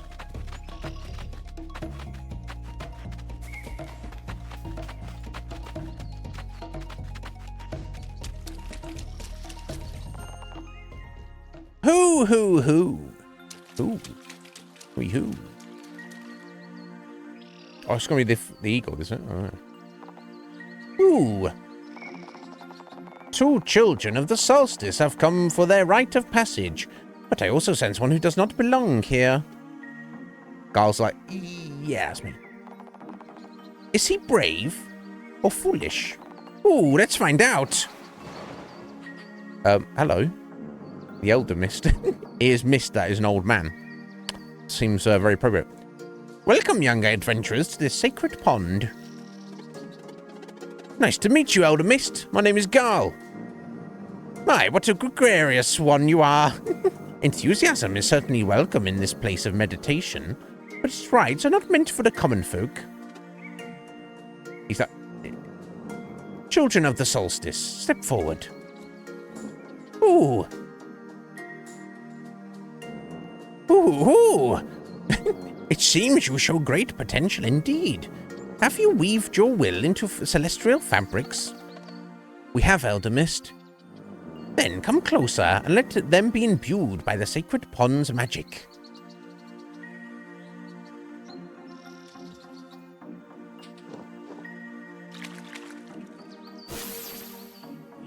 Ooh, a tremendous resonance. Wear them with purpose, for they will augment your innate magic. That's soaked through now. You shall henceforth have light in the darkest places and protection against the minions of the Fleshmancer. I don't feel any different. Yeah, me neither. Ooh, rest assured, the ability to use magic without using magic has taken root in you indeed. What does that even mean? And how does it work? It arises from need. In the many battles that await you, victory will often demand the use of more offensive magic than one can sustain through spells alone. That is why attunement to live mana is paramount. Live mana? Ooh! It allows your attacks to draw from the magic bestowed upon you at birth. And judging by the resonance you create, this power should even extend to your traveling companions. You are ready. Live mana will start manifesting for you the next time you enter battle. Are you ready for your final test? Elder Mist, I'd like to go with them. Ooh. The Elder Mist trials have never been undertaken by anyone but aspiring Solstice warriors. But I want to go with them, please. Interesting. You're the first of the common folk to ever make such a request. He sure is a peculiar one. No doubt limited when it comes to combat, but the warmth of his heart. Could he bring it back? Perhaps we should try to find out. I will allow it. All right, thanks, Elder Mist. Consider it a test of your ability to act as a companion to Solstice warriors. I won't fail. We are ready. Then close your eyes and take a deep breath.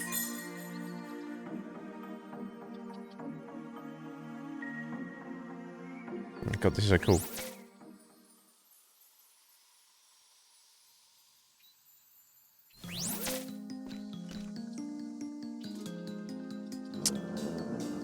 Welcome to the Elder Mist Trials.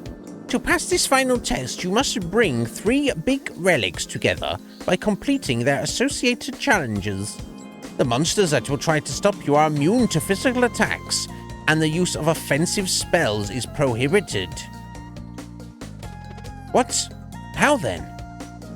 Ooh, that is why you must use magic without using magic. Live mana can boost your battle actions with a portion of your magic attack.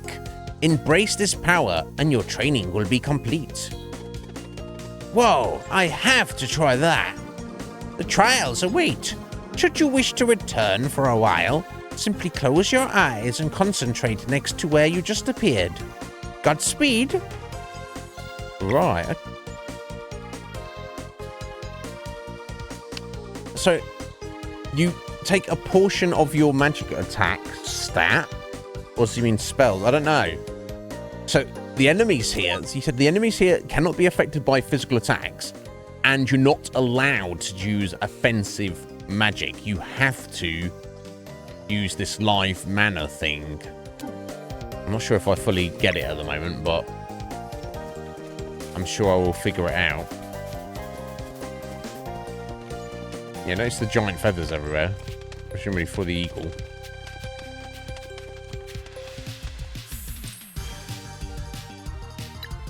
Now,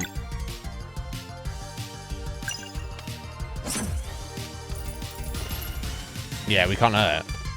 That attack did nothing. He did say. A spell would probably do it, but we can't use them here.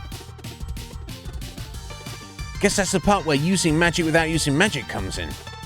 But how? Hey, some little orbs appeared when I attacked. Maybe that's live mana? Could be. I feel a kind of pull towards them. Yeah, I feel it too. Let me try something. Boost, it says at the bottom there. Oh. Oh. Whoa. Okay, so when you fight certain enemies, you hit them, you'll knock live mana out of them, and then you can draw that in to use magic without magic, I guess. It worked. How does it feel? Like power. So if I attack, it should do magic damage now. Let's see, I guess. Yeah, and then some. Okay. That was amazing. I want to try it next. Boosting has been unlocked. Regular attacks will now generate live mana. Hold right trigger and press A to absorb a charge and boost. Up to 3 boosting charges can be stacked, each adding a portion of your character's magic attack stack to their next action to increase its power. Okay, so we don't know what the portion is. But to get the most out of it, you could argue that you should stack the live mana, the boost, onto one character, and it should be the character that has the highest magic attack stat. If I understand that correctly. In the case of regular attacks, the character's innate magic damage type, if they have one, is also added on top of their weapon's damage type. Right, if you're dealing with an intricate lock pattern, need to make your next healing spell really count, or just want to deal more damage, remember to boost. Right. Interesting.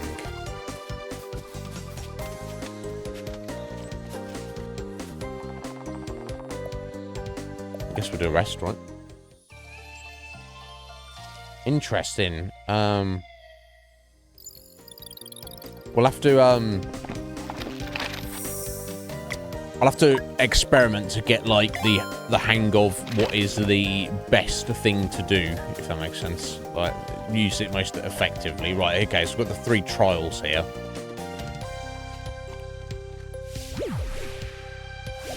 Let's go to the first one.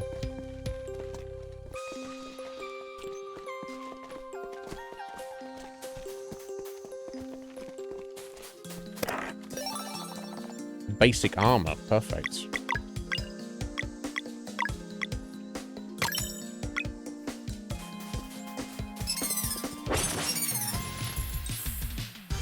Right, there we go. So already we've got a boost. Which I mean, I guess I would want to use, right? Just to get the the ability to attack. But for the next one, I can't hurt it, so I would need to give it a little whack there. Oh, geez, I should have defended that.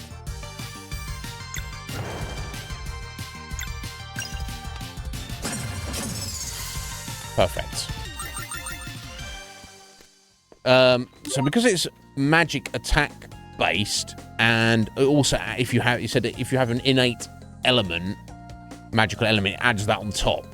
So I guess while you could use Garl, you could boost Garl to do extra, to do magic damage, that, you know, he's like the least effective person to be doing it, essentially. Okay, an elevator there. Before okay, okay, I can't go that way. Let's come back down, I assume. Okay, curious.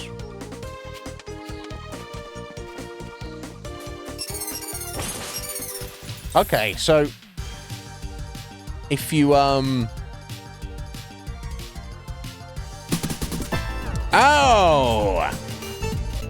Era, how's it going, my dear?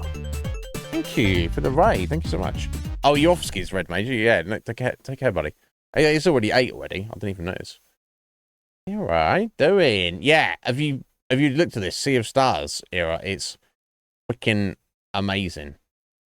It's we've only just started it. but it's rather fantastic. So yeah, we're on to the second trials. Were you on the second one before? I don't know, but Rayleigh, how you doing there? Welcome in. Mod Joe Josh, how you doing there? Welcome in, folks. I hope you're well. This is it's you haven't tried it out. I don't think you get too many massive spoilers in the fighting we're doing right now, but do be aware, Era. It's I don't want you. We started it today, so we've only been playing it like what 3, maybe 4 hours. It is beautiful. It is amazing. It is really, really good. So I don't want you to spoil it. So for yourself as well, and Raiders, if you need to head off, if you need to take care of anything, take care of yourselves, with food, sleep, whatever it is. No need to hang around. But welcome in. My name is Iznib. Call me Iz. We do all sorts of things here. We are playing Sea of Stars, and it is fan-bloody-tastic. But yeah, any questions, let me know. But yeah, how's Trials Cold Steel 2 going, Era? I need to check out that series at some point. Can I sit here? Rayleigh, thank you for the follow. Appreciate it. You can sit wherever you like. Era, it's literally perfect. Listen to that music. Look at the graphics. I mean, it's not the most colourful at the minute because this place where we're at is kind of like some... Yeah, it's not so much for a weird dimension. It's not like out in the real world. Can I sit here? Mod Joe, thank you. Josh, thank you for the follow. Thank you guys, appreciate that. But yeah, if you've got to head out, don't need to hang around. Obviously you're more than welcome to. It's all pixel art, but you can see like how fine of detail the pixel art is, and like the animations, it is perfectly on point so far. I mean, it might get real awful at some point soon, but I don't know. I'm very enthused about what little we've played so far.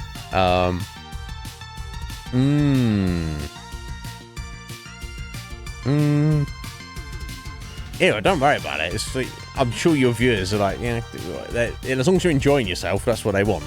As you fill them in, what's going on? All right, okay, cool. Let's. I guess it doesn't really matter who I take with. You know what? Actually, let me try it with Garl just to see what the effect is, if there isn't any kind of effect. Just standard boost. It gets the job done. That's what matters, I guess. Right.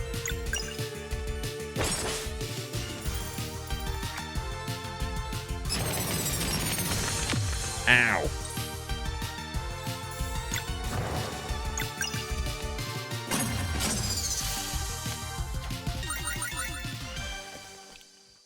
Okay, cool. XP, that's what matters. Alright, berries. Okay, cool.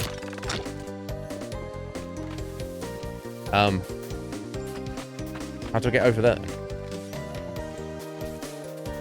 Oh, you know what? I bet it's I bet I hit that switch, and then we have to use this ladder to climb up there to. Yeah, okay, that makes sense. There we go.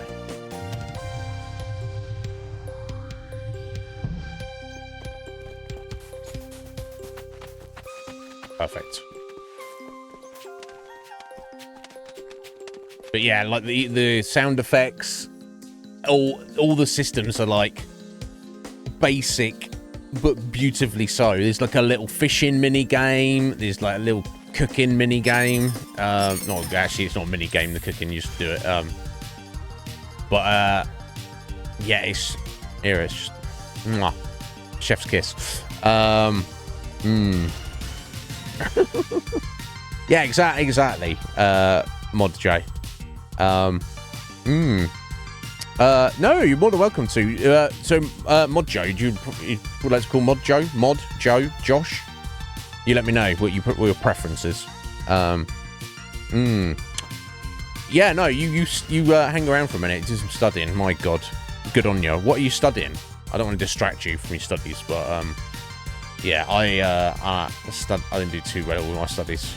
I did my best, which wasn't very good. But anyway, I don't think I desperately need to heal right now, so I should be fine.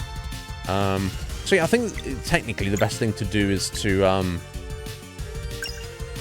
use, I guess it doesn't really matter. It's, okay, it's kind of a reasonable block there.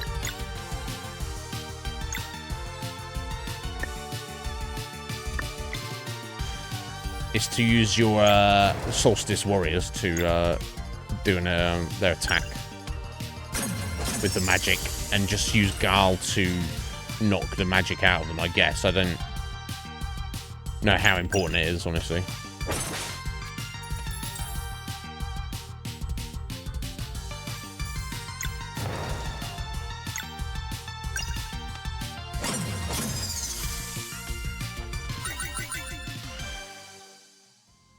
Okay, we're getting some decent XP, like 40 for each one of these. Okay, some more berries. Okay, so if I, yeah, I could get the nourish for free, right? There we go, boom. Excellent. What? All right, Mojo. Oh, Josh, I'll probably just mix it up. But yeah, excellent. Boeing 737 freighter cargo conversion course. What? That sounds complicated, but also fascinating. So, so conversion course. So is that? So is that like a mechanical engineering thing, basically? My God, aircraft engineer, essentially, for that specific thing. That's amazing. Oh, good on you there, Mojo. That's amazing. Now, I didn't do too very well at school, and then I went to college for a couple of years just to do general, non-specific IT, which I guess I learned a few things, but nothing that ever helped me get a job or anything, you know. So, oh, I can have like a free heal, can't I? Oh, in fact, I might as well now we're here. I didn't even mean to cook anything. I don't need to cook anything, in fact.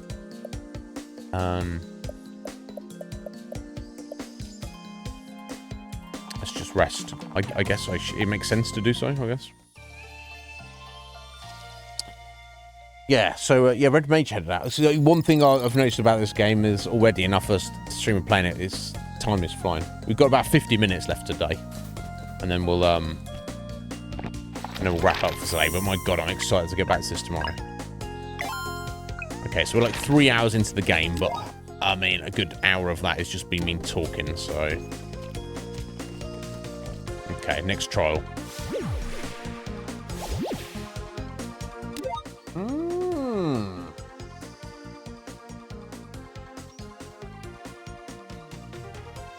Oh, okay. Yeah, no, I can only imagine. Right, okay, Mojo. So it's not something you would choose to do. They're requesting that you do. They're like, we really need you to do this. So here, you got to learn this stuff. Okay. Is there any benefit to you, like monetarily? Do you get like a pay increase or anything, or are they? I know what some companies could be like sometimes. They're just like, here's some extra work for you to do, no extra pay, and you're like, really? Okay. Well, I guess it's good to just maintain a positive outlook on it. If nothing else, it's increasing your own skill set for the future, I guess. But yeah, it's kind of like a pain while you're doing the studying, though. That's amazing, my friend. Should I just fly this Boeing 747? Yeah, just try and look at it like that. I'm sure it's annoying as all hell, though. But yeah, do you have to do like? Is it just basically pure studying, or do you have to actually do like test flights as well? Because obviously, no doubt, like you say, there's different systems where you have to learn, but I'm sure a lot of it is what you're used to as well.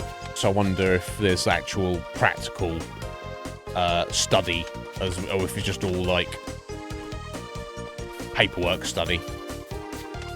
You probably would want to. If you're studying on your own, they will probably want you to do some kind of test or something, even if it's just like a written test, just to make sure you know what you're doing.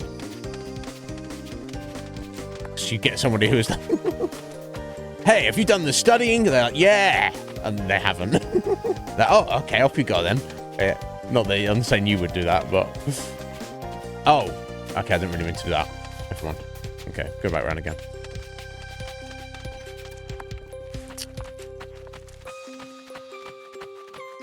No worry.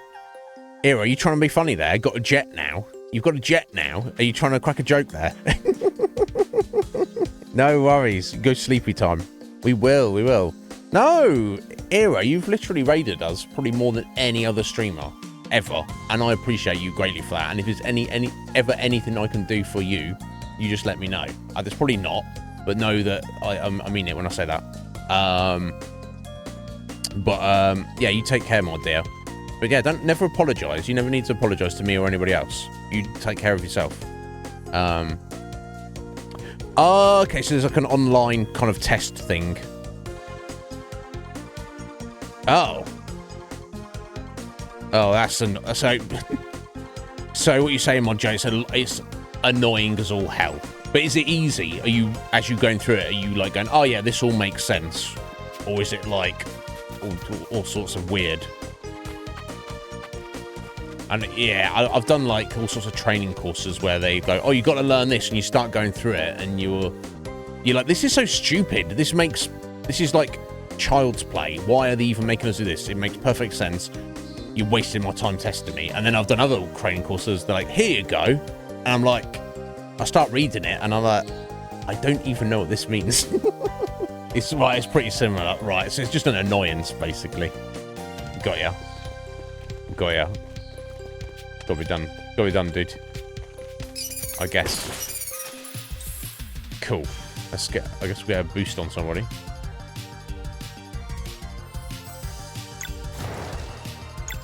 This doesn't really matter. I'll go for this guy.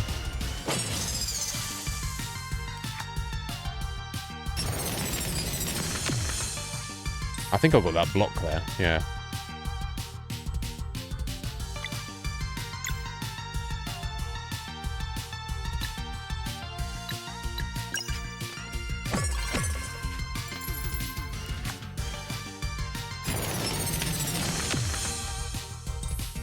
Did I get the block there? I'm not really sure, actually.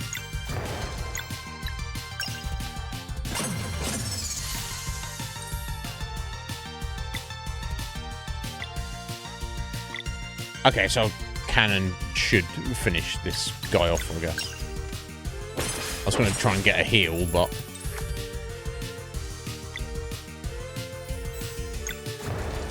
I'll do it outside of combat.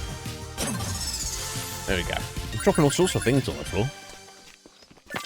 It's just berries. Well, I guess I can make jam with that. So, and then jam can heal your magic points. So.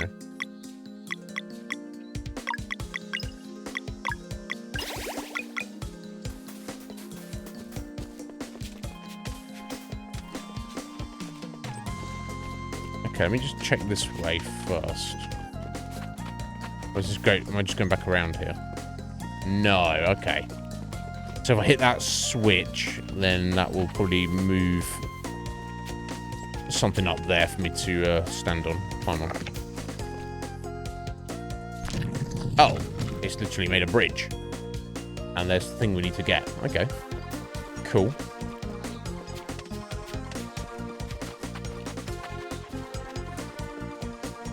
Okay, heading up this way. It's over here. There we go, boom. Trial 2 of 3 done.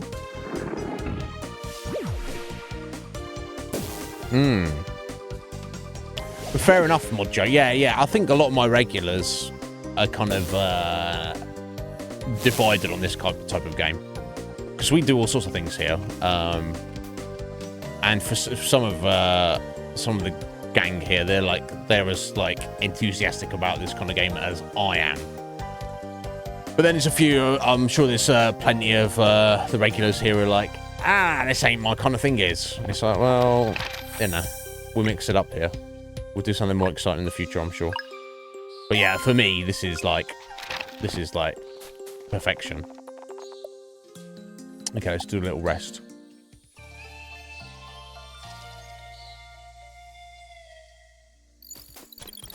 Right, okay, third and final trial. Let's go. Yeah, Akume. Yes, yeah, non-believers. I think I'm not sure if James said he was like, this is not really my kind of thing. But it's, you know, it's like, and that's like every game we do on this channel, because I think there's lots of streamers who kind of like focus on one kind of like, they'll do like retro, or they'll do like Fortnite or Dead by Daylight or Call of Duty, or like another like specific genre of game or whatever it may be. We just mix it up here, which I guess has more broad appeal to the masses, but then it also, your core audience can be either super excited or super alienated, depending on what you're doing. But, you know, they need to take it or leave it. I mean, like, yesterday, past few days, we just played Spyro the Dragon. Completely different to this. And before that, we were playing Fallout 4. Completely different to this. So, I mean, no, I agree with you, Akuma. This is like, I'm not say JRPGs are the best games ever, or the best genre ever, but for me, this is just like perfection. There's just like nothing I could really ask for more than this.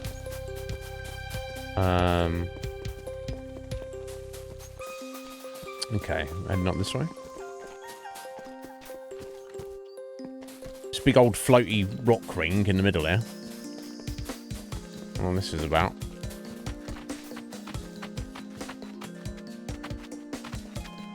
Oh yeah.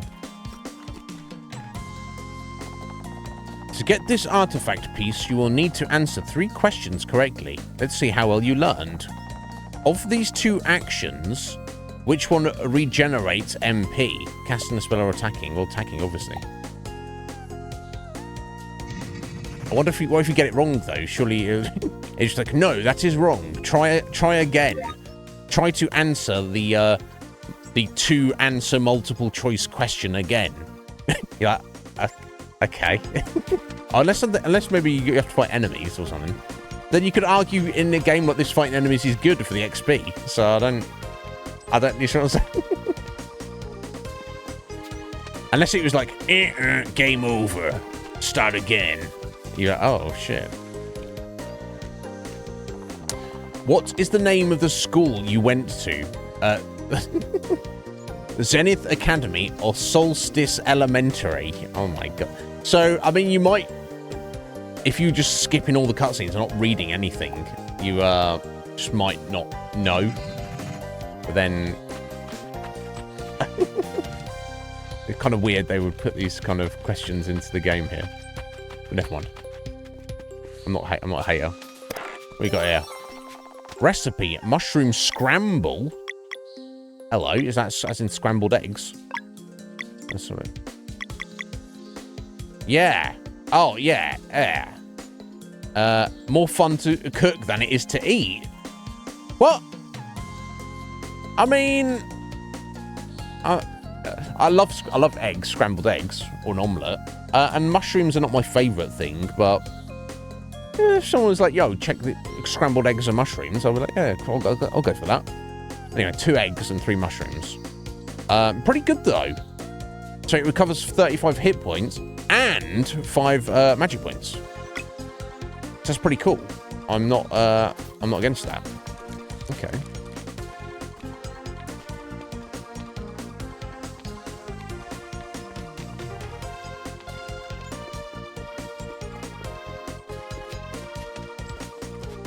And the final question. One very important Solstice Warrior's duty is to destroy dwellers who become vulnerable during which natural phenomenon? Equinox, eclipse, or the solstice? Obviously, that's a red herring there. So you're like, oh, solstice. Everything's solstice. Solstice Warriors, solstice that. No, it's the eclipse. So I guess they mean a full solar eclipse, which if it's all our powers are derived from the sun god and the moon goddess, then it then being aligned like that makes sense. Garl eating a little apple there while on his idle animation. Or not. Yeah, Mondre, absolutely. Absolutely. That's kind of what you're doing at the minute.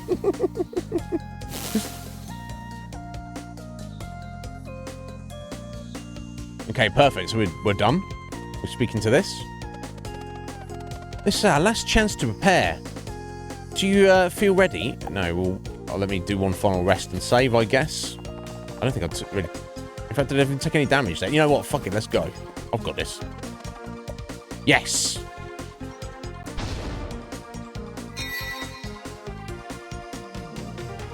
Ho, ho, ho! The young adventurers have prepared the preparations. Huh? I see you understand the power of live mana. But can you master it? We shall see. The use of spells is now allowed again. Oh, okay. As you fight me. Is that what he's going to say? Yes. Oh, shit. Face me, children of the solstice. Wow, okay. He's got his sword. Him. Okay. I guess we should target his sword, right? To destroy it, you would think. Right. And he's attacking in 3. Therefore. Okay, let's go some Moonerang.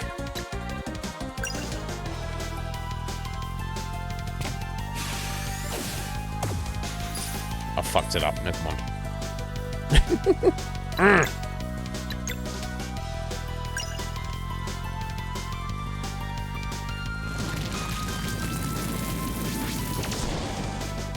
Nice. Nice damages. Don't think I can finish it off right here, but... Oh, it's on 1 hit point. Fuck my life. Typical. Oh, jeez. Okay, but it seems to be fine. The only problem is, will he bring it back? That is the question. Okay, we're not too hurt at the minute, though.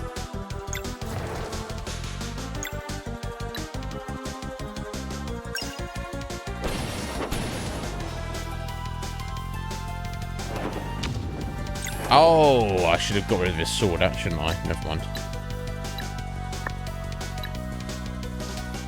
Never mind.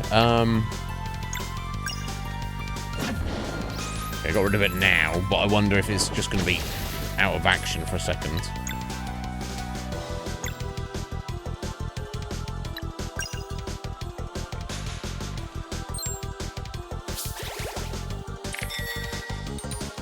Oh, okay, got some moon chisel that needs to be going on now. Okay. I wonder if we should leave that lying around, or if it boosts your magic attacks anyway. I'm really not sure. Let me try this.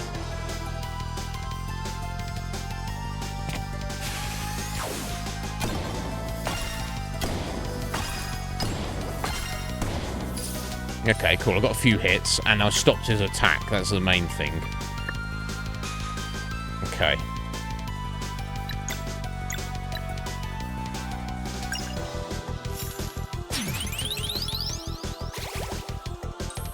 So I don't know if absorbing that magic really did much, but yeah, so we've taken his sword out of the equation, for now at least. But I don't know if we can target his fist as such, or anything like that, but...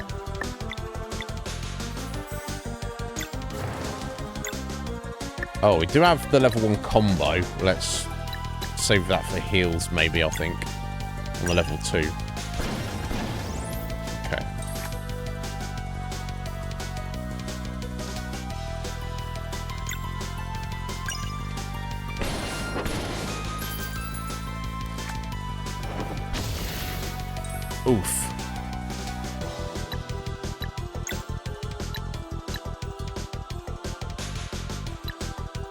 Yeah, I should have maybe made some more food.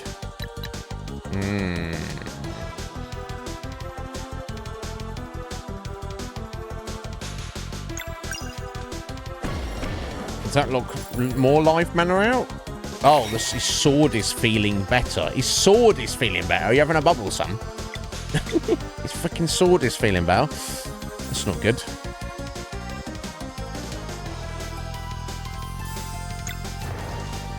Oh, it is double. Oh, yeah, they said you can have up to 3 tiers, can't you? Okay.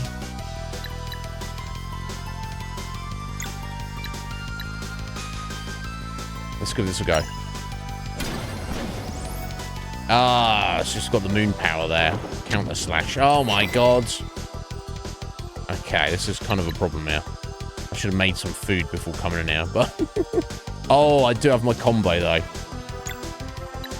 Which I desperately need.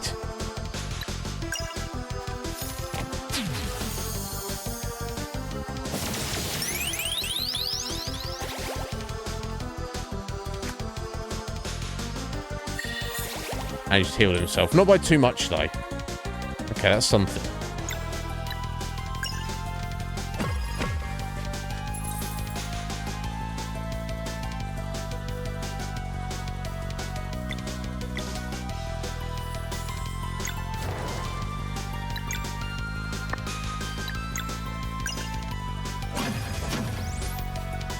Yeah, I need to destroy that sword again.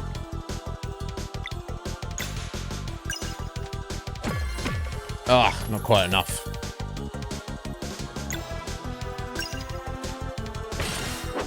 Okay. Right, okay, got the double moon again. But I should be able to... Okay, let's get the double boost. And this time I can do the Moonerang again, hopefully. Not fuck it up too badly.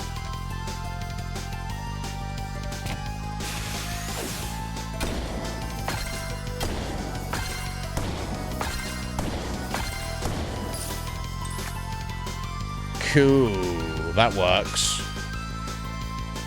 That definitely works. I can't use a hurl, that's fine. So I'll hit him to stop his attack and maybe knock some live mana out of him. There we go. And I guess we'll do a boost just to get the damage in.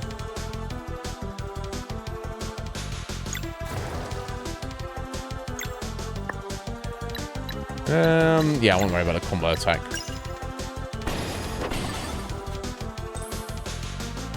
Okay, 2 turns.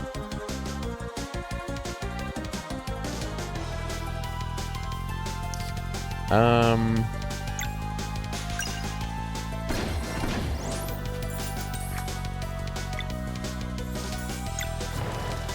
going to be saving it up. Nice. Okay, we'll go for Nourish on the sale there.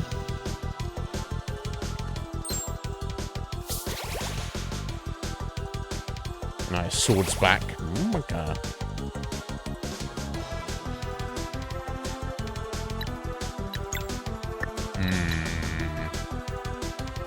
There's one attack coming in. Okay. Let's attack the sword. Some points for next time.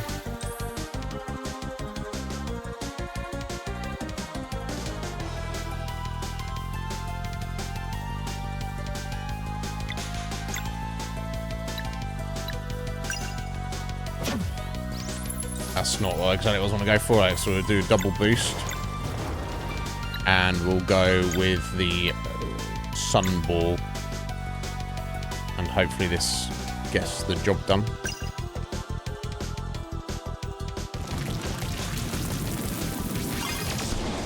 Okay, got rid of the sword. Alright, 2 turns. We need a moon and 2 clubs, 2 bludgeons, so that'll be one of them. That should be fine.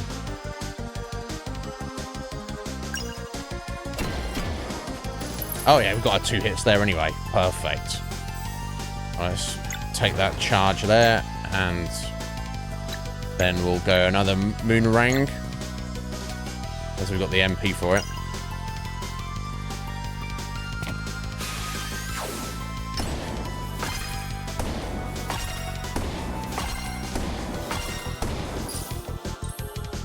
Yeah, he's looking a bit more beat up there, which I guess I'm not upset about. Oh, we got max combo. Let's do a Solstice Strike then, I guess. Yeah, so that's it. That's the only thing about I can't remember what it's called. The item that Garl is wearing that tells you their hit points doesn't work on bosses. Only on regular enemies. That's fine though. Right, so he's attacking in 2 turns.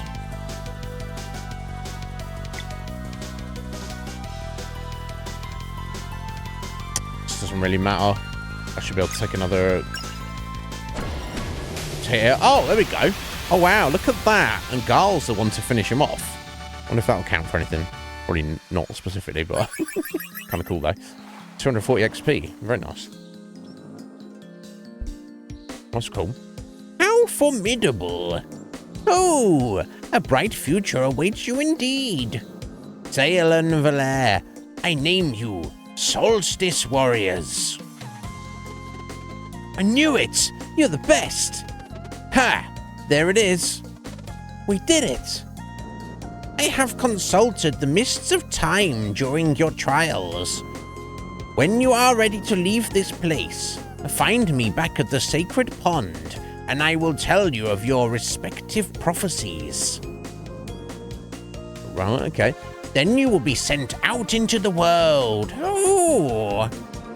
Don't take too long now. Okay, that was freaking... What? Again, that's the second big boss fight, and it was cool as all bloody hell. Yeah, this game is, satisfying me. Okay, I've got like half an hour left, but my god, I'm about to spring a leak, so I think I got a heal there, didn't I, as well? Yeah. Let me just do a quick save, and we'll run away for 1 minute. Alright, be right back.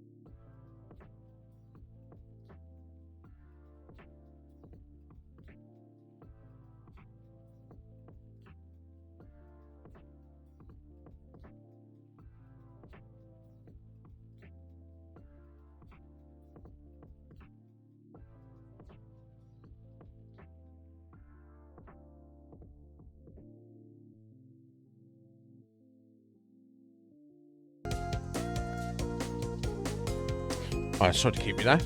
Yeah, let's play 20 more minutes before we wrap up. Congratulations, Monjo. I bet you. Oh, that's a relief, right? You finally get to be able to get some rest and forget about it. Akuma, I just added on your flex there, dude, from earlier. 42, buddy. Thank you.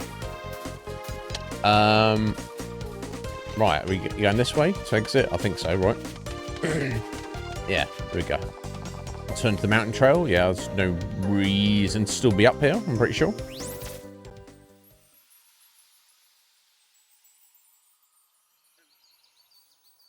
Oh, excuse me.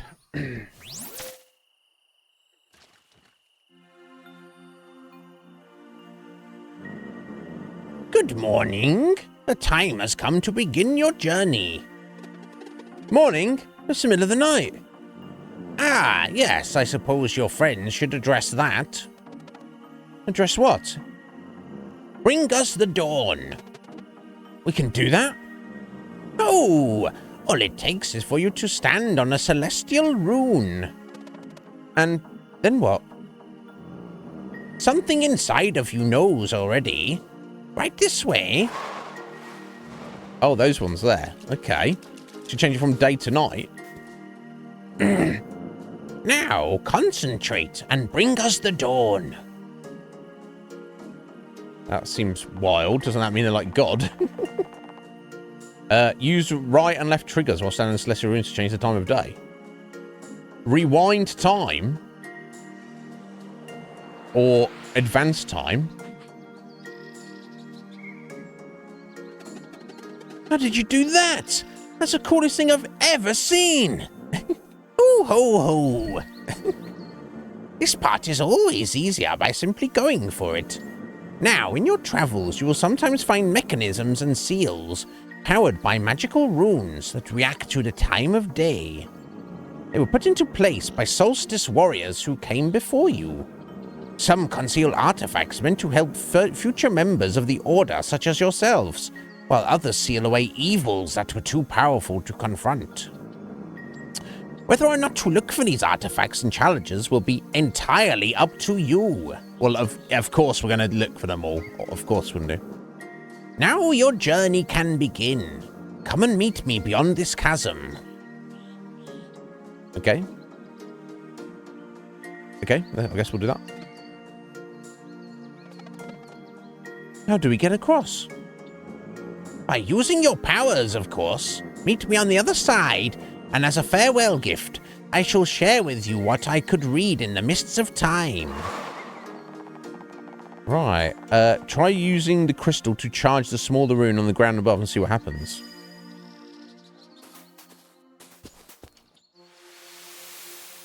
Oh, I see. You go all the way through. Ah. As it, and it goes. Okay, cool. It's gonna be in the top one. Okay. Right. That's a pretty nice, cool mechanic. We head that way though. Let me get this here. Very. Go and save the world with your magical time traveling powers. Wait a minute, mate. I gotta pick up this potato over here.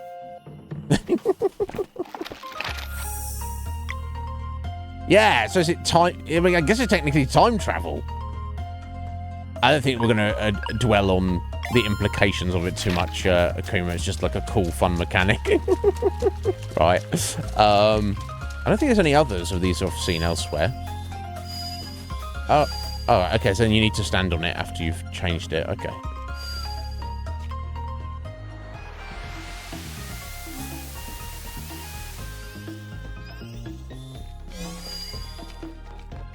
Okay, that's cool. We've either travelled back in time till where we even came here in the first place, or we've travelled forward in the future that now the world has already ended, or is about to.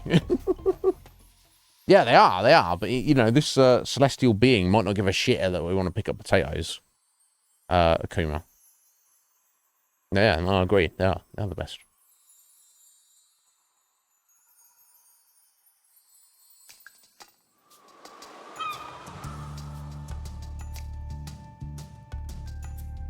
Oh, what the fuck? Look at this big boy.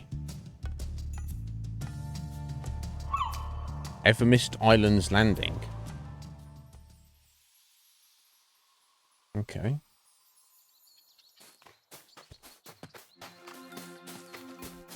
Yeah, right. It's like some kind of giant creature.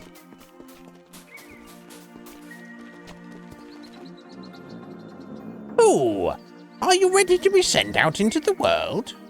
Yeah, oh, yes. Let us see you off then. But first, your prophecies. I will speak them to your minds directly, for they are yours and yours alone.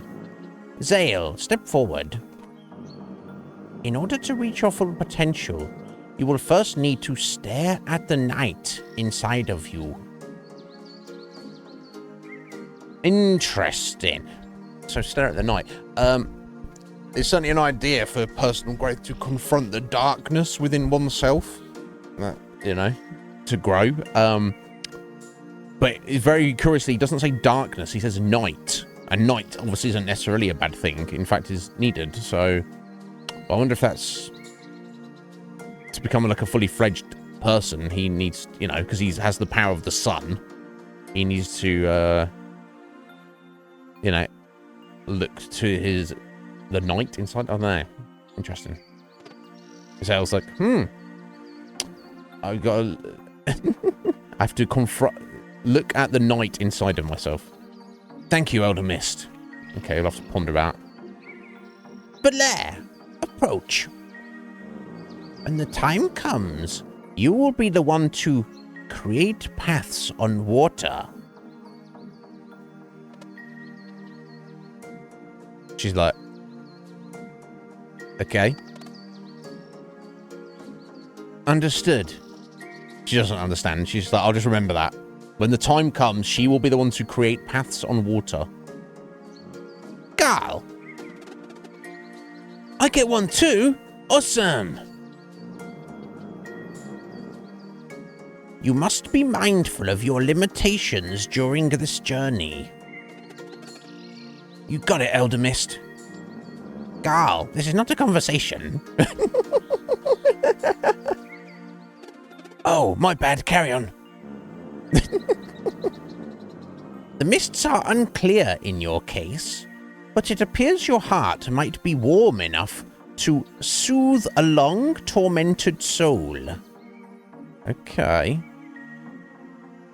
So Zale must confront the night, stare into the night inside himself. Valere is going to make paths on water. And Garl is going to soothe a long, tormented soul. Okay, I'll do my best. You have now learned everything I could teach you. I am sending you to Sleeper Island, where you are fated to meet a crew bound for adventure. Make friends with them, and they shall help you reach Wraith Island in time for the next eclipse. So that's our overall goal. Okay. To activate this giant, give it the name Extol to be sent to a Sleeper Island. Extol, okay. To return here, simply go to Extol and speak this one's name, which is Extol Cool. Oh my god. So he was about to give us the return code, but now we don't know it. That's hilarious. And the Elder Mist is just like, oh dear. Because Garl's like, oh! He's like, when you're ready, say this word. And he's like, oh, that word. Awesome. I love that word. Well, I suppose we won't be seeing each other for a while. Oh. We didn't get the return address. Okay, cool. Awesome. Okay, that's the first section of the story. So we're back at the Great Archives with the storyteller. The archivist. Maybe he's a guy out of time. Or I wonder if the archivist is going to turn out to be Gal himself. Somehow the story plays out that he becomes like some immortal being, and or it could be the archivist is maybe the Fleshmancer is the bad guy who becomes not the bad guy, or something. I wonder. What I'm saying is, I wonder if this character is actually a character from in the story, and this is what they end up as. But we'll see. And so it was that Zale and Valere were sent off to begin their journey with their best friend, the warrior cook in tow. In their quest to get to Wraith Island in time for the eclipse, they would soon come to grips with two very powerful wizards. One by anger beset, the other of life bereft. Okay, so we're going to meet two wizards, an angry one, and one that's undead. Okay. Enemies? Or... fascinating.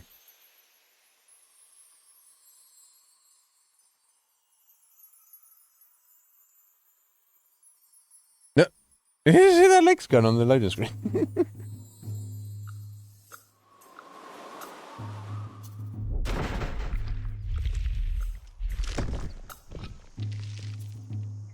Lol. Imagine if Awesome was like the name of another location. No way, that was awesome!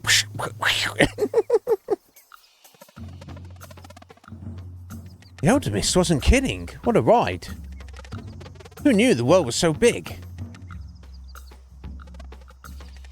So, what now? Find a boat, I suppose. It's a ground level, then. There's only one way you can go from here anyway. Indeed. I've got no... You don't get... Unfortunately, you can't see a world map or as such, so...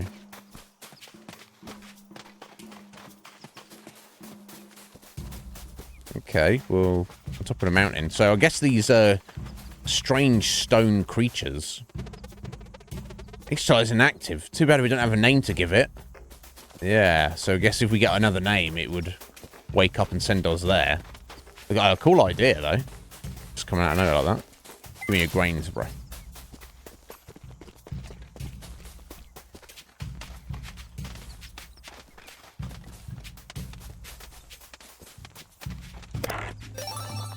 $90 gold. Very nice. Oh. What's the only way to drop down to that, was there? Above? I don't think I saw a way. Let me just double check. Ah, there is. Okay. This way? This way.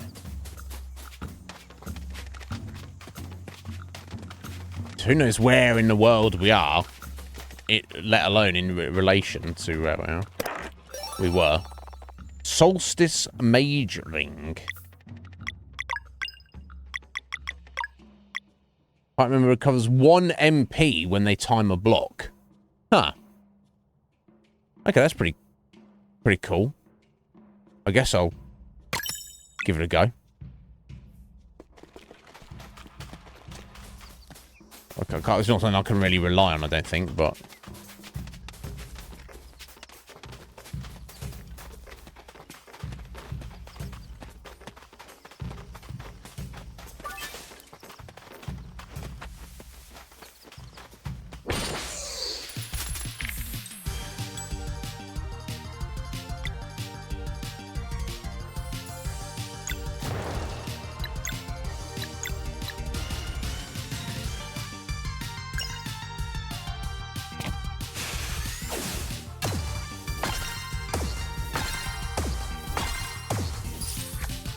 Ah, that's a shame. Never mind.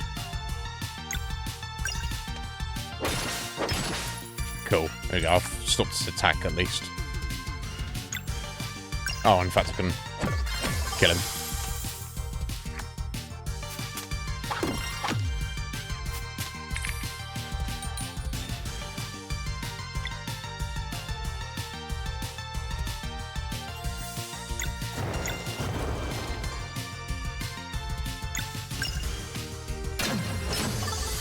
Correct.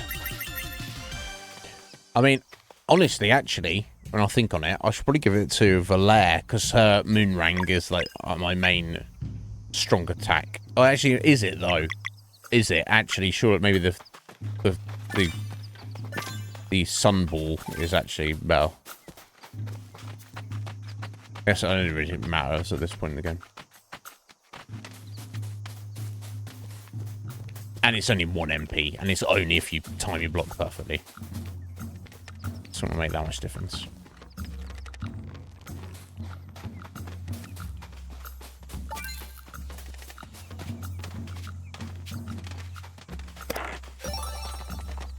Rainbow conch. What am I doing with that? Key item. Might interest a collector. I bet it would.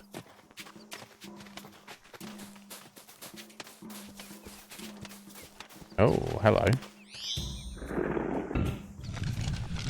Oh, okay. So was there actually anything else down there? Okay, so it was actually just a dead end. Okay.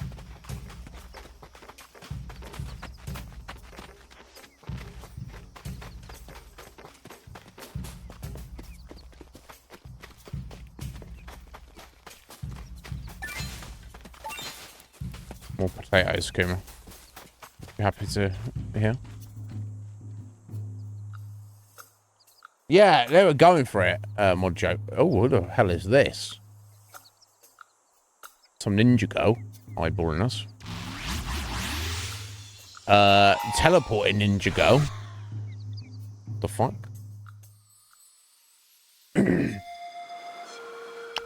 Okay, world map, of which we cannot see one. Where anything is. It looked like we flew up from the south, didn't it? I don't have time. Okay, it's like 7 minutes to, I think, into the moorlands there. I guess we have to go and get through the moorlands to go to that fishing pond. Okay, we're going to, I guess we'll camp real quick. Let's see if I can make some food, because I am very light on food, in fact. I want to travel in the ball again. Well, you have to wait. I'll never find a ship at this altitude. There has to be a way down. Yeah, we're working on it. Alright, is there anything I can make that might be useful in a pinch?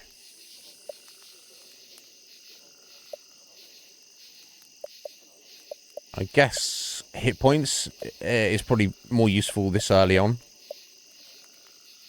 Let me make 2 of these roast sandwiches.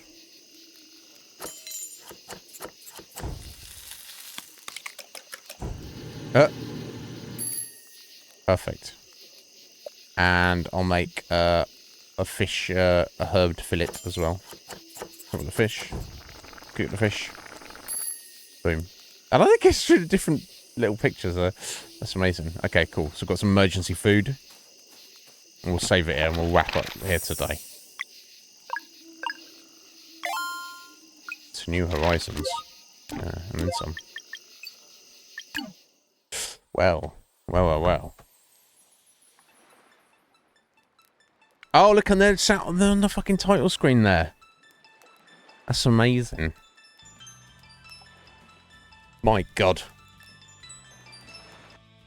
Well, that was stream number 1 of Sea of Stars, and my God, I am thoroughly impressed so far.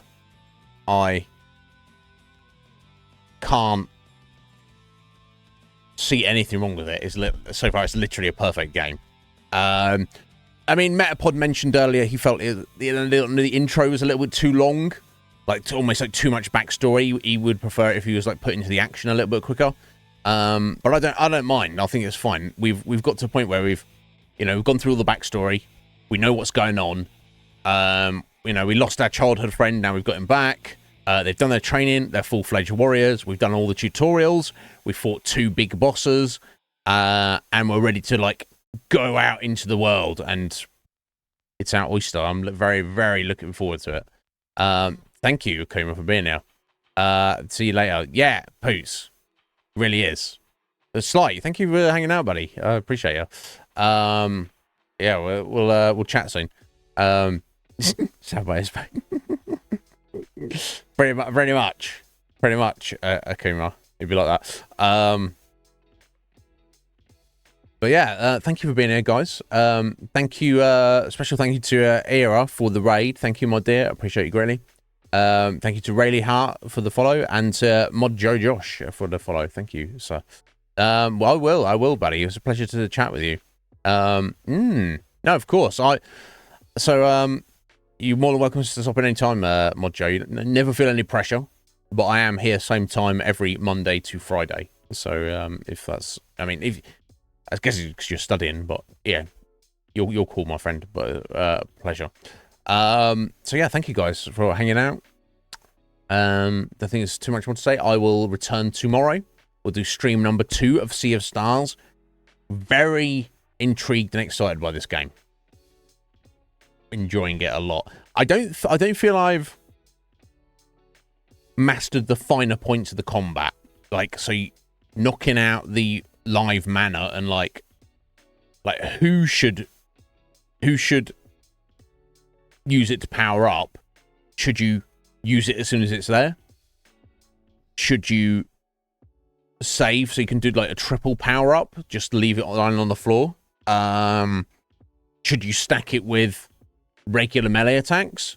Or should you stack it on top of your magic and special ability skills? I don't know the answer to that yet.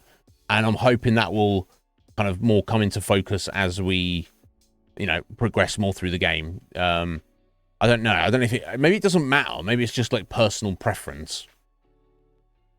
We shall see though. So thank you all so much for being there, guys. Get at me on Discord tonight if you need anything between now and tomorrow. Otherwise, have a wonderful rest of your day, wonderful evening. I need to, my God, I need to get some food. Yes, say hello to Lily for me, Slight. Or not, you could just say hello to yourself, you motherfucker. That's what I should do. But anyway. Oh, fucking hell. Crunchy. God, I'm so hungry. I'm so excited about food. But yes, take care. I'll see you tomorrow. I should. I'm not good at saying hello to people. It's like you know this. It's like I've not heard from you for a while. It's like yeah, nobody does. Don't take it personally.